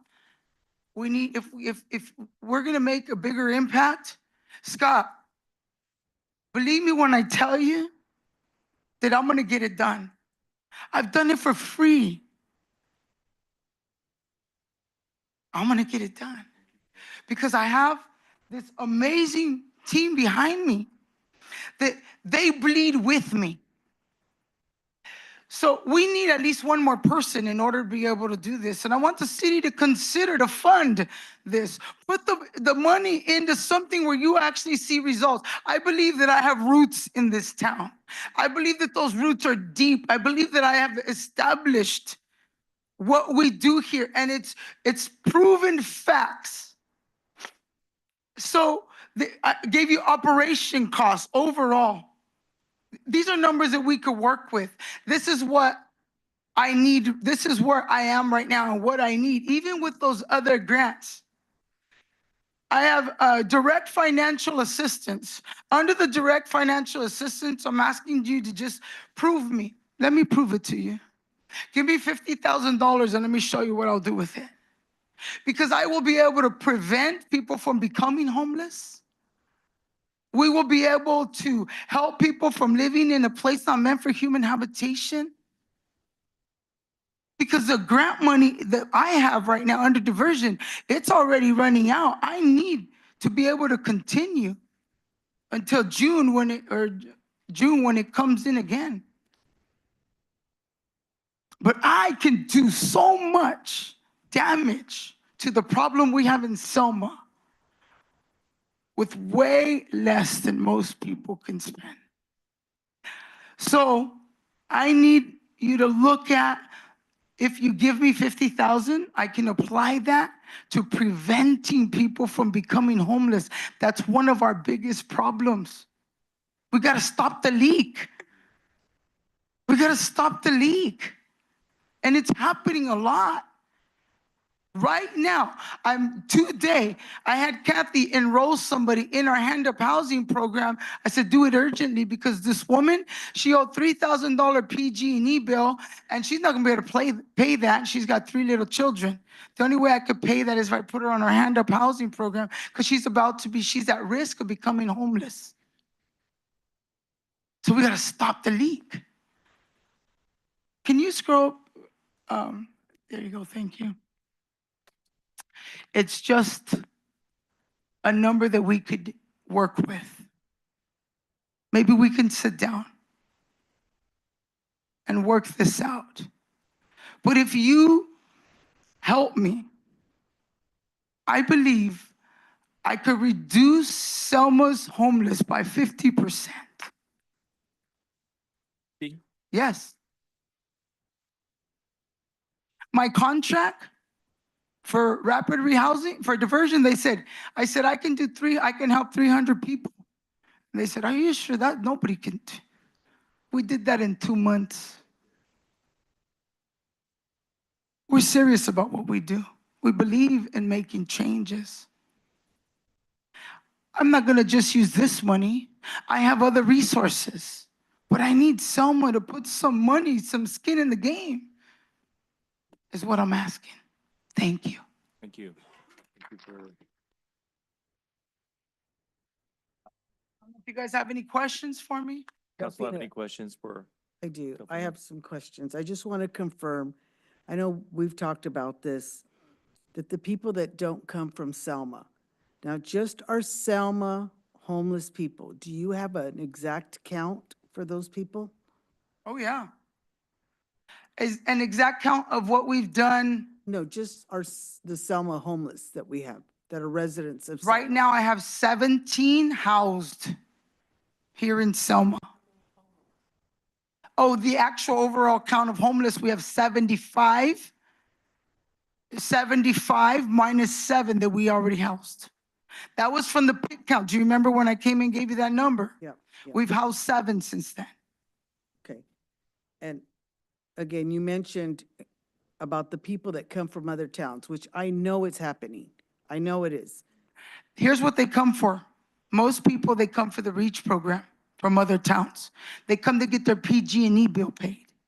And we have the REACH program, so we can pay anybody's PG&E bill in Coalinga, anybody's, as long as they have a PG&E bill. And that has nothing to do with these grants. It has to do with the REACH program I have a contract with to help anybody that has a PG&E. So people come from other towns for that. But let me tell you what we never do. We never allow somebody that's not from here to stay here. My goal is to make sure that we get them back to where they came from. Most of the time, we're putting them on a bus and a one-way ticket. Okay. The other thing I just want to mention to you, I know you do such an amazing job for the people, and I've heard it. I've heard their testimonies. I just came from Texas, and I just want to tell you, there was a place called the House of Heart, and that's exactly what it is. It's a building owned by the downtown San Antonio, where it housed the homeless. It doesn't house them, but it does exactly what you stated. It showers them and it feeds them. But you walk down their downtown, you won't see one, not even a straw paper, because they take pride. They go and they have their homeless go around cleaning up their community. And that is giving them that encouragement that I want to work. So they have these, and I know, we're comparing apples to oranges because state of California is different than state of Texas. And I get that. But those programs, just like you're saying, works because these people are getting jobs.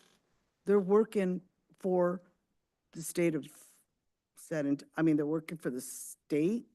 They're working, and it helps them. It's a hand up, just like you're stating. Yep. But it gives them that ability. They need that job worth. They need to have that experience. And if it's picking up, trash, if it's cleaning up the streets, because that's what they're doing. And then guess what? When they're that good of an employee, someone will pick them up. And that's what they've stated.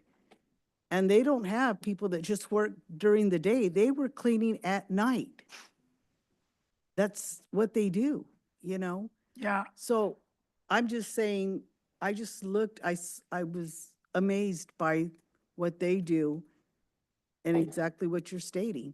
And you don't see a homeless problem over there. You might see a few, but nothing like you see in Selma. Well, if you actually, in Selma, you don't see as many anymore. Yeah. It's been, you see a lot less now. You see a lot less. Because, and when they are walking around, at least, they're not all dirty and they're clean. They look decent. They can walk in the store and not smell. They don't have to be humiliated because remember, they are human beings with a heartbeat and they need a hand up. So Delphine, I have a couple of questions. Sure. You're asking for the city to give you a proposed budget. Are you open for the city to give you some policies to follow with that money and some analysis to be brought to the city? Because that's the main goal of the city, getting information for people out there. And by the way, yesterday and this morning I spoke to Candy, and she's doing really well, her and her husband. And I really appreciate what you did with her because she's been in contact with me and I've worked with her. And that's a really champion project that you did. So that's a really good job. But my question, because of course we're giving taxpayer money if we do give it out. What proposals are you giving to the city if you actually did get something? And I'm just asking. I don't know if we're going to give it or not. But what are you aside of what you've told us? What other analysis will you do for the city till we can show that we're going to get something in return? Well, here's what I can tell you. I I appreciate everything you're doing because you're doing that because it's a love of the Lord. But what can we get so we can turn around and tell our constituents that it's something in return? Yes. Well, here's what I can tell you. I will come to city council once a month and I will report the numbers. I'll give you the results. I will give you a breakdown like the invoice I have in front of you. I'll give you a monthly running tally of what the money that the city provided is being spent for. We keep track of it already. We're just going to put it on a spreadsheet and give you the numbers of what is happening with that funding so that the community of Selma can see what that money is being used for. I have absolutely no problem opening my books to that. So if the PD goes into the parks, we have an anti-camping ordinance now, and it's enforced here and there, but it's hard when we don't really have a place to send the homeless. Can the officers who ask the homeless to relocate, can they come to see you? Can they bring them to you? I've told Chief that. Will you come get them? It depends on if we have another staff member. See, right now, I'm not kidding. You can see the results.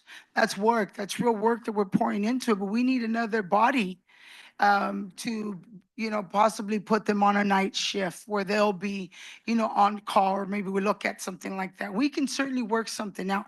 But I have had officers, like Lance Pierce, he knows my number, he has my cell phone. He's called me and he said, hey, I got this lady, she's halfway naked and it's raining. I said, no problem, take her to a hotel, Super 8.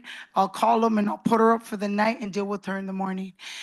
That's the kind of things that we would use funding for, so that we can fix it for the moment and then fix it when we get in, if these are the things that we're coming up with. But I have made those offers. I've made that offer many times. Question for Chief Alcarez. So with this subcontractor who goes in and cleans homeless encampments, and I'm sure they encounter folks that are unhoused who are living there, what do? Call you guys and you clear them out? Once the American Integrated shows up, there is no more, there's no more homeless at the location, or they're cited, and then they're sent on their way.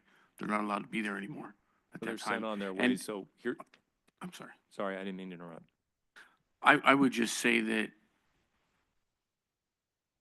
and I would echo again, that this is a national issue. This is a very complex matter that we're speaking of. I think it's great to speak on emotion and if you're not a government entity, you can say a lot of things. As a government entity, we're bound by certain parameters, regulations, laws. What I would say is that we've come in contact with many people that have visited Ms. Vasquez's location, and we're continually dealing and interacting with them for years. Ultimately, people need to seek help, and they have to desire that help. We can't force them into that help. And that's the reality of our situation. So I would just, again, be cautious on the parameters, because I don't know that we can absolutely meet those marks. What we say and what we do are two different things. And I'd just be cautious, please. Cautious about entering into a arrangement with Ms. Vasquez? I would just be cautious with expectations, and I would be cautious with dispersing out government funds. I'd just be cautious, Mr. Mayor, members of the council. But I'm just the police chief, so. All I can say is this. Proof is in the pudding, I just showed you. I didn't tell you numbers, I gave you faces. They're here, ready to talk, ready to tell the story of the changes that has happened, the results. And, I agree with you on this, Chief, is that you're right. You can't help somebody that doesn't want to be helped. I asked Maria since 2014, are you ready? And she finally accepted 10 years later. And we housed her in December. She was one of the ones staying behind what's that, 43, behind that store back there with the car lots. One of the people they emptied out, moved from there. One of those people there that we've now housed. And she just got her job and she's about to get her first check. So all I can say, as I operate government funds, I'm not a new player in the game. I've been doing this since 2014. I've been running now $1 million grants. The grant that I got, the first one, was 1.3 million. This grant right here is a 5-year grant. So I've been running high-end grants. I'm not a rookie in the game. I know what I'm doing when it comes to grants. I know and I understand how to deal with people that are addicted. I've been doing it long. I'm not doing it from a distance. I'm doing it in the trenches. That's what I can tell you. Got it. Okay. Any other questions for Ms. Vasquez? But you get it, that we're not ignoring the problem. We're not sweeping it under the rug. We're facing it, and we're trying to help. We're trying to help at the city level. rather than pretend we don't have a homeless problem, rather than pretend we don't have drug addicts in our town, rather than pretend we don't have people who've fallen on hard times and are unhoused. We have that problem. We want to help. We want to help it. Not get out of here. We want to help it. We want to help folks who've had hard times. Right? The people who don't want the help, Can't do nothing. they can't do nothing for them. This is not applying to them. This is for the people who want the help. That's right. And those are the people we want to help, Scott. We want to help the people. There are people that come and they eat and they go, but every time we're like, are you ready? That's all we can do. Help the ones that want to be helped. And that is what we are doing in Selma. Thank you. Did the Yes. public have any comments on this presentation? Anybody want to weigh in on this? I was born here in Selma. I graduated Selma High. Went to the military. You know, I went to Votech school, and I'm a very seasoned air conditioning technician. Okay, and I become homeless. My name's Mitchell Duke, and I graduated in 1982 from Selma. And I've done a lot of things in my life. I've done a lot of unequivocal things. And my circumstances put me out there, okay? I was one of the guys that got kicked out of the park, you know, for being over there just so I needed somewhere to hang out during the day, you know? And Delphina really helped me a lot. She accepted me as somebody that can be helped, okay? I didn't really, I mean, I can't even say I wanted to help, you know? But I was there, and I took the help, and then John Spada came into the picture, and we clean up a lot of these houses that these homeless people are living in. They leave their trash and stuff around, and we clean it up as best we can. Then the next day or next week, they've dirtied it up again. We got to go clean them up again, you know. But he's doing a wonderful job. You know, I've been working for him for about 8 months now. And we go to the worship center 3 times a week, men's ministry. And I just want to say there's no amount of money that you can give Delphina for what she does. It's worth more than she asked for. You know, so there you go. Thank you.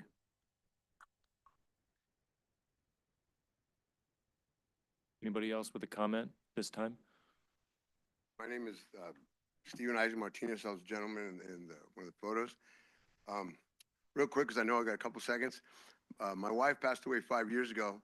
I never experienced mental illness in my life. I became depressed and anxiety just took me over.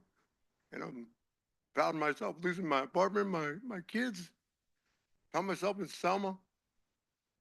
And I was here originally, but I met this woman by chance. She ran into my car the first day I met her. That was going to be a good one, right? And first service I went to, she just fed me spiritually. And my circumstance came about. She fed me physically, emotionally, a hug, a hand when you need it. I was too proud, didn't want it. Many times I hid out there, not from the police because I wasn't doing nothing wrong. Just, I didn't want to be involved with people who were doing things wrong. I didn't want my pastor pastors, where you at? Well, don't worry about me if you don't see me. It's when you hear me, I'm hanging out at the store, he's at the park. That's when you worry about me. I'd stay away from those elements. And only certain people knew where I was. I didn't want no one to find me because I didn't want to be a part of that. And I had to let my pride go and let Jesus in my heart and surrender totally. And it hasn't been easy. I've been here 5 years. And I put that woman to the test. Let me tell you, I'm not afraid to say I've been thrown out of that church 3 times. I'm talking, you see Delphina, the way she looks? Well, she's like that when you get her like that. And she'd get off the property, this and that, and I deserved it. But I needed that. And a couple months back, 3 months, she calls me in her office and says, sit down. And I was sitting on the bench next to the oil changing place, just sitting there, just waiting for the service to open up. I'm a kingdom builder, and I've been for 5 years. Well, I got thrown out of that. And I wasn't on no group chat, no Facebook, couldn't wear the shirt, couldn't help out, nothing. It got to the point where she told me, I can't even come in the building to eat, to get nothing. I deserved it. so disrespectful, the things I was doing. And this woman, I called her when I thought she hated me. And she opened up her heart and her hand and her car door and took me to Teen Challenge. And I went over there and it was a great place. I fit in a different category, I believe. I didn't, let me get to the homeless part. I didn't fit the criteria I felt. So I came out, went to a service in Fresno, got things removed from me that I didn't know were in me. And here I am today. I'm drug free. I haven't, Jeanette, how long are you drug free?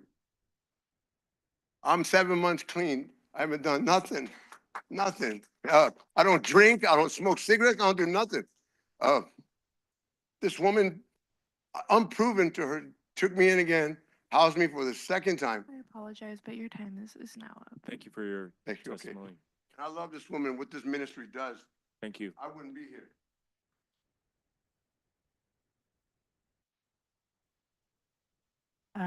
Okay. I support everything that. What's your name, ma'am? Oh, my name is Diana Diana Mancia, and I support everything that Delfina's doing because when I was homeless in 2012, this was before Delfina, and it was hard out there. I mean, it was. I had to do things I never thought I would do just to eat, just to shower, and just seeing what they have. It's just amazing, and it's a blessing to people because I was one of those people, so I know how it is to be out there on the street, and it's just a blessing. Everything that she does is a blessing, and because of Pastor Delfina and her church, I have a job. I take care of I don't know if you guys know Amanda Goodwin.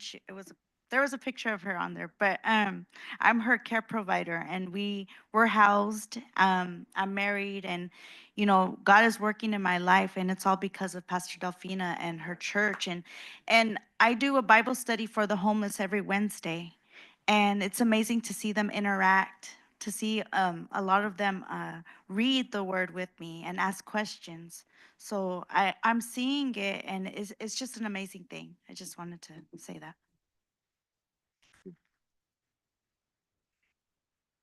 Hello, I'm Rebecca Esparza, and I'm from Delphina's Church. I'm a kingdom builder. I was homeless for 2 years, and I was on drugs, but I'm sober, and I love her because she helped me. 'Cause I would have been homeless still, but she put me in a home. I pay my rent. I have my own place, and I'm very happy. I go to church and help feed the homeless because I know how it feels to be out there, nowhere to go, scared, tired. And I really appreciate what she did for me, and, and God did.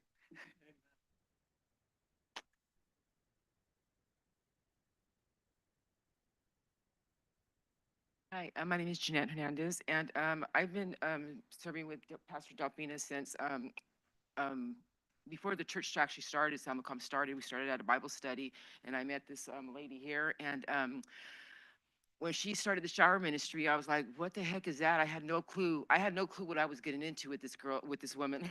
And but the Lord directed me to follow her. And since then, I've seen a lot of miracles happen at our church. She pushes through. She gets the job done. There is no can't in her language. So I've been,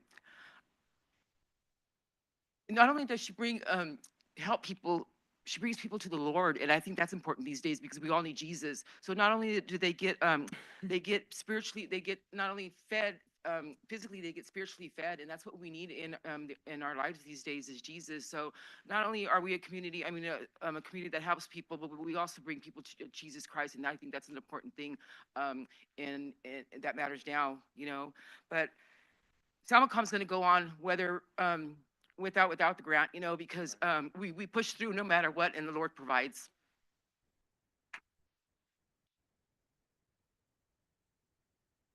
Good evening. I just want to thank you. My name is Kathy Garcia. Um, I'm one of the case managers at Selma Community Outreach Ministries, also doubles as an access site.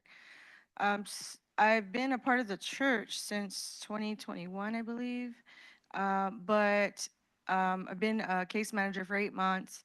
In those 8 months, I do see miracles daily, able to connect people with different programs, help them get off the street, also help people prevent homelessness. Just in those 8 months, I've seen about 170 people just for myself. And I know that I've seen some of the usual ones that are getting in police contact.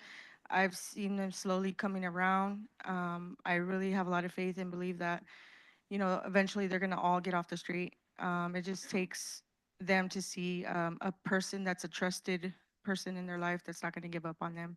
So I just want to say that I appreciate you considering backing us up on all of our endeavors and future things. And not only the city of Selma, but we hope to partner with other agencies as well. Thank you.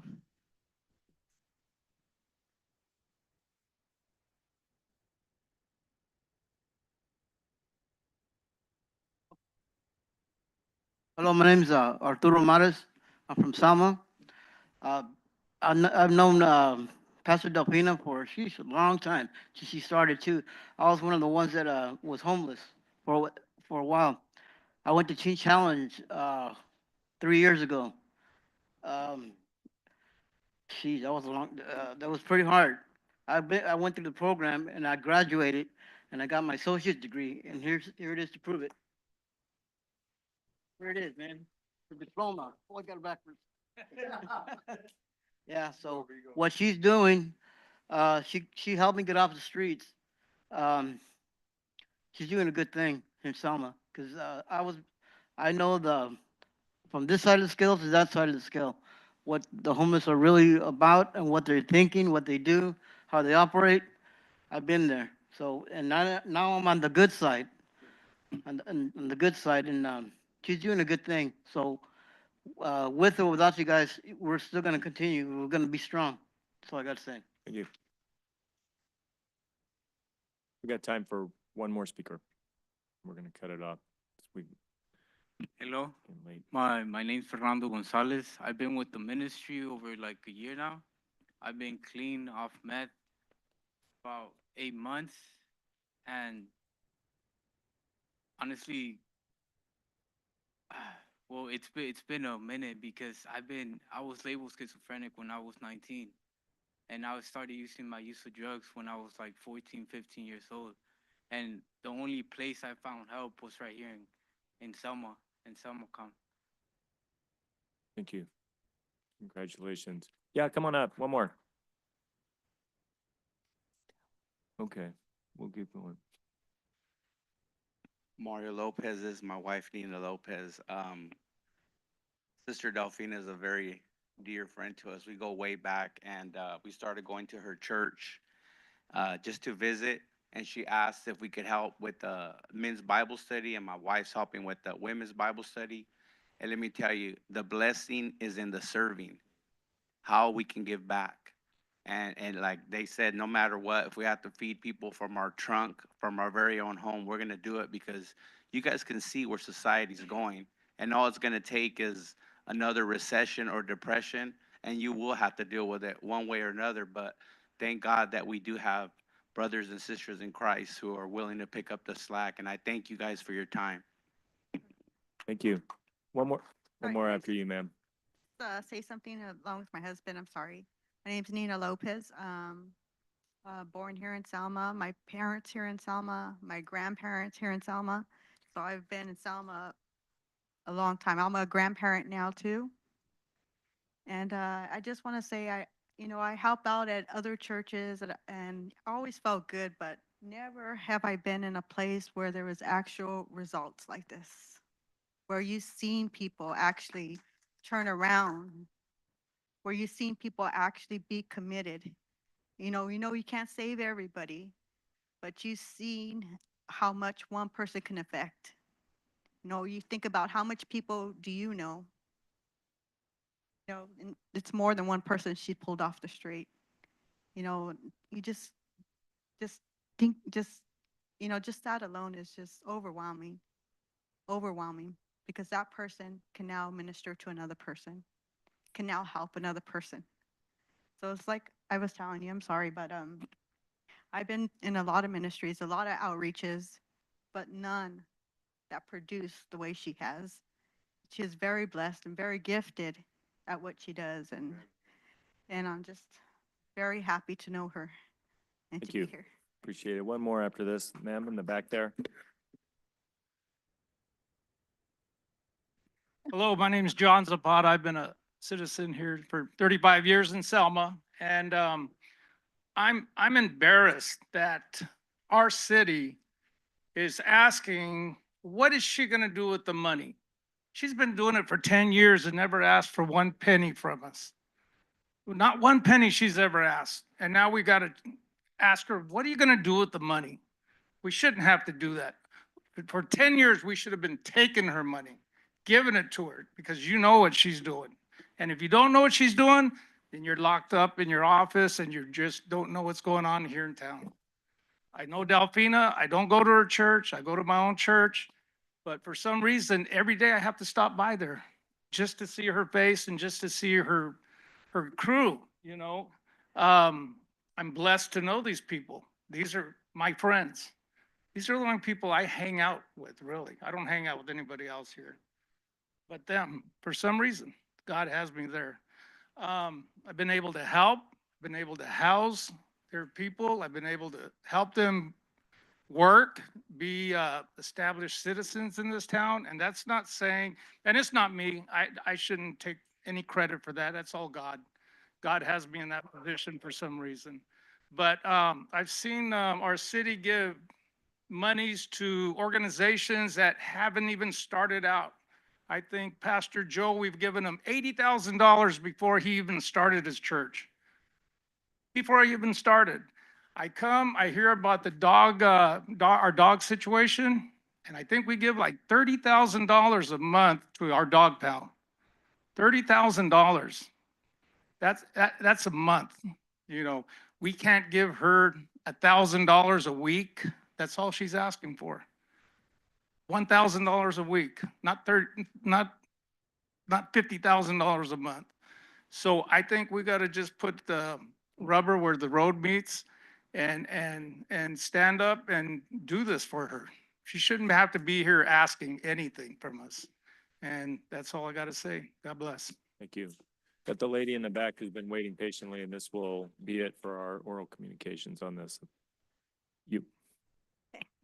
Stella Ramirez, Selma, California. Okay, I'm a little confused here. I just want to know, is it $50,000 that's being asked? 50,000, right? Okay, I think that there should be some kind of accountability for $50,000 because it is coming out of the budget and it is coming out of taxpayers' money. So like anything, federal government, city should be accounted for. Another thing, I think that we should start, if it is approved, I mean, we should start off slow. Maybe 20,000, 25,000, half of that. Start off slow. Trujillo, I never said this, but I agree with you that we should have like some type of reports coming in so we can see, find out, you know, where that money did go. Because again, like I said, you know, this is taxpayer funding, taxpayer money. So that's what I want to say is let's pilot this. Let's pilot this. Let's start off slow. Like I said, 25,000 and have monthly reports and see if this works out. Thank you. Thank you. And that's going to be it for oral communications. Thank you. We'll refer the matter back to council.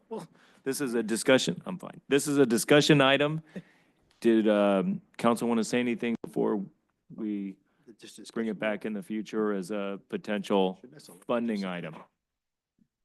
No, it's a discussion.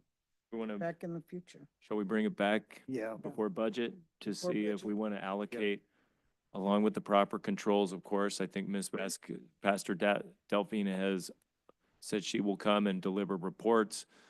We can build in the proper controls with this. But it looks like that's a program that's working, and we need a program that works in our city. We met May 29th. We talked with the pastor, and we did nothing. Council did nothing. We had a great talk. We want to do more than talk in this council. We want to help solve this problem, homelessness in our town. Because what we're talking about is improving our town on all fronts, commercially, spiritually. And the homeless are a big part of that. Town doesn't look good when you go by our parks and you see homeless just living there. Brentlinger, I mean, on a range, you go by there and you go, how did they stay out all night in that? This is awful. Who wants to live like that? There are factors behind that. And I know everybody up here and everybody in here tonight wants to make a difference in this problem and solve it. It's just a very hard, and as the Chief Alcarez said, very complex problem. But it starts with that first step forward, doesn't it? Mayor, if I may, thank you to Selmacom for coming out and presenting all the work that you do. I think you provide a very valuable service to our community. I think the council, I would encourage you to also consider the matter that our deputy city manager has brought up as well with regard to, just some of the issues that we've experienced with the site. That, it's not anything that we can't work through, but I believe Pastor Joe's church was referenced tonight, and it's correct. Before he opened the youth center, we did require him to make substantial improvements to the property to make it compliant and usable for the purposes that they're proposing. And so I think if the council wants to consider any type of funding, I think compliance with our development standards and zoning ordinances is certainly something that we would need to enforce. Additionally, if the council recalls, Selmacom previously occupied the Salazar Center.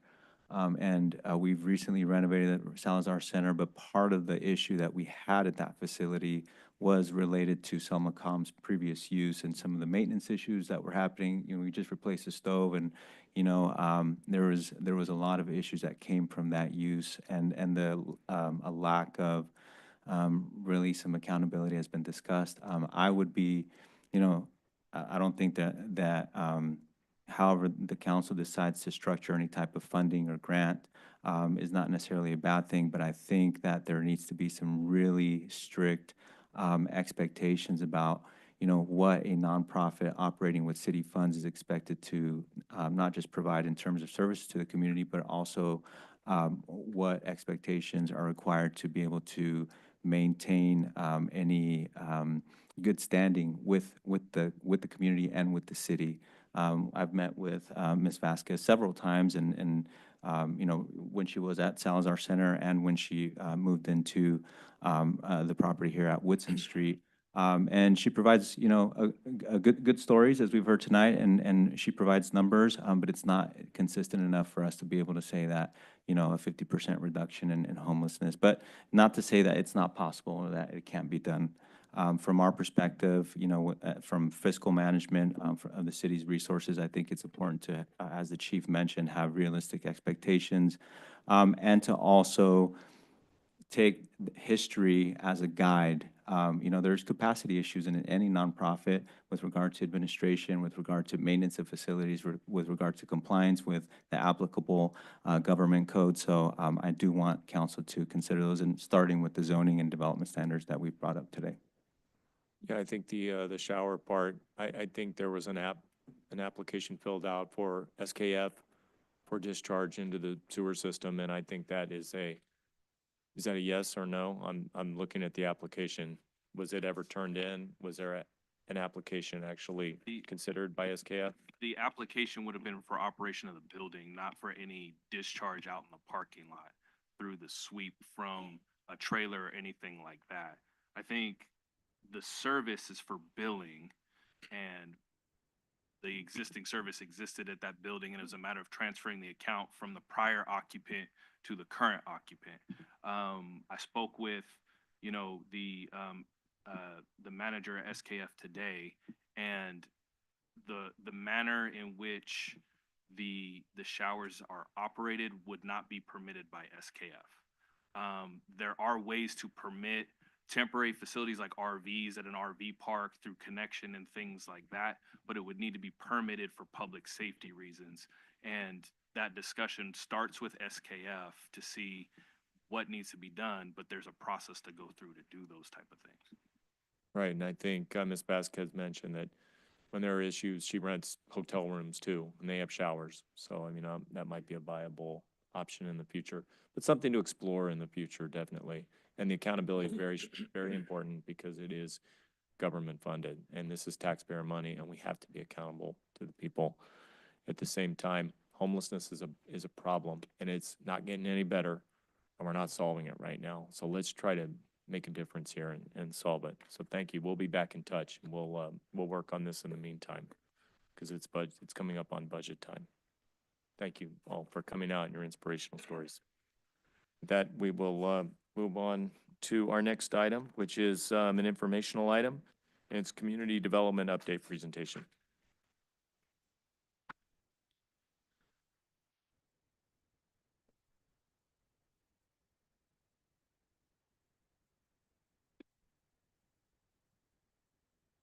Evening again, council. This quarterly update for development project is slightly overdue. But with that, I believe we have some additions as well as some updates to some of the projects that have been coming through the Community Development Department. Let me start with a new project that we received, and I'd like to add that this project is a direct result of council's investment in the Amberwood sewer line. That project has facilitated numerous calls from potential applicants and developers, but specifically this project was submitted to staff the update is a preliminary development review has been submitted and issued by the city for a 237 lot single-family subdivision that consists of various outlots and parks and open space. It's located generally at the northwest corner of Floral and Amber, Rose and Amber. And it includes 2 parks on either side of the subdivision in compliance with our park dedication ordinance within the municipal code. So this project, the applicant, which is Crown Homes, did reach out to staff as the construction for the Amberwood sewer line was going on and asked us, where is it going? Can we connect to it?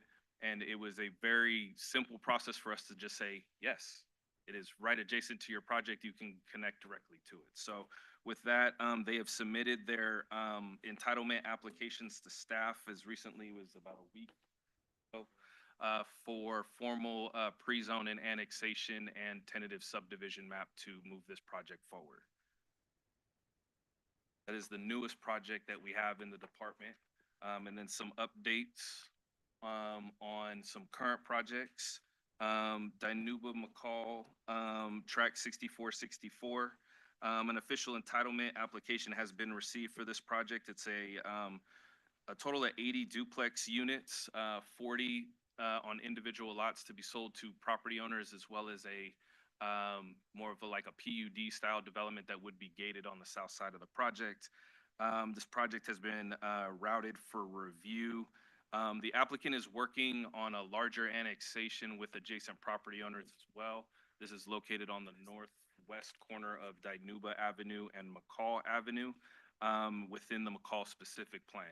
The McCall specific plan development standards have been given to the applicant and have been included in their conditions of approval for compliance with that plan. Next slide, please.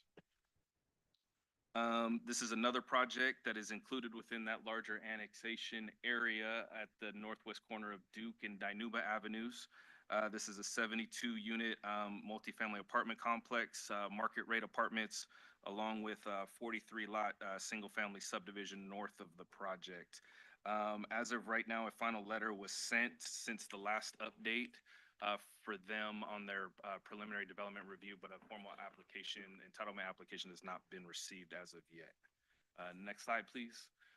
Second Street, Front Street mixed use project. This is a lot of people refer to this as the trophy shop, the old trophy shop on the corner, as one of the gateways to downtown, I might add, on Second Street. The project proposes a coffee shop on the ground floor along with 3 apartment units and a basement level office for the property owner. Building permits were submitted after a final action letter was given to the applicant.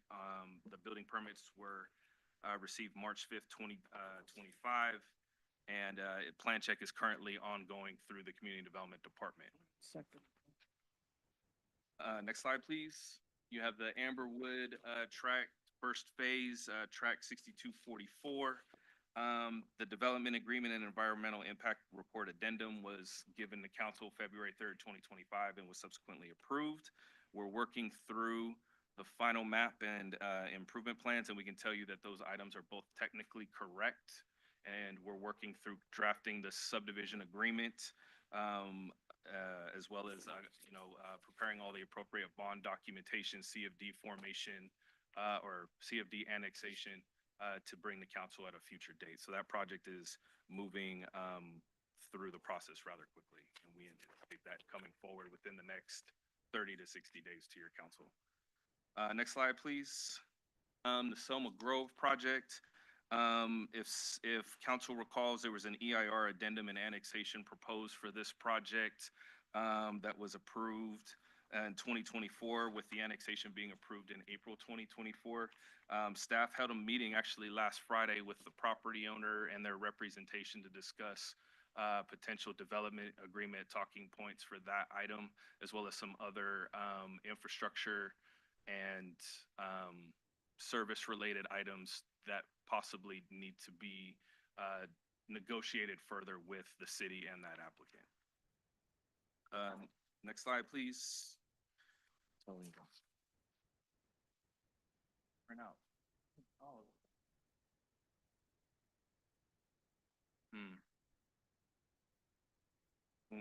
Unfortunately, it doesn't appear that my PowerPoint includes some of the maps.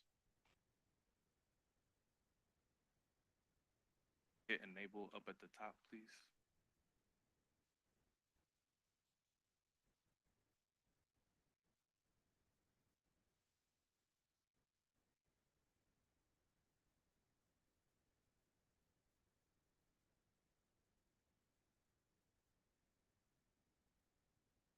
Apologize for the technical difficulties. If I could continue, staff has passed out the presentations to council. We can describe the subdivisions for those in attendance. Track 6019 was actually a two-phase project, and the applicant ran into issues with CID on the second phase of that project and had to reduce the subdivision to a single phase of 123 single-family lots. They've revised that subdivision map, submitted it to staff, and we're working through their environmental documentation right now. So for whatever reason, I apologize that the presentation, I've never seen that error before, but staff is working with their chosen environmental consultant to bring that item back to, it would go to Planning Commission and then subsequently to the City Council for consideration.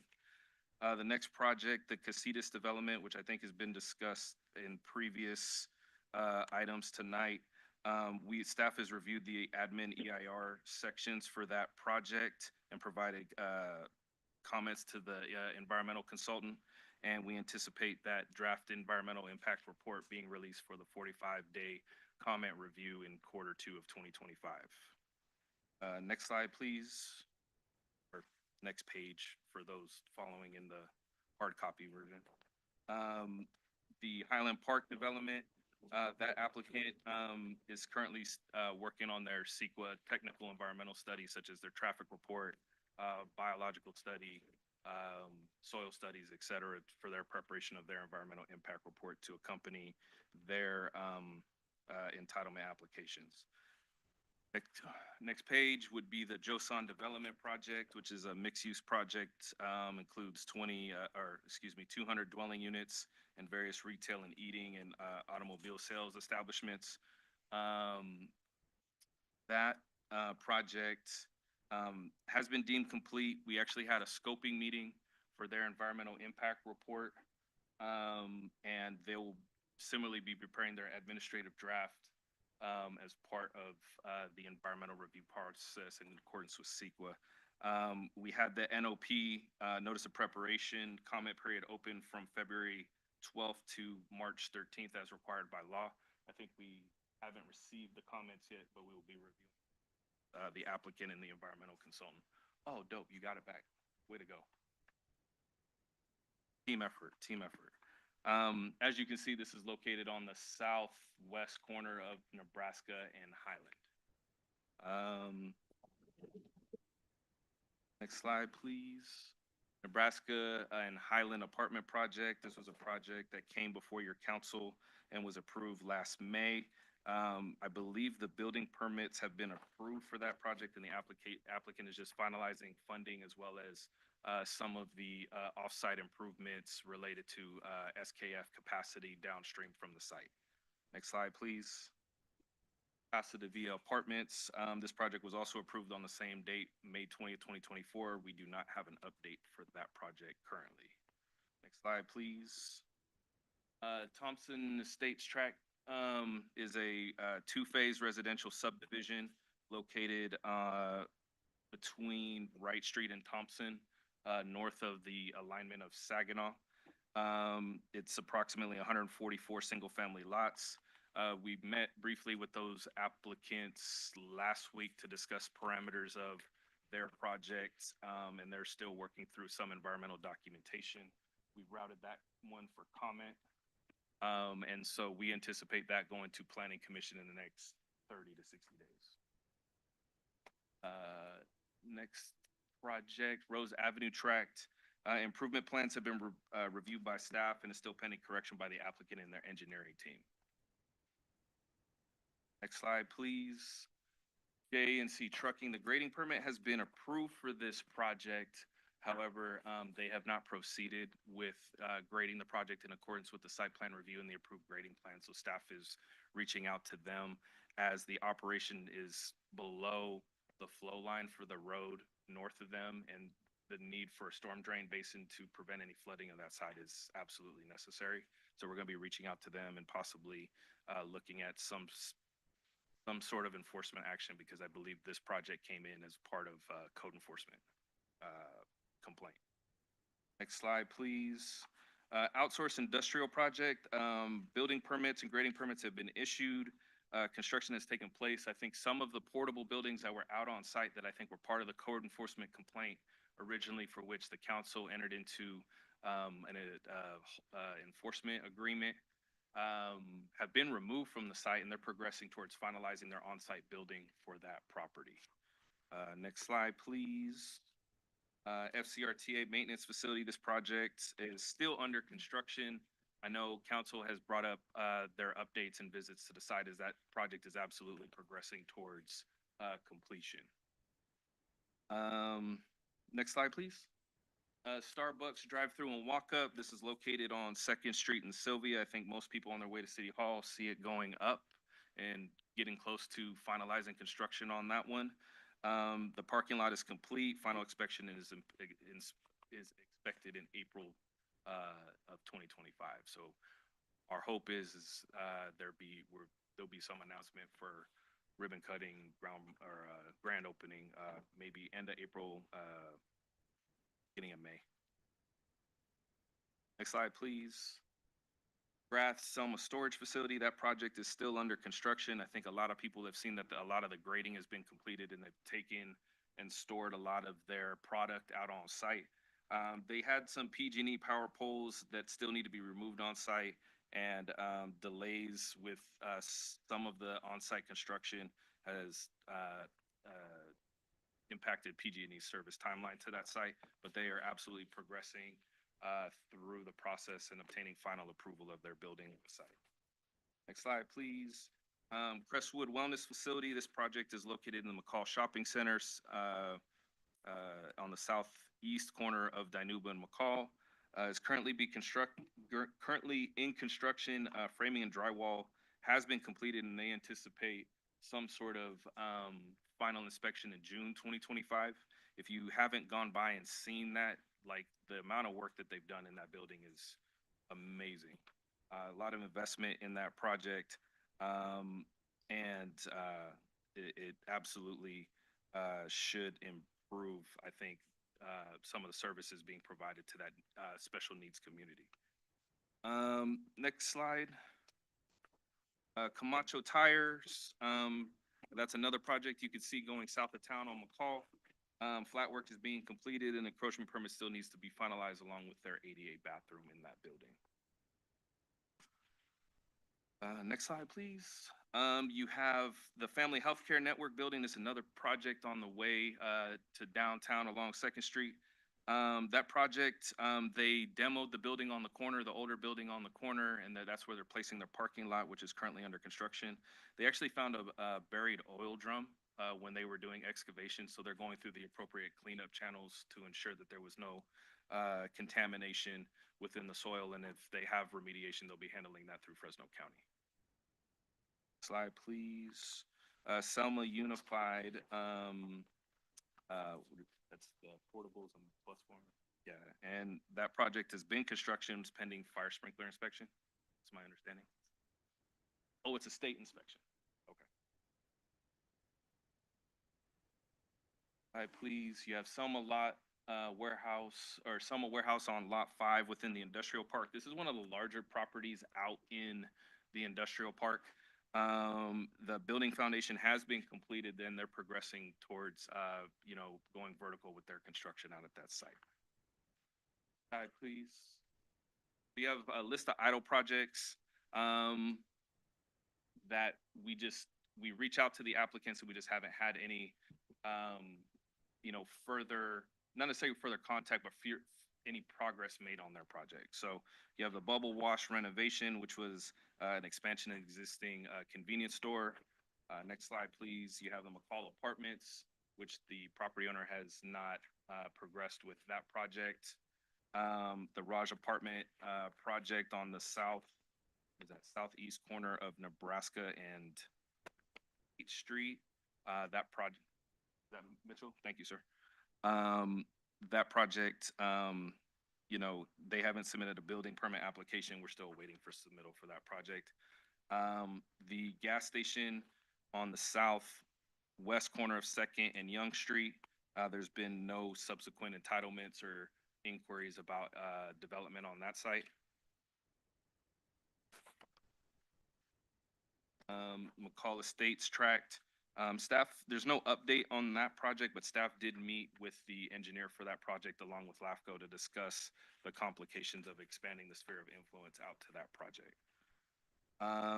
Candlewood Suite Hotel project on the south side of Floral Avenue. That project was initially submitted. It was deemed incomplete. We haven't heard back from the applicant or the property owner on that project. The Whitson Mixed Use Project, PDR was submitted. I think the city actually applied for grants for some of the offsite improvements associated with this project because it is an infill mixed use project, and the Fresno COG transit-oriented development and infill grant programs would offset some of the undergrounding of utilities in this area, which we unfortunately didn't receive. But since April 2024, there's been no update on this project. Dinuba McCall gas station, similarly, a preliminary development review letter was sent out. No update on that project. And I believe that is it. That is your development update, and we are available for questions. And I know I ask this every time, Mm-hmm. but when do you think we're going to see groundwork for the Amberwood? When will they start building? Their grading plan has been approved, and we've advised them that they may proceed at risk prior to. So I think it's a matter of identifying if some of the traffic control that's existing out there with the sewer trunk line project interferes, and kind of that getting out of the way as well. But you could see groundwork tomorrow if the applicant pulled a grading permit, because we would allow them to go at risk. I think there's some other items that staff's still working out with the home builder. As I stated, we're still working through the subdivision agreement as well as the annexation to the community facilities district. And I've had contact from somebody representing the Dinuba project, the Raven project there. And their concern is that the city provided, got a bond, got a loan, a bond, to finance the sewer there for Amberwood, but not for Dinuba. And they're saying in the spirit of fair play, the city should take whatever that bond measure was, whatever was left over, because I think the bid was 5.6 million or something for the sewer line there, and put that into Dinuba so that their sewer line could be funded as well. They told me they're being told by the city that it's on you. You've got to put your own sewer line in. No, that's not correct, Mayor. So if you recall, the financing for the sewer trunk lines was split into two different phases. One of the phases was for Amberwood, and that was fully funded. We were essentially pre-approved for the second phase, which would pay for the Dinuba line, which would go from Golden State all the way east of McCall to, I think, Ditch. I think it's past Duke. No, Duke Street, yep.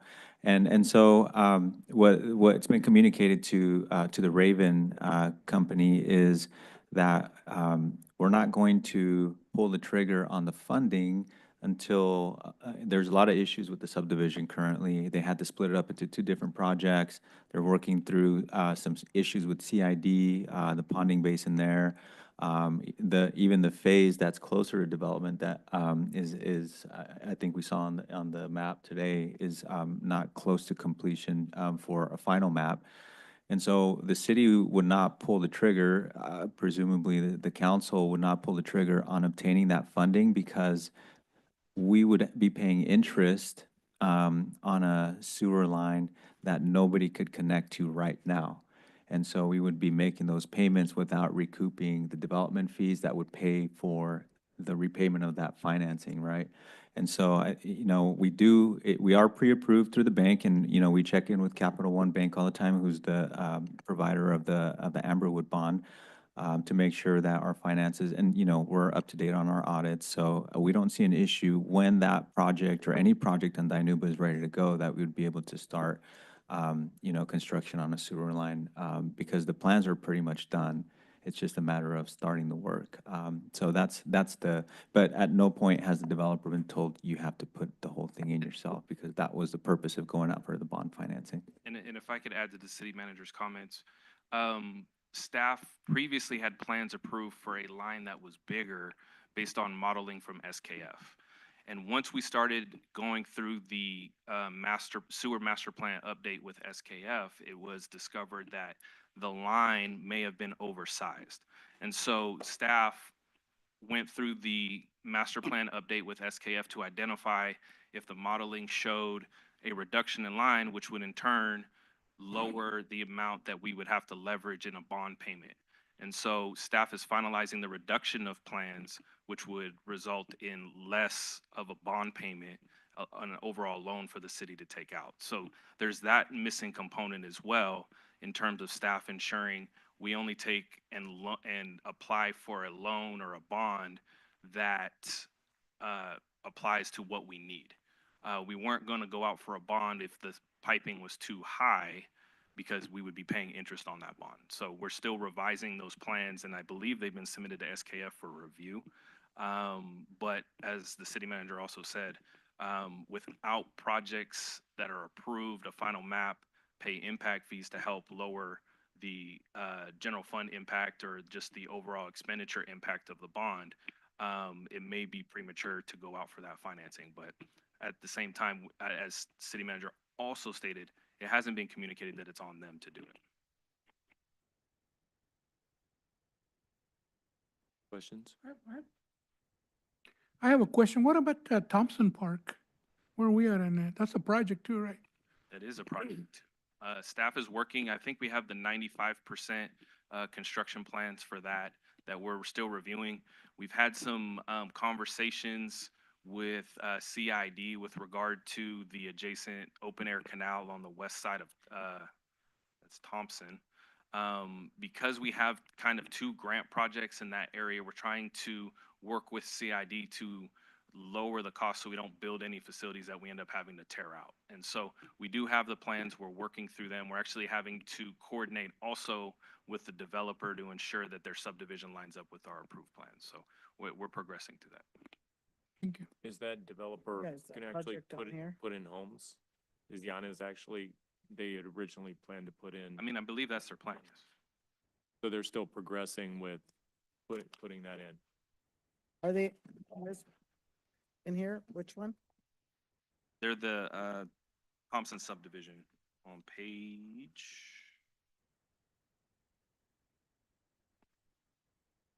Table of contents, I apologize. Thompson Estates Tract, which is, page 16. We know when the, parks and the DPR grant expires? Yeah, 2028 is the completion deadline. Does the city anticipate that park going in before that time? Oh, absolutely. I think, well, we're at 95% plans, and so, we are probably gonna be able to start construction, this year. Have there been any plans developed for the park itself? Yeah, the 95% plans are for the park. Okay. Yeah, so we're very close to final construction plans. Mhm. And that was a park that was donated by Yanez. The land The was, land. yes, the 10 acres. Mhm. Do we have a budget yet on the park on how much it's gonna cost to construct the 10-acre park? Yeah, well, they're constantly revising the budget. We can get a more current figure now that we're gonna be, finalizing the plans, but that was always kind of the issue where you don't really know what it's gonna cost until you know what's gonna be in it. So, we can get that number. Councilman Avalos? Yeah, okay, on the grant for that park. So the gentleman, well, the property owner donated the property, am I correct? So what, In return for lower impact and yeah, I development. was gonna say, how are we gonna do this, low the impact? That 4.5 was originally gonna go towards Rockwell. Yeah, And then it was diverted to To the new 10 new acre 10 acres. Thompson Park. okay. Anybody else with a question? Anybody from the public with a question? Step on up, sir. Casitas, it's in there.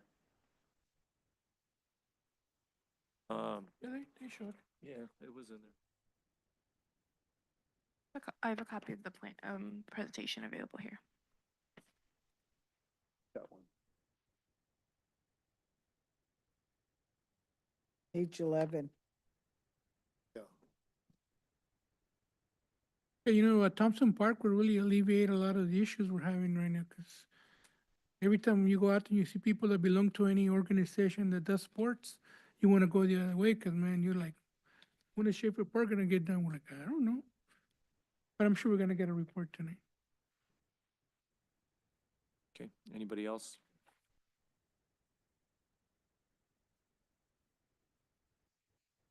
Anybody on the line or on the What phone page with was a it? comment? Page 11, Brian?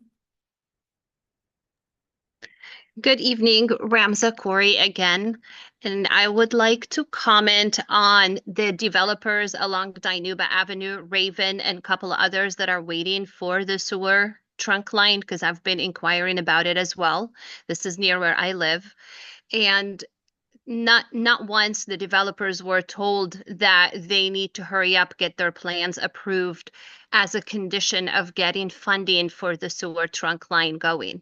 So it should be hand in hand. The city should be working on getting funding and getting that sewer trunk line going, because it doesn't happen overnight, because it is also not fair for the developers not knowing when they can break ground or when that sewer trunk line is going to go in. All communication between Raven and staff has been in writing, and they've been inquiring over and over when we would have final plans for the sewer trunk line and funding. When would the city break ground? They need dates. They need something concrete, because they are also in process of negotiating with another developer along Dinuba Avenue. And this is the part where staff has not been able to give them an answer. They were told that they would like to downsize the trunk line to be good stewards of city money, and Raven have argued that why downsizing? It wouldn't save that much. Please give me a date, give me final plans. He hasn't been able to receive a response. The comment that they were told to put that sewer line is not recent. That was way in the past, because Raven has been waiting for over 10 years on something alongside Dinuba Avenue. So that was way before the current staff. But he finally understood that yes, city is trying to get bonds, secure funding, taking a loan. And he was under the impression, along with the two other developers, that this sewer trunk line will go shortly after the Amberwood trunk line, and it hasn't moved. So that's why some of his investors are reluctant also to continue their part of the work, because there's no concrete dates. There is, when I spoke to staff, they also told me this is ways out, and no one could give anybody an answer. So I think all the developers along Dinuba Avenue would appreciate knowing that the plans have been finalized with SKF and the city, and funding is going to be granted right away. And I'm sure they'll expedite their part, because they all would like to start breaking ground. Thank you. For your comments. Nelson?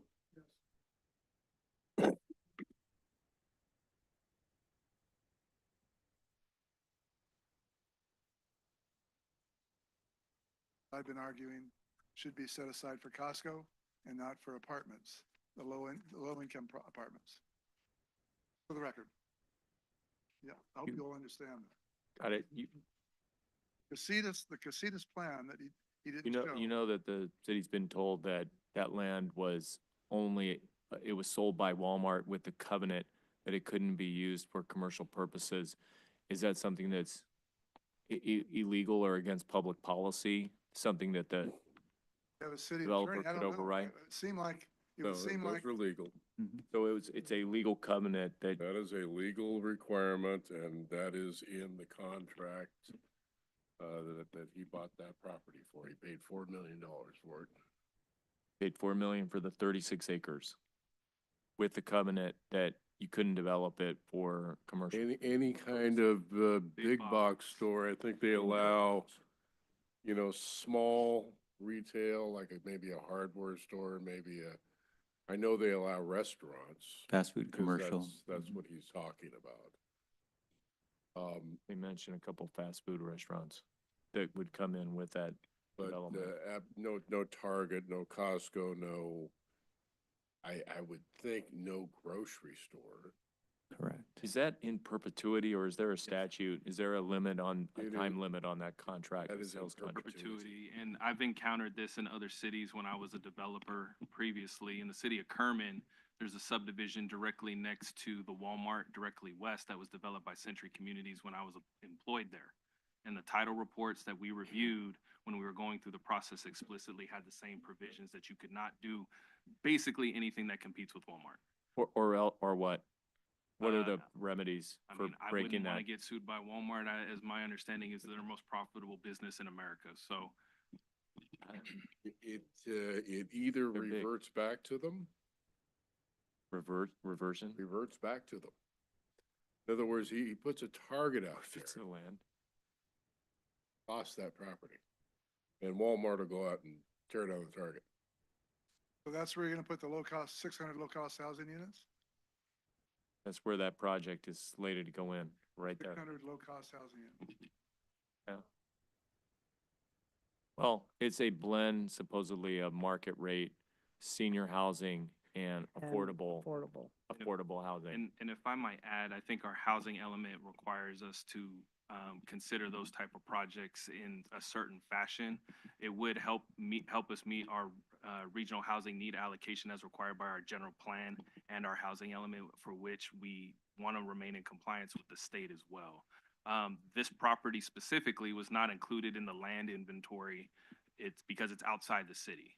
And that's why a private property owner is inquiring or applying, which he has a due process right to do, for this entitlement request. And so, So it's in the city's sphere of influence, but it's not within the city limits. correct, and I think It would have to be annexed. the misnomer that it's a city project or city encouraged, this is a private development project.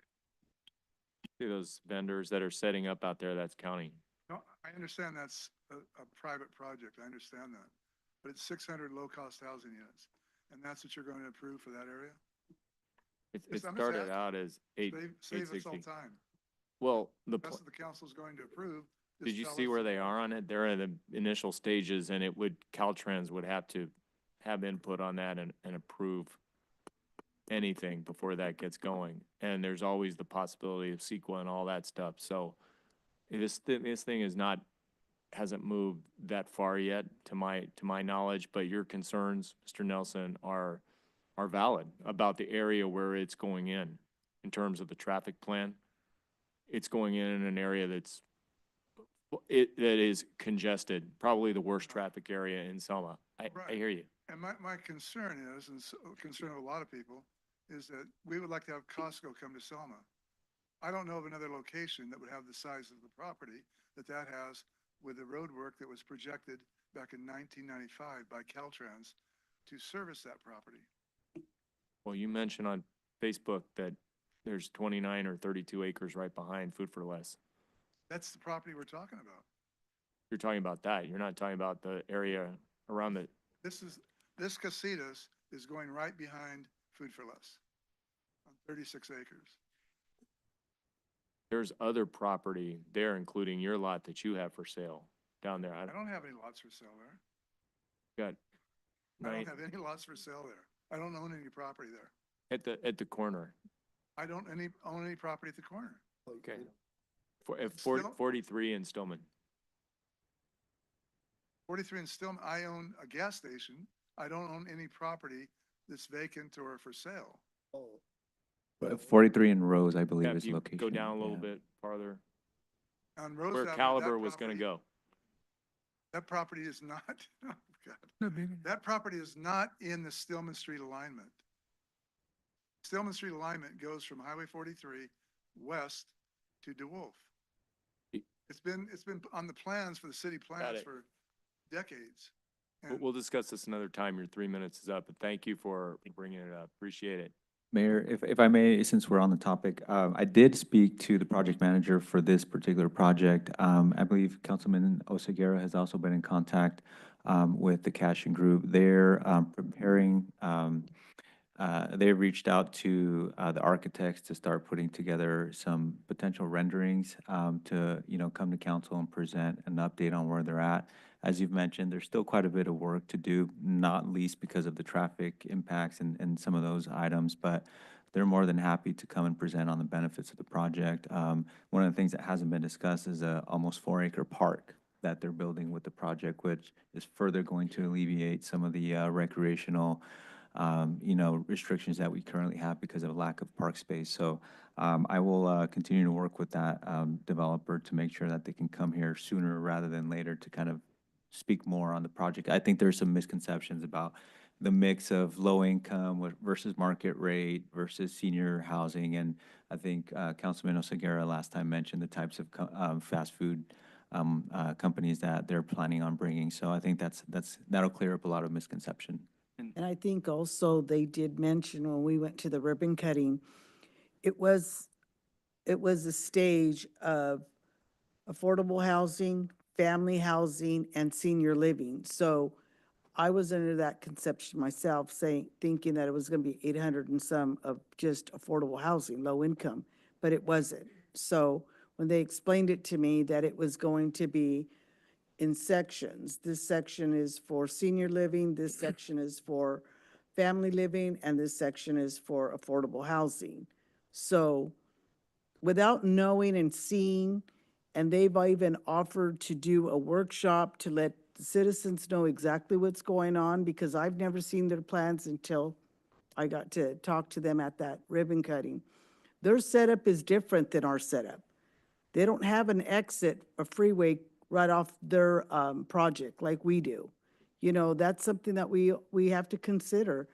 And theirs is pushed back. It's a whole different setup. Right, so. It's Yeah. by itself. used to They have a close. Target, they have a Sprouts coming in, they have an In-N-Out coming in. A totally different setup than what they're looking at putting at Floral and, I mean, it's their setup. Casitas. The thing you're talking about, there's- where's I that supposed believe to the Oh, project. this was Fresno. There's one off of Fancher- Clovis Fancher Avenue, Creek. Dwight. Fancher Creek, yeah. Fancher Creek. Fancher Creek. Mhm. What happens on Francher Creek? That's the That's- same, that's the That's what they're same. proposing to put in Selma. Yeah. If you to want to bring go to look Selma. at what they're proposing for Selma, go up there and look at that, You can see it. off of Clovis Avenue. Minus a Target. If it doesn't have a Costco on the front of it, I don't care about that. I care about, Well, they have a Commercial. Target, but they have a different setup over there. They didn't buy the land from Walmart with the conditions that they can't put commercial. You can't bring you can't bring a Costco there because that was the condition that Walmart set to sell that land. They wouldn't sell to Lowe's, they wouldn't sell to Costco, they wouldn't sell to Target. All these businesses wanted to come to Selma, but they were denied because Walmart owned the land and he wouldn't let, or the owners of the big gorillas, which they're called, won't allow a commercial that's gonna be competitive, and they're gonna lose out. That's why they wouldn't sell that land. where do you propose to put a Costco? I got a plan. You got another plan? I got a plan where to put it, Okay. where, exactly where to put it. He's asking, why don't you enlighten? Hey, I got a plan there, Dwight. Where would you say? Huh? Myself? Yeah. I put it over there by the, Rockwall Pond on the back basin for behind, Total dealership there on that bottom. But your problem there is Cliff DePillion owns it. Cliff owns it. The problem is Floral Avenue, under the freeway.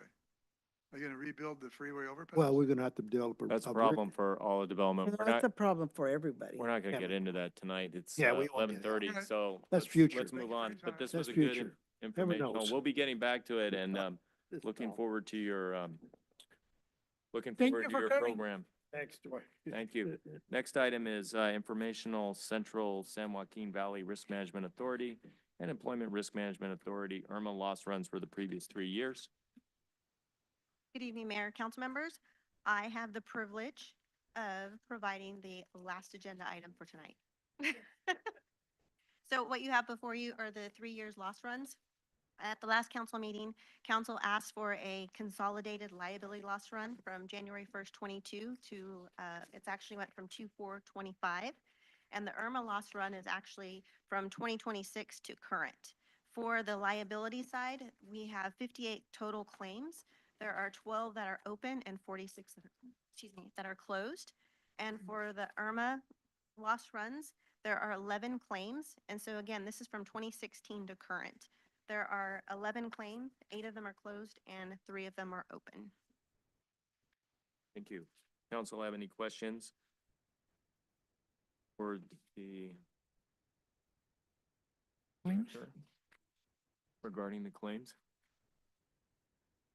Anybody have any questions on this? Thank you for doing that. I asked for the 3 years and I asked for the actually legible Irma loss run, so I appreciate that. Thank you.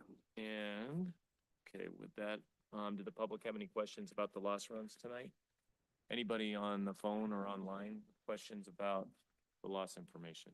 Mayor Robertson, at this time, I see no hands raised. Got it.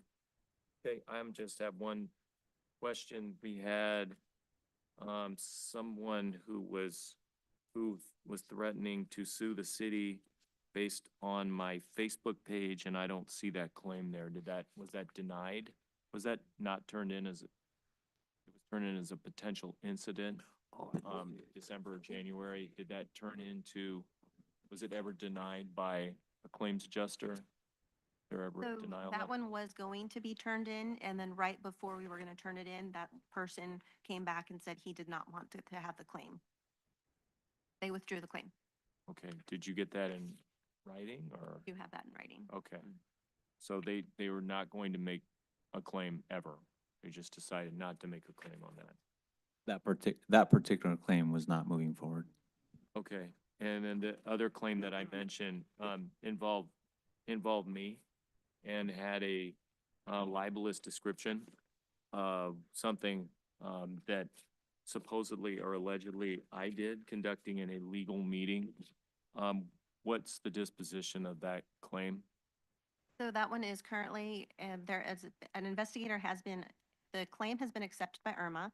An investigator has been assigned and notification will be made. I will actually be reaching out to the parties involved within the next 2 weeks in order to set up a meeting. Okay, I'm one of the parties involved. It's about me. It's about this whole council and about that meeting. So, the claims, we have due process here and the claims adjuster should be interviewing us. Correct. Within the that- next 2 weeks, I will be for that setting up incident. meetings for that, for the interviews. With the meeting that is also under investigation. An investigation over an investigation. It'll be interesting. That will move on to staff reports. Actually, we're gonna move on to future agenda items. Does anyone have a future agenda item?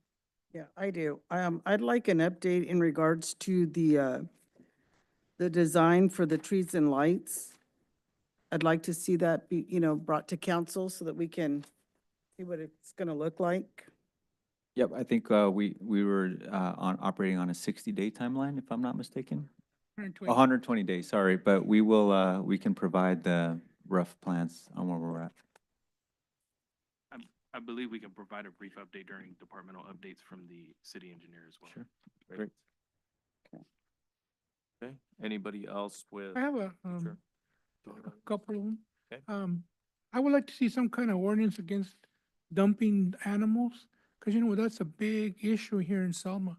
They're dumping dogs everywhere. I don't know if we can add something to the city ordinance that would find it. I mean, there's cameras everywhere. You gotta know who's doing it. I mean, you see on Facebook all the time, little puppies are being dumped and, That has to be a violation of some statute. yeah, but we're not, Animal Why, cruelty. why don't I find you the statute that violates, and right, but we're not enforcing whatever the we'll statute. refer that to your police department, I think. Because that's gotta be a serious crime. I mean, There's a separate branch of the DA. There was a person named, I think, Sydney, prosecuted those. Yeah. They prosecuted hoarder violations, and it may fall under that as animal cruelty. But it's something that the city should be enforcing and should be finding to the utmost penalty of the law, because it happens, it does happen all the Take a time. look at what statutes exist on that. Okay. And maybe we need to augment that with an ordinance of our own. Also, I had requested a recognition of second chance for their service to the city of Selma and the fur people of Selma. One of their directors is out of the country right now, so when she comes back, I'll bring it up as an item so we can do the recognition. That's all I have. Neil, I have one other one. I wanted to find out in regards to, bringing homeless here to our city. Is there something that other city, that other cities is, because it's not fair to our city and it's not fair to our taxpayers. Not. So is there something that we can do? Another thing, there must be some sort of prohibition against that. I will find the statute that likely prohibits that. Kind of, because I noticed when I was there that the seniors are having trouble opening the doors because they're not strong enough. You need something, and the door's not really wide enough. I don't think it's, I want to say handicap accessible. And I think maybe if we can get a couple of estimates and also we can probably reach out, maybe so our donors out there in our community help us out with this for the seniors. And just to clarify, you're asking about the push button ones that. Yeah, the push button, okay. And you can lock it Yeah. as you leave. When you lock it, you can leave it. Mm. Because I noticed that Davita's got one over there. You hit the button and it opens automatically and it closes. And when they leave, they lock it. So it's not, it's doable. And also, I'm thinking also, there's, the timeline for the stoves coming in and to the seniors. When is that gonna take place? And also, I'm thinking maybe, the seniors, like, you know, EOC is, I know deliver some of the food to the seniors. And I know that on TV, I heard today that, there's gonna be some cutbacks on the EOC programs. And I said maybe, some of our, people in our, how do we donate food to the, seniors? Like maybe the healthcare district can, give money to the seniors. They can buy food locally for these vendors in here, like Sal's or the Chinese restaurant, or that we can feed these seniors, with this kind of fund, you know, donated by nonprofit. Mhm. Do we have, we do have a nonprofit for the seniors? Let me ask you that question. A nonprofit specifically for the seniors? Well, we just received a Kaiser grant for $25,000 to provide senior meals, which is something Okay. that we obtain every year. And that usually gets us pretty far Oh, okay. with delivering meals as well. So, but, you know, our staff is always looking for those types of funding opportunities.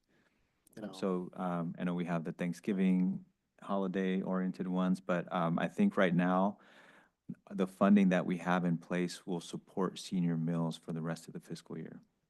you know, the reason why I say like we could, what I'm trying to do is help the business owners here in our community that at the same time, you know, we, you know, like Curry Cantina could give maybe once a month to the seniors, or Sal 1 month, and maybe, you know, Antonio's and stuff like this, people in our community that we're helping them in the way and they're helping us. Sure. And they're giving us a break. I I know see what they- you're saying. So a partnership with the local Partnership. businesses to be able to Yeah, provide oh, meals. we're trying to help each Yeah, other, bottom okay. line. Got it. That's a good idea. We can, That's out of the box, okay? yeah. And one more question here. Any future items? Future, yeah, future, I'm sorry, future, I'm sorry. Okay, also on the Floral and Thompson, going in from Florida going to Thompson on Nelson, when you turn on Nelson, the sign is, that tree is covering the sign when you're going actually north. There's a tree there and it's covered, you can't see it. So you can't tell if it's Nelson Boulevard. If we might have to move the sign over so people can see the sign saying, hey, Nelson Boulevard. And also off of the Highland on North Hill, there's another issue when you're going from the on Highland, from, let's say, from the dealership going to Dinuba, right there on North Hill, there's a sign there, but there, you need it's too high, the telephone pole's in the way. They probably need a sign next to an arrow saying, hey, this is North Hill. You know, it's not visible. So straight there. rather than having a future agenda item, can we provide an update on how those issues were addressed at the Oh, next okay. meeting? Just an update? Oh, okay, put it Sound on good? Public Works down there. Okay. Councilmember Avalos, can you tell me again, Nelson and what now? Where's the sign covered by the tree? It's on Nelson, Thompson. that's Nelson and Thompson, right there.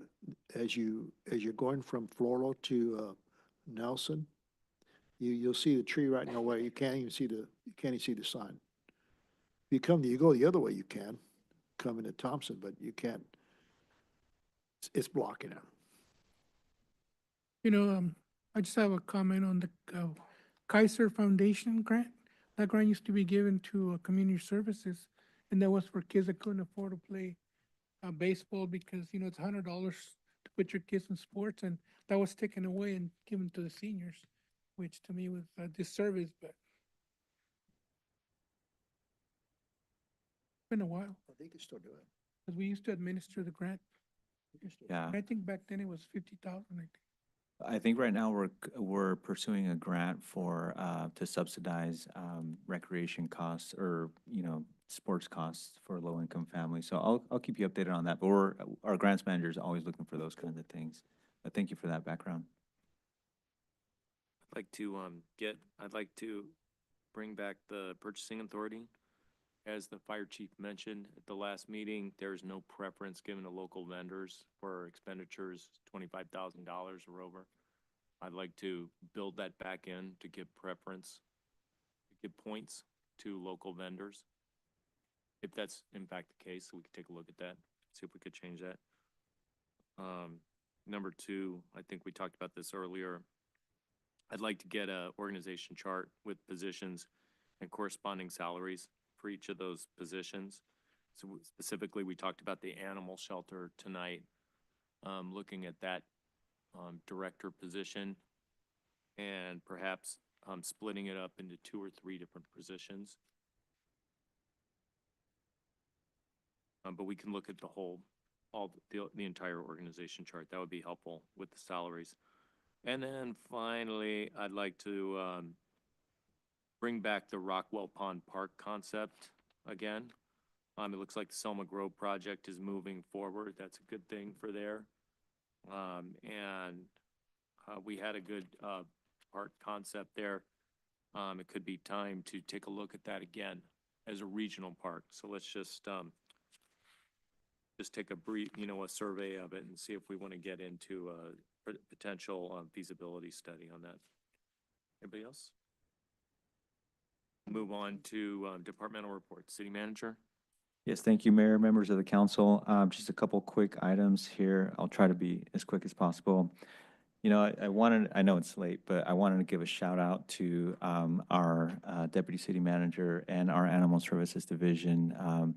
This morning, they really, we get criticized for not living in town, and they tell us that we don't care about the community, which is the furthest thing from the truth. But today, the deputy city manager encountered a young man who was carrying his pet, and he had the enough care to pull over and ask him if he needed any help. And it turns out that the young man, a student at Heartland, had just chased his pet, who had escaped from the house, and he was late to school, and he was walking his pet back home so that he can get to school. He's terribly concerned about being late to school.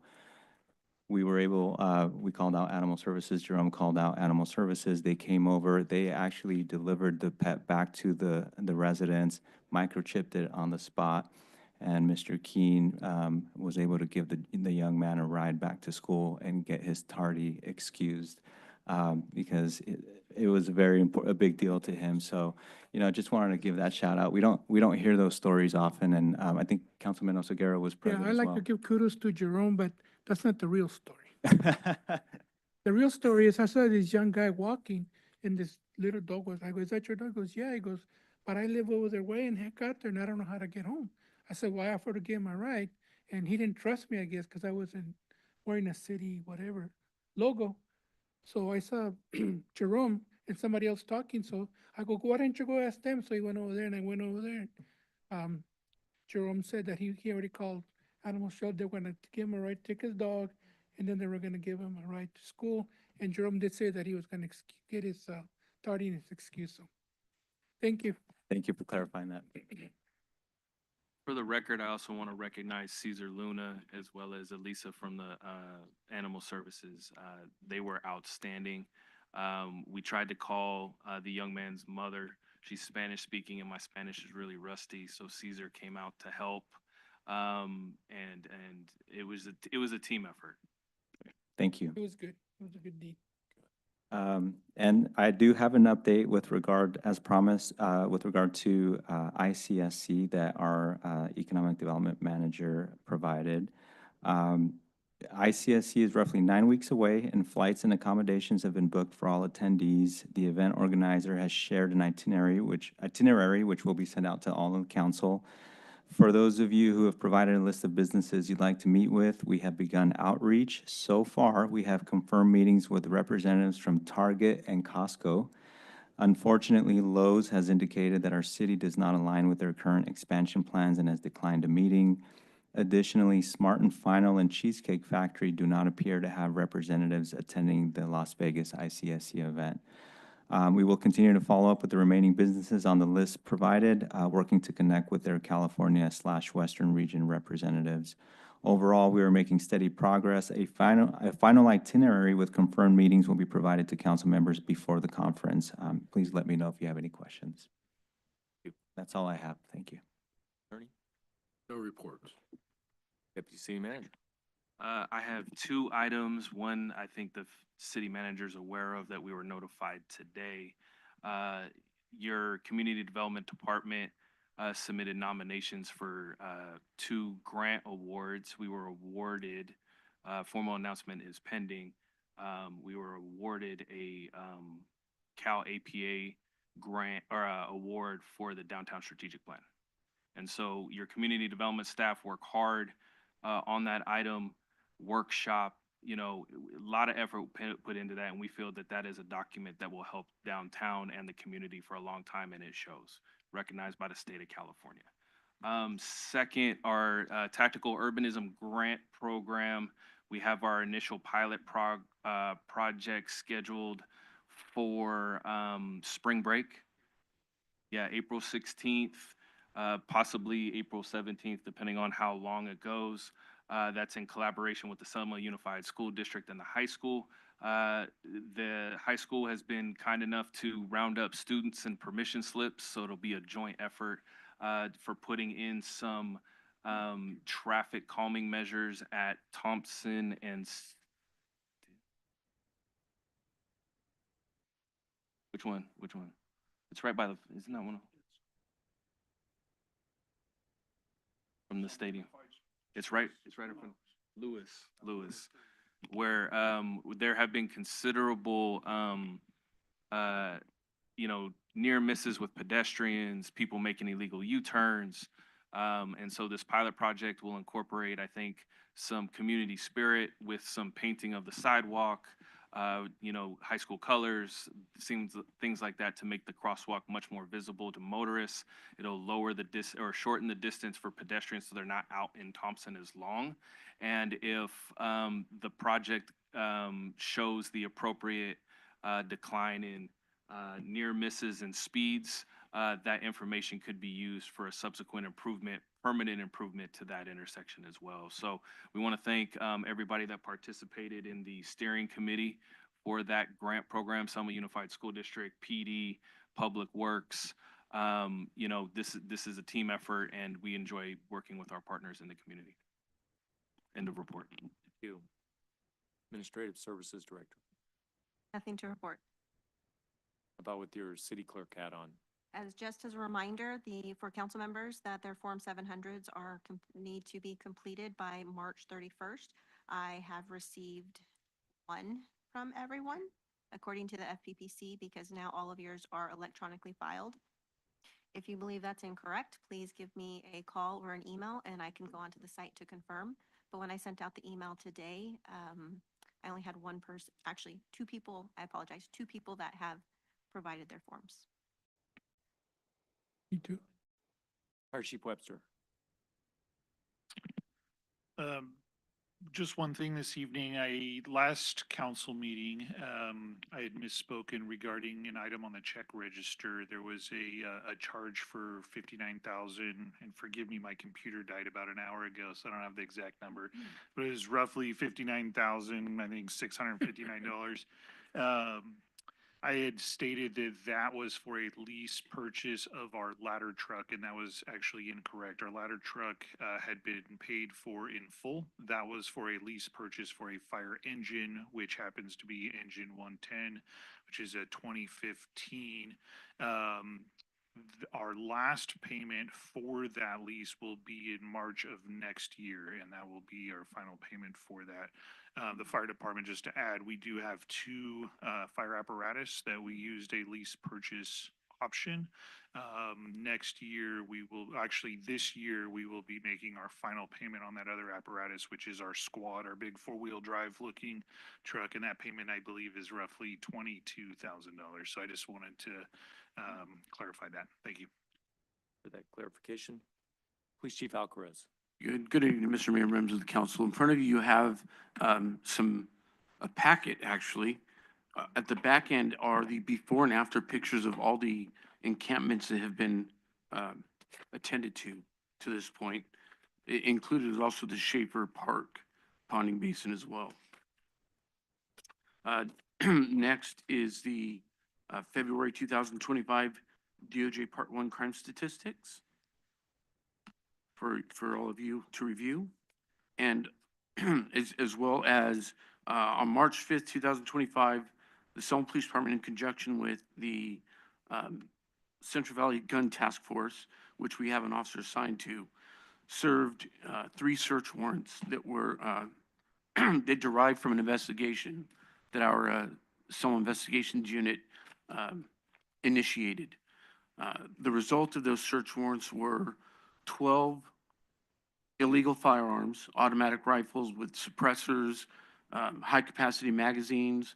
We had narcotics laced with fentanyl, as well as a large amount of currency and other contraband to that nature.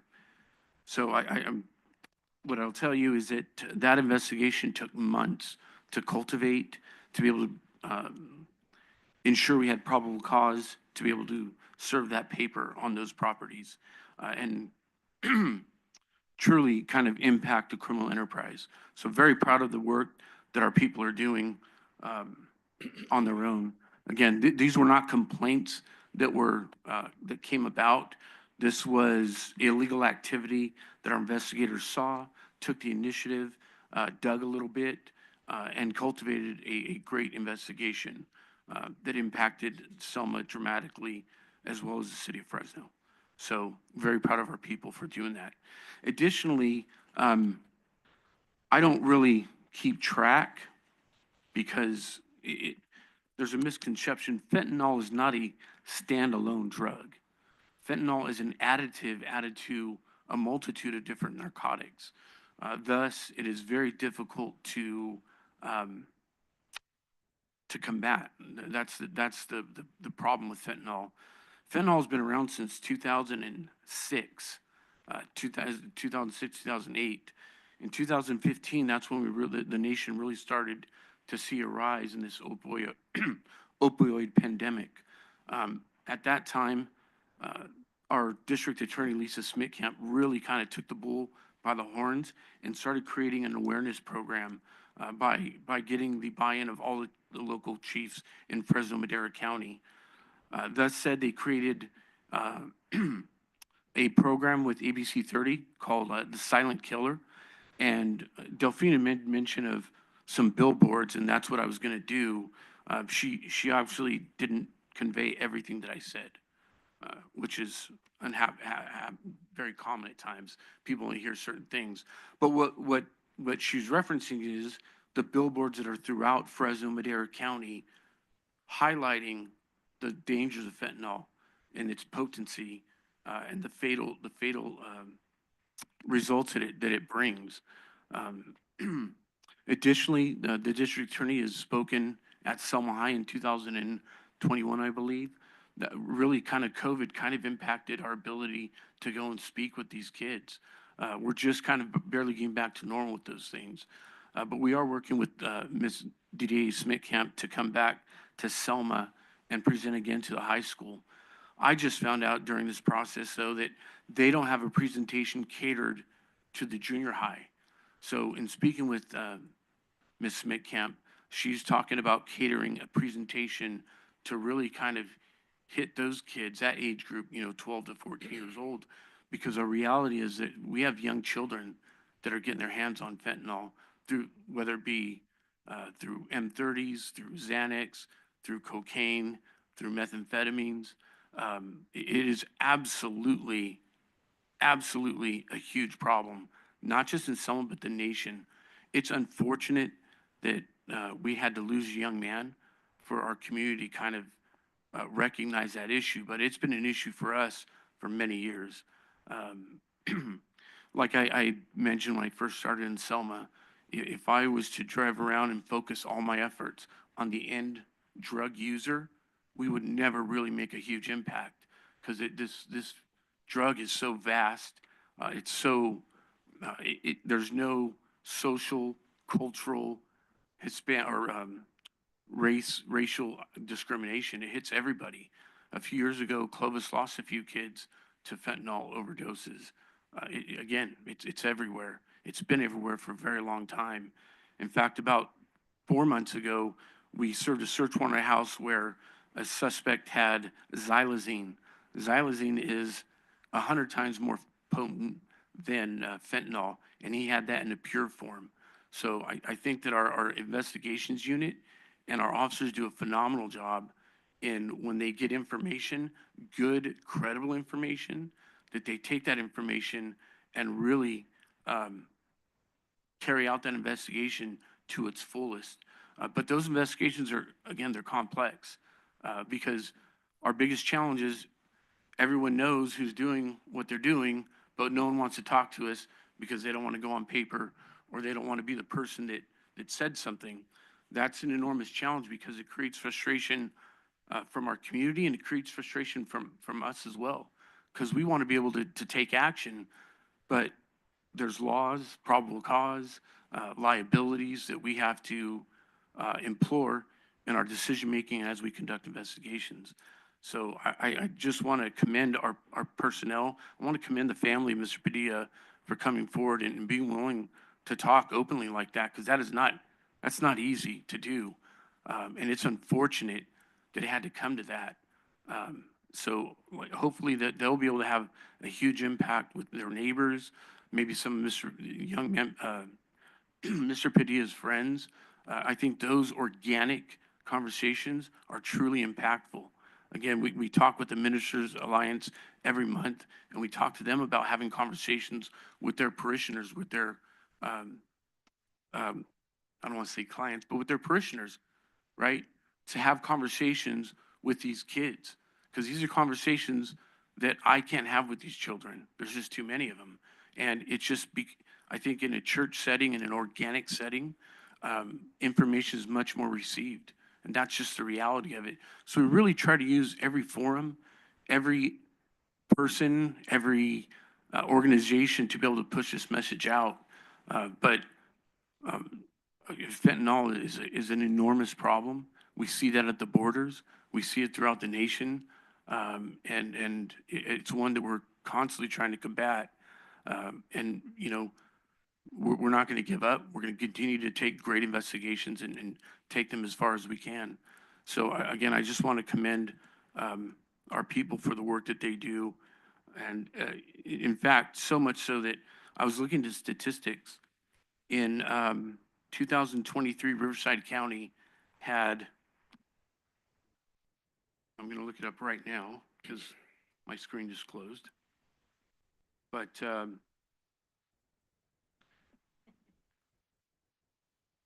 they had 574 fentanyl overdoses in 2023. In Fresno County, we had 109. In 2024, we're at 80.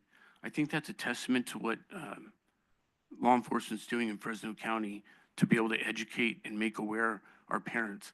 And I think that's going to be an ongoing thing. And that we'll all, every single one of us in our community will have to have a hand in spreading that message and bringing awareness. So I think that's it. My voice is about done. I was watching my boy play baseball earlier, so I was a little excited. Thank you. Thank you for your report. Public Works Director. So I will start first with Mr. Avalos, Councilmember Avalos' request for the ADA push button. We were already notified by Parks and Recs that you visited the senior center last week and was requesting some information on that. My staff is already looking into that product, trying to get quotes, not only for the senior center, but we've had similar complaints for here at City Hall. So we're looking into that. I will bring that to council as soon as we get that information, and I'll update you at that point.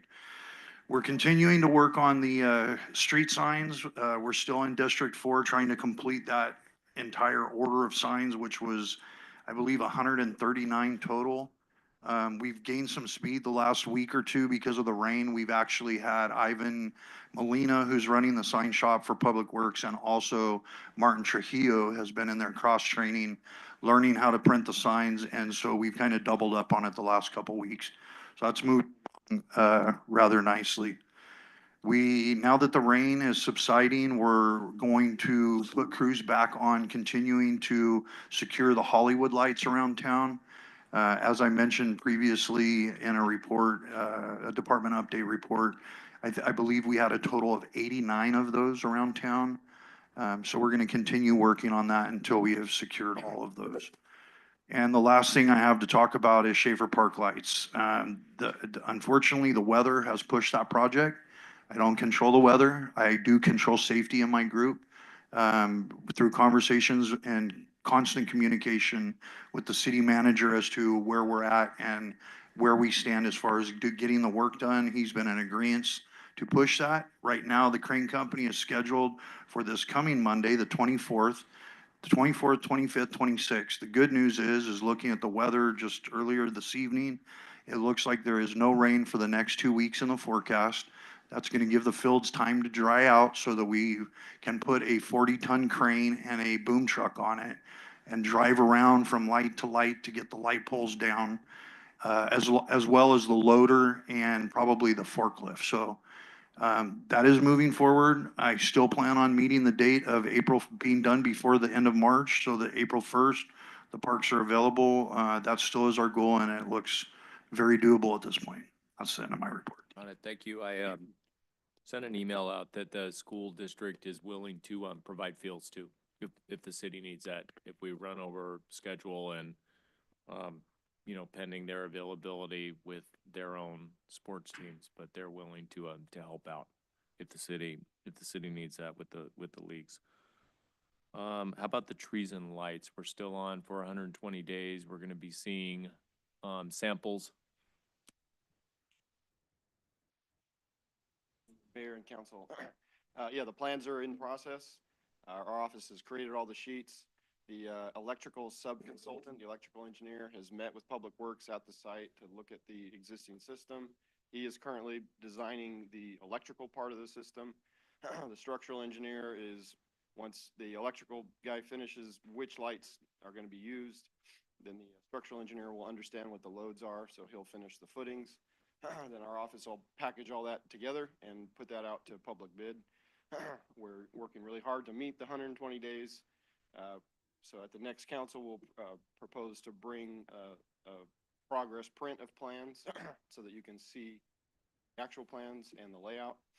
And then once we go out to bid, then we have to follow public contract code as far as timing to get those back. So we'll shoot for the 120 days, but you'll at least see that progress print next. I was talking to the owner of everybody's favorite local coffee shop, Maiden Voyage, and he was saying, I don't get trees, I don't get lights. And the thing is, he didn't have it before. So we are just confirming that we're putting trees and lights in where they were before. What would it take to add something to that? Would it, put it in a tub with the tree in there, where there's no saw cut of grass exposed? I know this current project is getting the lights in, and you'll see where we're proposing to have the tree wells along High Street and how the trees and the lights will work together.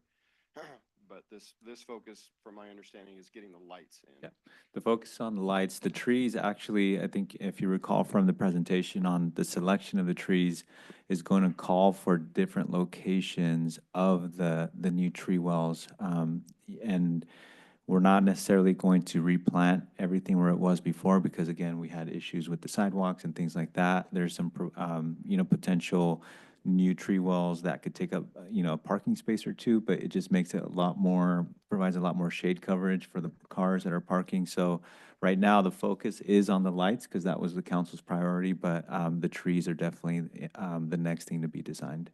We definitely want the trees in too. Definitely want those back. Thank you for the update. And then I forgot to bring up an item during future agenda items, if we could just bring that up.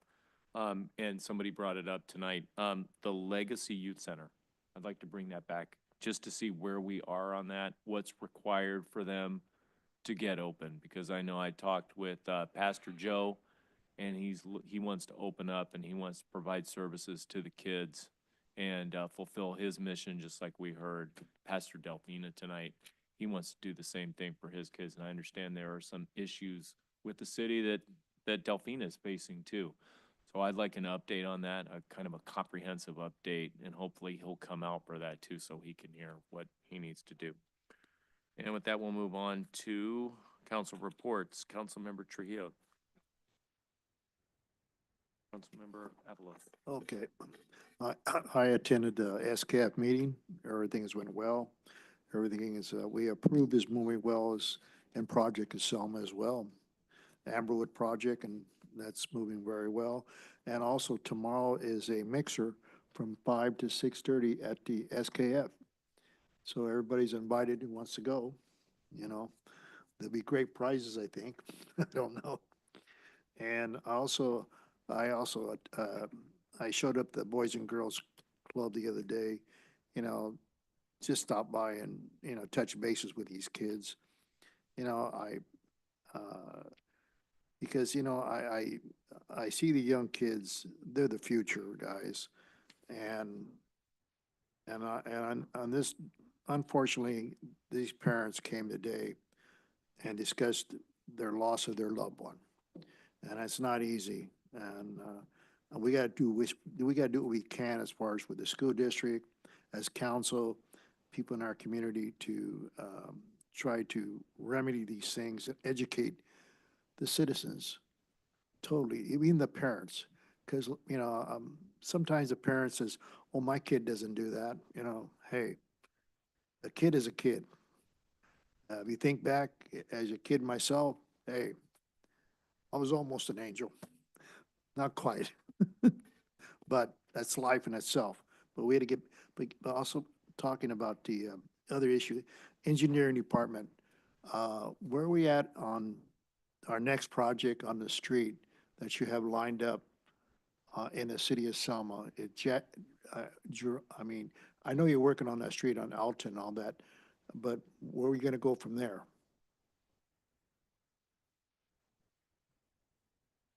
So the 10-year CIP is probably the document that I would suggest you look at as far as where the street projects are planned to go year to year based on funding.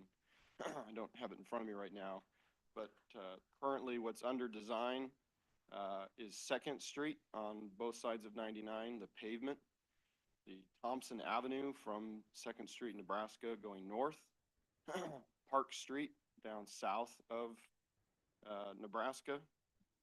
That is a pavement project there. And those are projects currently in design. And then next council, I'll be bringing a couple resolutions for the CMAC application projects, which are 2 alley locations that we're trying to get funding for. And the STPG applications that we submitted 4 different applications. And you can see all of the different street sections that if we get funding through COG, then we'll jumpstart those and do those sooner than what we had anticipated. Now, since I got you here, I like what you said. How about the one on Botter? It's pretty messed up. I mean, off of Botter. Botter and Thompson? Yeah, Yeah, Botter so and that's part Thompson. of Thompson. That's, So yeah, that project's under that's part of design that, right that's now. part of that project on that Yes. deal? Okay, So the pictures that you had at the last council meeting. yeah, Most of them are, it's an active construction project right now, up in the northeast side of town. okay. That's all gonna be repaved. And then Thompson and Bowder is in design right now. And then then that will be And then what- cycled through next year will be paved. And part of that is part of the SDBG money, that if we can get that funded, then we can spend local money on other projects. Not have to wait. till- At the same time, the alleys we have, that we have problems, are we be looking at those issues as far as funding for those as well? Both CMAC applications include multiple alley sections. Funding for that, then we can get that work done. Otherwise, it's part of the annual budget where we try and budget that with Public Works to do at least a few alleys each year. Okay. Thank you very much. That's all I gotta say. Thank you. That was plenty. Something else, Garrett? I haven't really attended any Up in your any street. meetings. The Center Point that I was appointed to, they don't meet that often. So there's another one that I saw that I was assigned to, but I don't even know what it's about. I wasn't aware that I was assigned to that one.